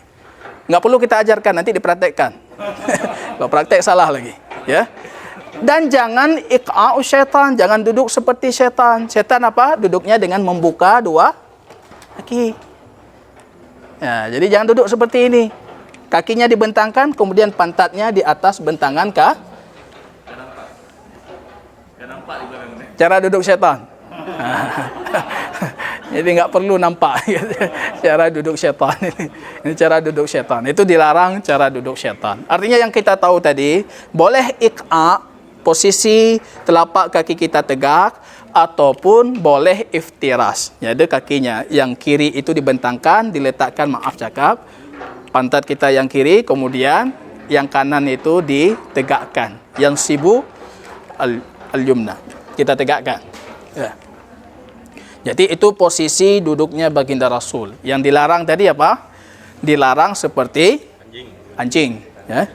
Dan dilarang seperti duduknya syaitan. Dan dilarang seperti duduknya orang Yahudi. Duduk orang Yahudi, tangannya itu bahkan nih. Ini orang Yahudi santai tak teman-teman? Ya. Rasul mengatakan itu duduknya orang-orang yang akan diazab. Ya. Itu qaumun mu'adzabun, itu cara duduk. Ini santai, ya. Kalau di luar sholat, Para ulama ada mengatakan jangan duduk juga di luar salat, tapi spesifiknya Rasul itu berbicara tentang salat itu. Sebelah tangan saja kan, kalau dua-dua nggak boleh juga. Kalau yang orang Yahudi kan sebelah kiri. Ya, ini kita berbicara tentang salat atau di luar salat? Ya, kalau di luar salat itu para ulama masih berselisih. Apakah duduk itu khusus untuk salat ataupun bukan salat? Ya. Yang jelas Rasul itu berbicara tentang salat. Jadi itu tentang cara duduk dalam kondisi salat. Ya, wallah ta'ala a'lam bishawab. Kemudian kita coba perhatikan kembali, ya. Bacaannya tadi sudah kita jelaskan. Kemudian ketika bangun dari sujud yang kedua, bangun untuk rakaat selanjutnya, itu ada duduk istirahat. Duduk istirahat. Istirahat itu artinya istirahat, ya, bahasa kita. Itu hadisnya hadis Malik ibnu Fuhairis. Malik ibnu Fuhairis, ini yang tadi malam ada Ustaz Muslim tanya ke saya di kajian kita di Baleh, kami sudah tua, kamu umuka lewat Ustaz, apa yang bisa kami dapatkan? Ataupun apa yang harus kami lakukan? Saya mengatakan, belajar sungguh-sungguh lagi. Artinya bukan main-main, makin tua makin kita santai-santai, bukan. Sungguh-sungguh lagi, karena Anda sudah telat. Anda sudah terlambat, sungguh-sungguh. Itu yang dilakukan oleh Malik ibnu Fuhairis. Orang sudah masuk Islam, sudah macam-macam, beliau telat. Tiba-tiba beliau mengatakan, itu Rasul menjelang wafat baginda Rasul. Beliau mengatakan kepada kaumnya, saya akan menjumpai baginda Rasul, akan belajar salatnya baginda Rasul, aku ajarkan kaumku. Ini telat ini, dah telat. Umur sudah lanjut. Cuma beliau pergi bergegas sebelum Rasul wafat, saya harus berjumpa baginda Rasul. Rupanya lihat salat baginda Rasul, bagaimana Rasul salat, itu yang diajarkan. Makanya hadis duduk istirahat, tidak ada sahabat Nabi yang lain yang meriwayatkan Rasul duduk istirahat. Cuma beliau yang meriwayatkan, dan beliau berjumpa Rasulullah dalam kondisi lanjut usia. Para ulama mengatakan duduk istirahat itu karena faktor usia baginda Rasul, bukan karena faktor sunnah. Karena kalau berbicara faktor sunnah, sahabat lain akan meriwayatkan. Cuma ini yang tahu orang datang di penghujung Rasul sudah mulai sakitan. Ini duduk istirahat. Terlepas dari itu, kita dapatkan hadis Rasul itu sebelum bangkit dari sujud, itu sebelum bangun dari sujud, beliau Allahu Akbar, mau bangkit untuk rakaat selanjutnya, beliau duduk sejenak. Duduk dalam kondisi memantapkan posisi duduknya, dan beliau mengatakan Allahu Akbar. Artinya bukan duduk setelah duduk baru takbir. Beliau takbir dulu, baru duduk, baru bangun. Mayoritas para ulama mengatakan duduk itu cuma Rasul karena tubuhnya enggak sanggup lagi. Langsung bangun, langsung ini, ya, beliau butuh istirahat. Maka mereka mengatakan itu bukan sunnah. Tapi kalau anda berdalil dengan hadis Malik ini, kemudian menjadikan yang penting ada hadis, saya amalkan. enggak juga boleh, Ustaz. Enggak diamalkan juga boleh. Boleh, tidak ada masalah, ini kan sunnah. Jadi langsung dari Ada yang mengatakan ini bukan sunnah salat, cuma Rasul melakukan karena kebutuhan. Ada yang mengatakan karena ada hadis, ya kita amalkan. Ya. Ada hadis, amalkan. Jadi istirahat. Ataupun yang lebih mendekati kebenaran, kalau kondisi tubuh anda seperti kondisi tubuh baginda Rasul, amalkan. Yang mudah-mudah jangan. Saya sama Ustaz, nggak sanggup berdiri lagi, harus duduk sebentar, ya, istirahat. Posisi anda sama persis seperti kondisi baginda Rasul, istirahat.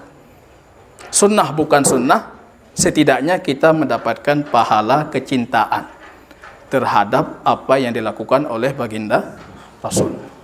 Kalau Rasul sudah melakukan, aku lakukan. Itu mantap.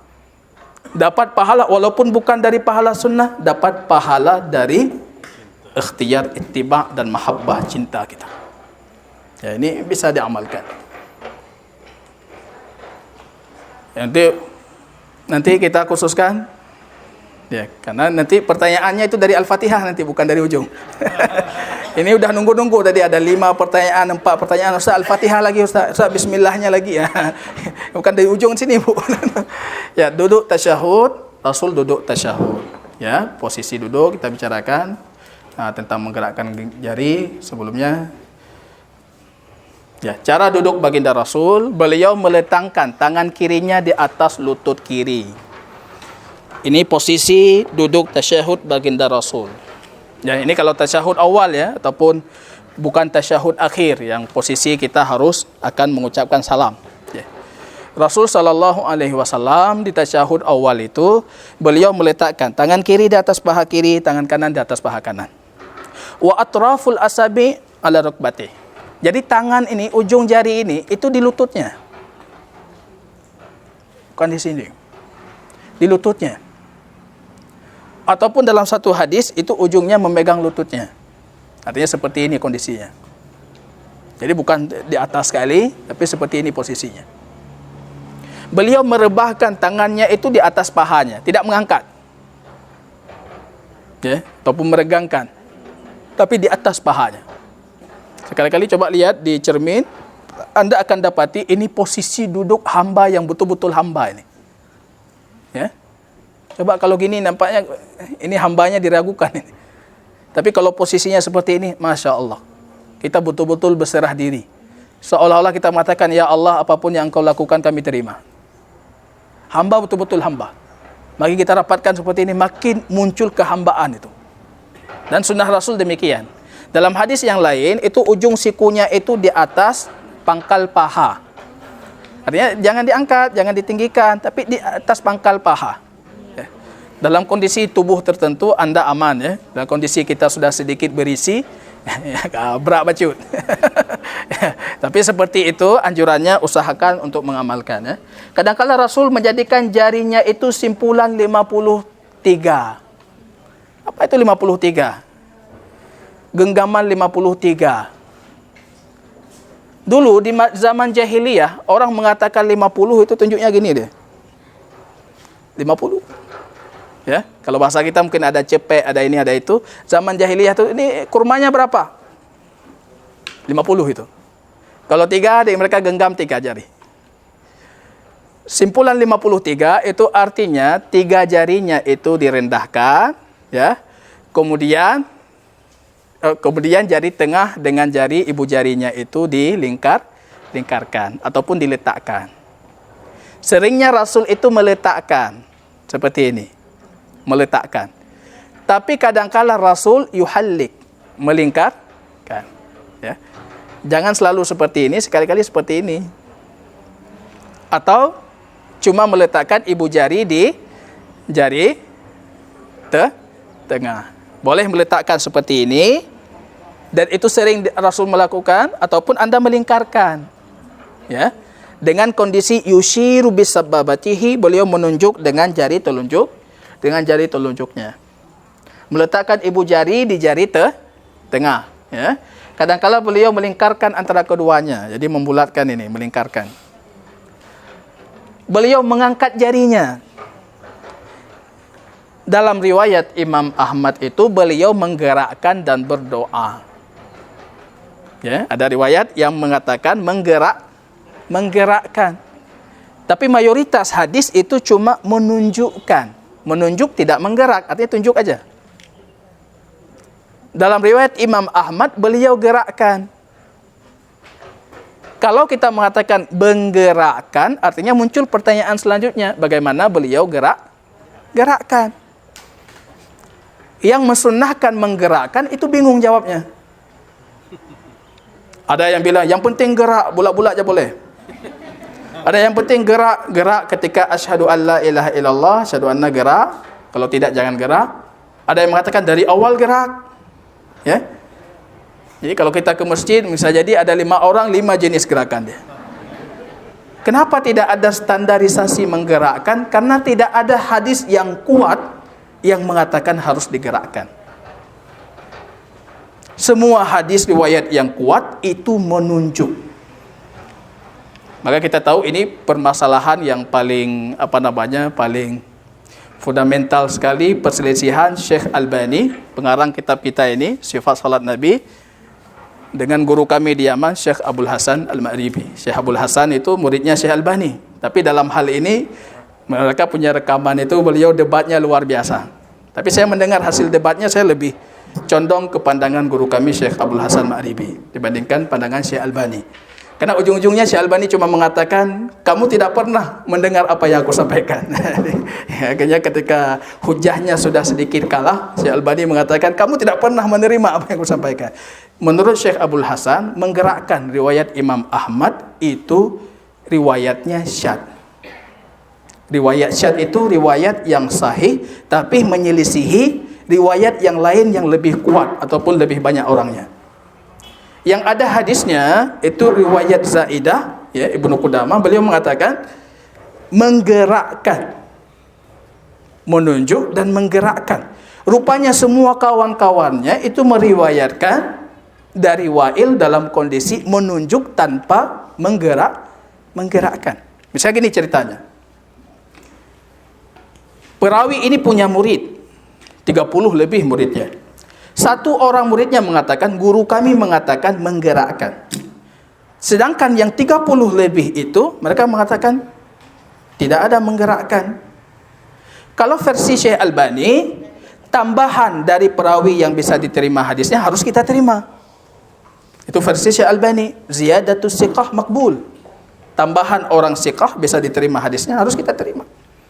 Tapi kalau versi Syekh Abdul Hasan dan ulama-ulama lain, tambahan satu orang yang menyelisihi atau tidak ditambah oleh kawan sejawatnya yang lebih banyak atau lebih kuat darinya, itu tidak bisa diterima. Itu cuma masalahnya. Dari dulu, dari semenjak kecil kami sudah mengamalkan sifat salat Nabi, ya. Jauh sebelum buku ini terkenal, fenomenal dan macam-macam, kami sudah mengamalkan itu. Tapi ketika saya tahu, saya kaji lebih dalam lagi, rupanya saya lebih condong ke pandangan ataupun riwayat yang tidak menggerakkan. Cuma menunjuk. Itu tunjuk aja dari awal sampai akhir salat. Itu tidak menggerakkan. Ya. Ibnu Mas'ud mengatakan, dulu kami itu ketika tasyahud, kami membacakan Assalamu ala Allah min ibadihi salihin. Coba lihat, para sahabat salah juga. Ketika tasyahud, mereka berdoa Assalamu ala Allah, keselamatan untuk Allah dari hamba-hamba yang saleh. Diketahui oleh baginda Rasul marah. Kalian mendoakan keselamatan untuk Allah, padahal Allah itu pemberi. Katalah mendoa. Kita doakan, ya Allah, supaya Allah selamat. Untuk apa Allah selamat? Anda mohon keselamatan untuk Anda. Maka Rasul mengajarkan. Coba lihat, ini nilai-nilai yang kurang di rumah tangga kita. Kita kurang menanamkan nilai-nilai ubudiyah ini untuk anak keluarga kita. Maka Rasul mengajarkan Ibnu Mas'ud mengatakan, tanganku di atas tangannya, seolah-olah beliau mengajarkan aku surah minal Quran, surat Al-Quran. Serius sekali ngajarnya. Apa yang beliau ajarkan? At-tahiyatu lillah. Ini versi hadis Ibnu Mas'ud. At-tahiyatu lillah. Was-salawatu. At-tahiyat, semua tahiyat, ya, semua pengagungan, semua itu milik Allah. Was-salawatu, semua salawat itu milik Allah. Wat-tayyibatu, semua kebaikan itu milik Allah. Assalamu alayka ayyuhan nabi wa rahmatullah wabarakatuh. Assalamu alayna wa ala ibadillahi salihin. Baru masuk ke syahadah. Ini hadisnya muttafaqun alaih, riwayat Ibnu Mas'ud. Diajarkan itu betul-betul serius, baginda Rasul mengajarkan. Sedangkan hadis yang kedua, versi kedua, itu hadis Imam Muslim, riwayat Abdullah ibnu Abbas. Jadi kalau tadi Bukhari Muslim, ini Muslim. Artinya dari sisi sanad itu lebih kuat periwayatannya, ini lebih kurang periwayatannya. Beliau itu lafadznya at-tahiyatul mubarakatus salawatu lillah. Ya, ini lafadznya at-tahiyatul mubarakatus salawatut thayyibatu lillah. Jadi bedanya kalau kita merujuk ke hadis ini kita lihat ya. Ini at-tahiyatu tambah lillah wa thayyibat. Kalau di sini wawnya dihilangkan, at-tahiyatul mubarakatus salawatut thayyibat. Waw itu memberikan makna dalam bahasa, artinya itu ada pembeda ya, pembeda. Dari sisi bahasa Arab, versi Ibnu Mas'ud itu pengagungannya lebih sempurna dibandingkan versi Ibnu Abbas. Itu versinya. Karena kalau di versi Ibnu Mas'ud itu tahiyat lillah, thayyibat lillah, mubarakat lillah, salawatu lillah. Tapi kalau versi Ibnu Abbas, at-tahiyat ini punya sifat-sifatnya, thayyibat, mubarakat, salawat, itu semua lillah. Kalau di pertama itu terpisah-pisah. Kalau di yang kedua itu sifat, ya. Sifat untuk tahiyat yang kita doakan kepada Allah itu. Dua-duanya boleh kita amalkan. Amalkan dua-duanya, bahkan versi tasyahud itu sampai 7 versi. Boleh amalkan, gonta-ganti pengamalan supaya lahir kekusyukan tadi. Ya. Kemudian Rasul sallallahu alaihi wasallam kita bersyahadah. Asyhadu an la ilaha illallah wahdahu la syarikalah, boleh ditambah wa asyhadu anna Muhammadan abduhu wa rasuluh.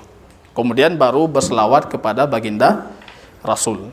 Salawat pun banyak versinya. Boleh berselawat kepada baginda Rasul versi Bukhari Muslim, Allahumma salli ala Muhammad wa ala ali Muhammad kama sallaita ala Ibrahim wa ala ali Ibrahim innaka Hamidum Majid.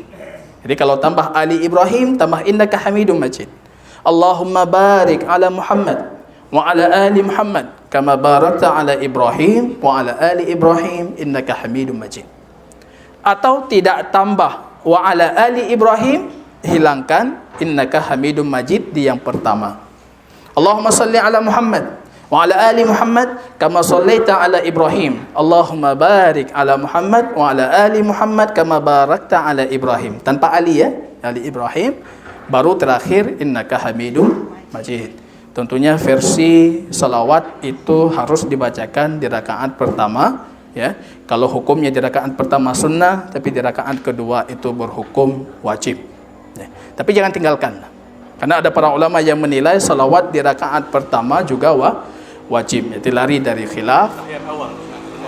Tahiyat awal, bukan rakaat ya, tahiyat. Ada orang salat tidak memuji Allah, tidak berselawat kepada Nabi, Rasul memanggilnya mengatakan ya, ihmadullah, pujilah Allah dalam salatmu, wasalli ala Nabi. Jadi jangan lupa Allahumma salli ala Muhammad. Tahiyat awal. Ya. Ini coba saya ringkaskan, nanti bisa kita rincikan dalam pertanyaan ya. Ketika ada yang mau pertanyakan, kita rincikan. Langsung saya ingin menutupi dengan sifat taslim ya. Salamnya baginda Rasul, beliau salam ke sisi kanan hingga nampak putih pipinya. Maka capek mengamalkan sunnah baginda Rasul, kita di putihnya nggak dapat itu. Salam hingga nampak putih pipinya dari saf belakang.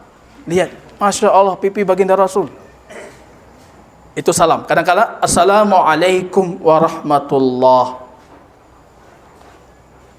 Dari belakang nampak pipi baginda Rasul putih. Artinya beliau berlebihan dalam memalingkan ke kanan. Kadang-kala beliau menjawab ke kirinya dengan ucapan yang sama. Assalamualaikum warahmatullah. Assalamualaikum warahmatullah. Kadang-kala baginda Rasul Assalamualaikum warahmatullah. Di sisi yang kirinya beliau cuma mengatakan Assalamualaikum. Kadang-kala baginda Rasul kondisi tertentu beliau salamnya cuma 1 kali. Dan beliau tidak memalingkan berlebihan. Memalingkan dikit saja. Assalamualaikum. Dah selesai. Artinya salam itu tahlil. Kalau sudah Anda ucapkan salam, Anda boleh melakukan apapun yang ingin Anda lakukan. Sudah selesai salat. Salam kedua sunnah.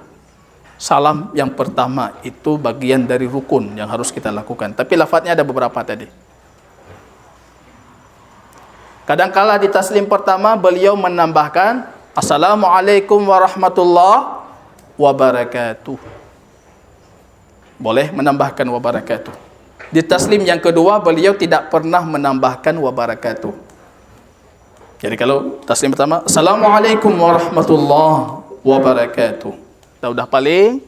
Yang kedua Assalamualaikum warahmatullahi, atau Assalamualaikum, atau tidak sama sekali Assalamualaikum. Dulu para sahabat ketika salam mereka angkat tangannya dikit. Assalamualaikum, Assalamualaikum. Saya ada melihat beberapa masjid orang Aceh masih mengamalkan ini. Assalamualaikum. Kenapa angkat tangan? Karena di samping kita ada orang saleh, ada malaikat, ada macam-macam, saya salamkan mereka. Rasul mengatakan kepada para sahabat, jangan kalian jadikan tangan kalian seperti ekor kuda Syam. Ekor kuda Syam gini. Jangan, itu bagian dari kesalahan kita ketika salat. Ya. Ini ringkas sekali, ya. Memang kalau dikaji satu rukuk, satu episode kajian itu. Rukuk saja, bagaimana cara rukuk macam-macam, tapi mudah-mudahan nanti bisa kita rincikan dalam pertanyaan. Baik, barakallahu fiikum.